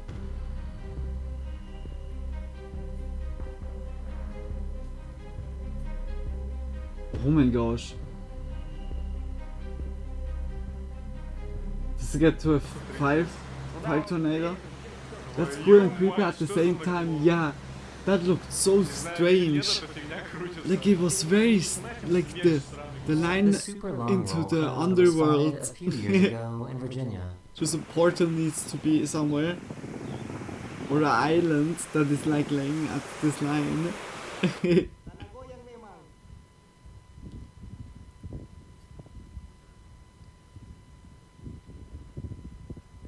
Oh shit. Whoa. Okay, they're far enough. It looks firstly they're very like in the near. A cloud That will make it looked look crazy. like there are 6 or 7 suns. These 2 videos were recorded in Las Vegas and China, showing off the effect. Damn. Why one sun if you can have These 6? huge waves were captured hitting this ferry back in 2022. Oh, I remember this one. Yeah.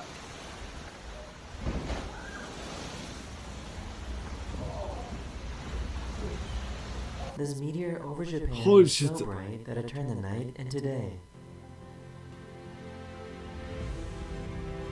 What?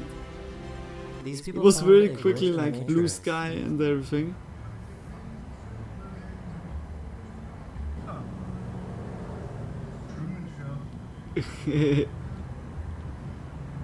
This iceberg floated right past this village in Greenland. Size up, buddy.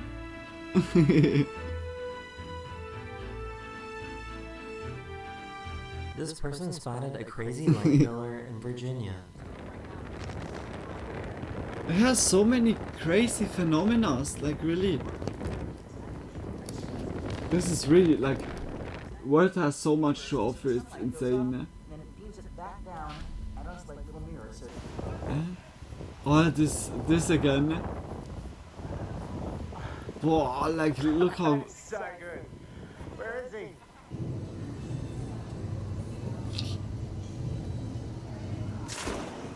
Whoa. These people walking through a desert in China experienced some extreme natural static electricity. Damn. Then surely like the. Perhaps like the. So I guess the sand are a is thing, as this one was spotted in Kentucky a few years electrical ago. charge. I don't know if it was the right way to say it, but that was This crazy is what it looking. looks like when 64,000 turtles come into nest on one island. Oh, holy shit. Wow, look how much. This is crazy. Whoa! Whoa! ¡Súbanos, súbanos!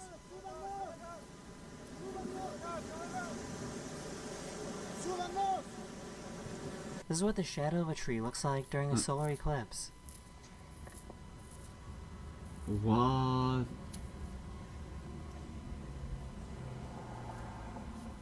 That's also crazy. This is a perfect Fata Morgana, Holy which is shit. an illusion where it looks like boats off in the distance are floating in the air. It's basically a mirage that is happening on the ocean instead of the desert. Crazy also. Because just the reflection.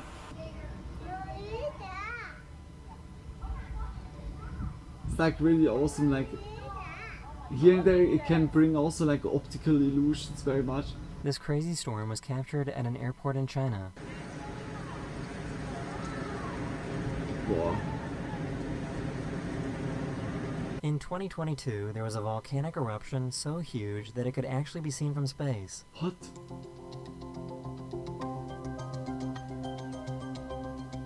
Oh shit. Somewhere in the ocean.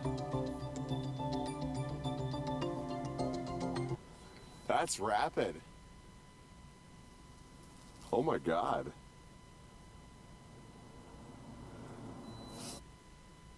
That's really... I had no It idea looks always tornadoes could move beautiful, this those fast. auroras. Didn't we saw that like before already? These strange clouds appeared in Spain right after a huge flood, and no one really knows why. Eee. So doomsday like... What? But it's surely like because of the sunset red glow, like that hits the dark, yeah, the dark cloud or so. Holy moly! What is going on with the ice? The ice is taking its place back. It's Ice Age. I just imagine. Is that how Ice Age is starting? Oh my god, bro. What? These people Dude, got to that witness looks a full cool. solar eclipse from an airplane.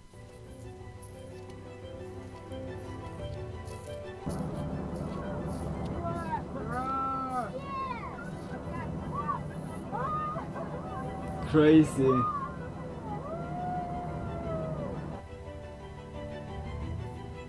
Wow, like also how it looks by the horizon.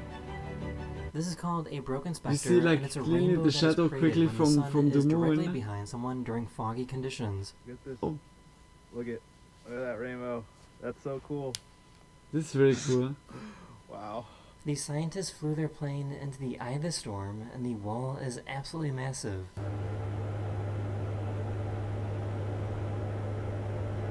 Wow. Wow. This is like This now guy found the from exact place where this underwater spring the starts. flying island Laputa. This was really looking like this a little bit. Oh. Oh shit.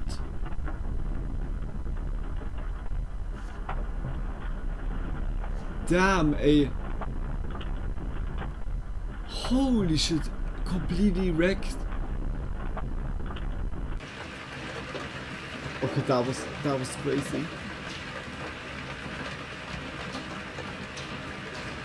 This person caught a super bright meteor on their dash cam. Well, my eyes getting so tired slowly. We have now already 9 hours stream, I can't. But it was really This is a awesome. super rare eclipse sunrise, which makes the sun look like devil horns rising up from the ocean. It's in Canada. Yo. This person was walking Just through the a park moon when they saw that rising this up. wave of cotton balls was on fire.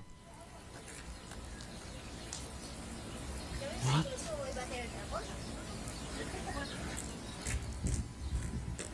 This is called a moonbow, which is a rainbow created by moonlight instead of sunlight.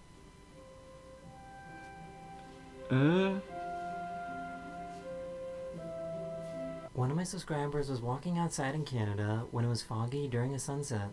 As a result, everything turned pink. Just the pink world. He entered the pink realm.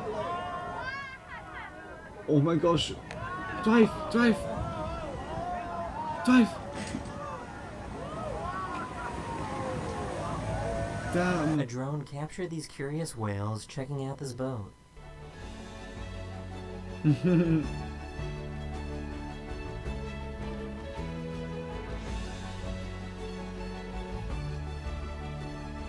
That's so sweet. Like those animals are so insanely big. What?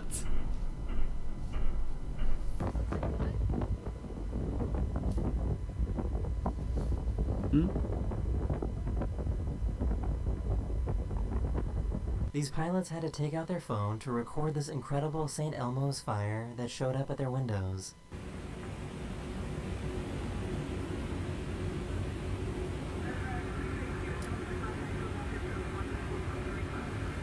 Damn. A few years ago, It's this happening the meteor whole was spotted time. flying right over this concert in Portugal.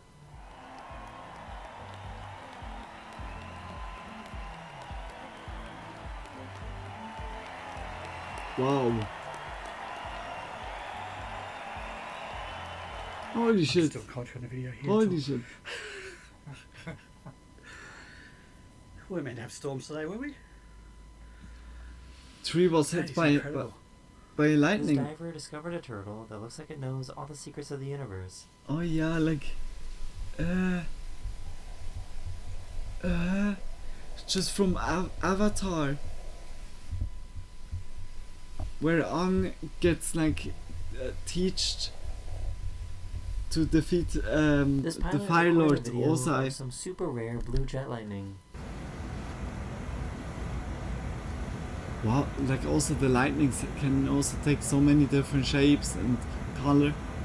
A few years ago, this crazy rainbow cloud was spotted in China. What? What? This village It's in really Russia like got everything completely real? covered in ash from a nearby volcano. Oh.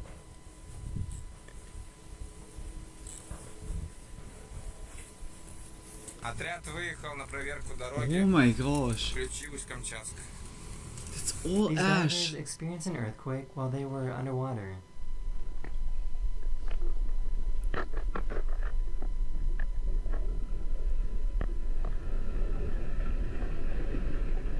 Huh? This is called hair ice, and it's formed due to the chemicals released by certain types of fungi. With a predicted high of about 39 degrees Fahrenheit today, these delicate ice structures will be disappearing here in just a few hours. Just put your finger on it. You can see it melt away. Huh? The wind was so Surely strong that it's it pushes spores or waterfall so in an that get opposite direction. frozen. What? It goes down and gets This then giant blown cloud away. rolled in and ruined their beach day.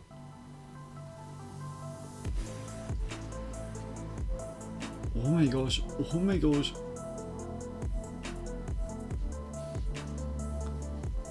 That's then also like This person spotted a perfectly straight rainbow. instantly from nice sunny, instantly cloudy. It's so going just vertical up.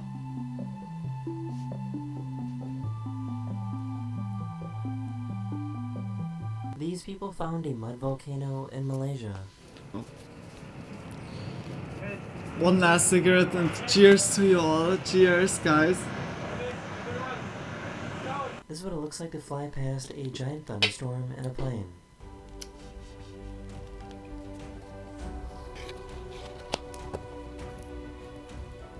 That is the end of this video. My goal with this video wasn't really to scare you or shock you, but rather fill you with awe and wonder. That was to really cool. Appreciate just how immense and I guess beautiful nature really is.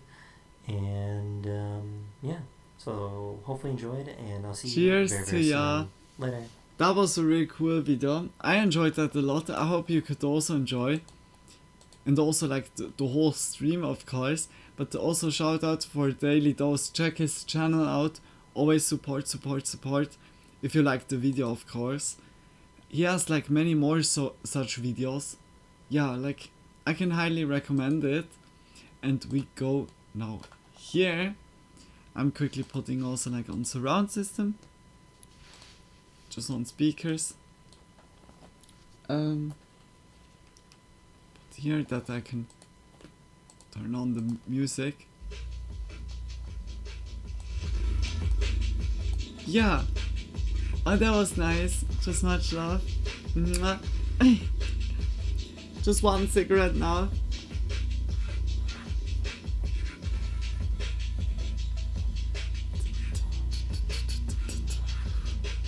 I need to uninstall tomorrow like a lot of the expansion stuff, like the building, yeah, like mods. Perhaps I also need to look that I need to get rid of the script extender. I just try without. When it's like still not doing, then I have no clue. Just imagine it needs really like to have the main story to be that this is played through or so. Perhaps that's also the reason why we didn't got like any mission anymore from Preston, because he's locked into this mission mode. Nature can be really cool, yeah, like we saw like also like a lot of like really nice phenomena, but also like very like, yeah, against like nature you need always to have respect. It's so fucking crazy like how we are so small in comparison to it. Thanks for another fun stream, you're welcome, just big kisses like also for being here, Frank, just much love for ya. I really hope like tomorrow with Fallout is working out, that we can also enjoy a little bit Fallout or the end of it. I mean we finished it already, but yeah, like we didn't do now like all the trophies. I just want to have this platinum trophy. The thing is, if I would want to play it in the newest version, I could not even play New Catan. I said it yet to ya, or like throughout the streams or so. Far Harbor is not working in New Catan. It's like so. With the new update they fucked even up that you could play the DLCs. Perfect. In exchange for microtransactions. That was not so good solved. They said yeah also they want to work now on it and improve it, like update, bringing out frequent updates. I mean, we could now play. Surely since 2 months or so we could play normally without I could continue just to play without downgrading it all over. But I can't talk anymore. All of the time. Yeah, that was really smart of them. Yeah, I don't know, like, but I have like the only one solution when with the mods and everything is still not working.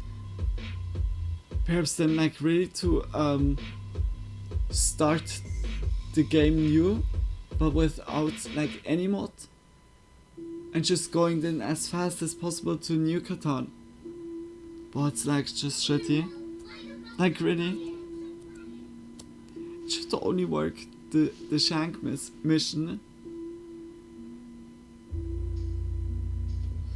Could also be the Fall UI mod, that this is changing also a lot. Like that this could inflict like the script problem, but I think not. I think it's really like another problem that is like doing. Just Preston is acting very strange. Perhaps I also take away like the unlimited follower framework. I just take now everything away what we really don't need at the moment. That it's just going as smooth as possible.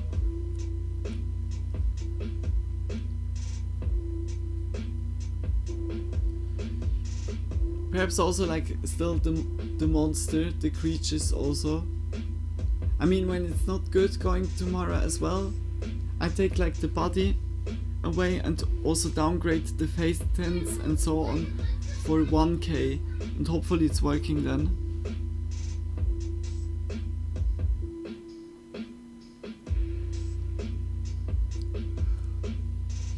Really hope it's working.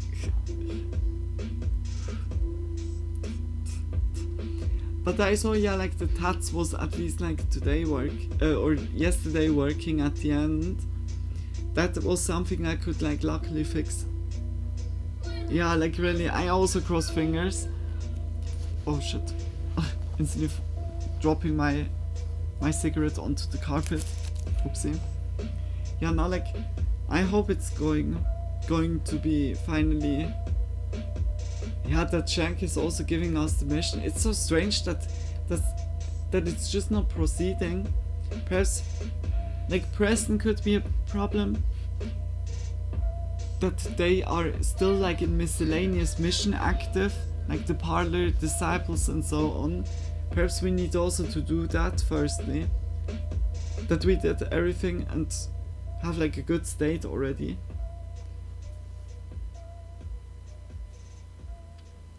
But if I...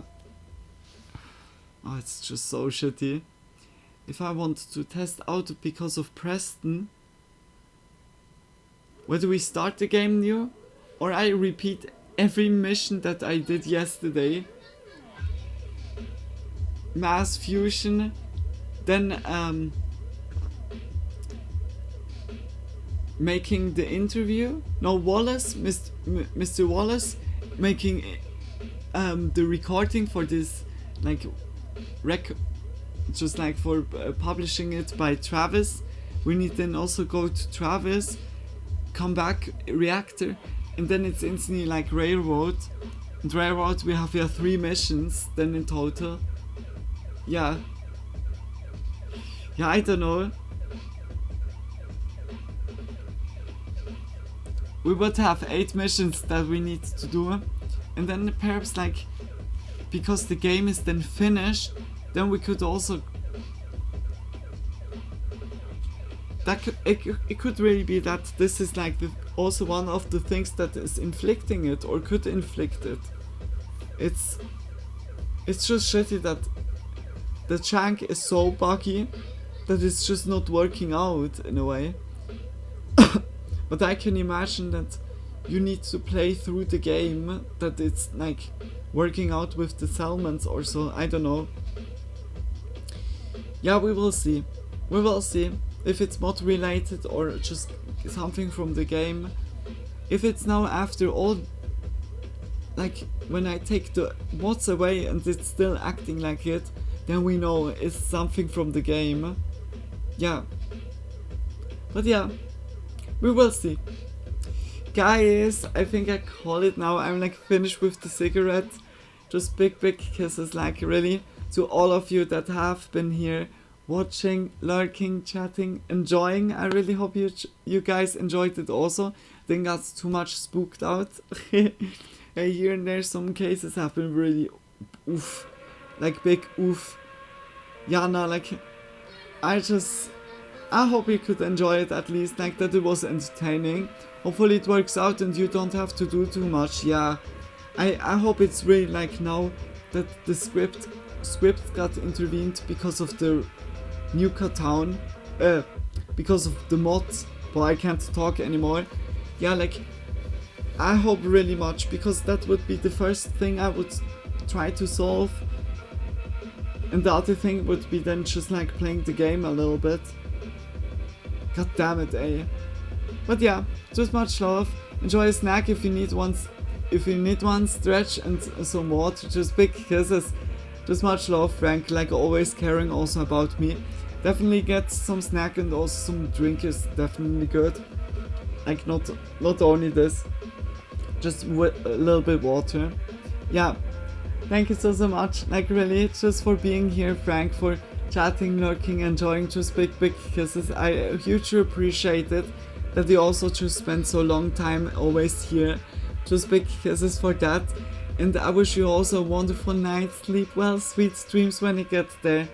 Just sleep well, like get your well-deserved sleep. Yeah. Just much love for ya, and also to you all. Sleep well, sweet dreams when you get there, or if you have like day at the moment, I wish you also a good day, of course. Stay healthy, take care of yourselves, and yeah, we definitely gonna see each other tomorrow again. Like I said, tomorrow Fallout again. Hopefully everything works out. I'm gonna test it out then tomorrow before stream. But yeah, like tomorrow's planned Fallout, and I'm daily online here, except Wednesday and Sunday are the free days, and then all other days I'm like starting between 8 and 10 p.m. and then I'm streaming until midnight, around midnight, and +1 UTC is the time zone. Yeah, just that you all know it. Thank you so much, guys, like really. Just much love also for enduring my sleepy babble at the end. But just big kisses, like, for just spending time here, as always. Just big kisses. Mwah. See you tomorrow, see you in the next stream, guys. Thank you so much. Mwah. Bye. Bye, guys. Bye. Oh, just big kisses to y'all, like Lily. Big hugs, and see you tomorrow. Bye. Mwah.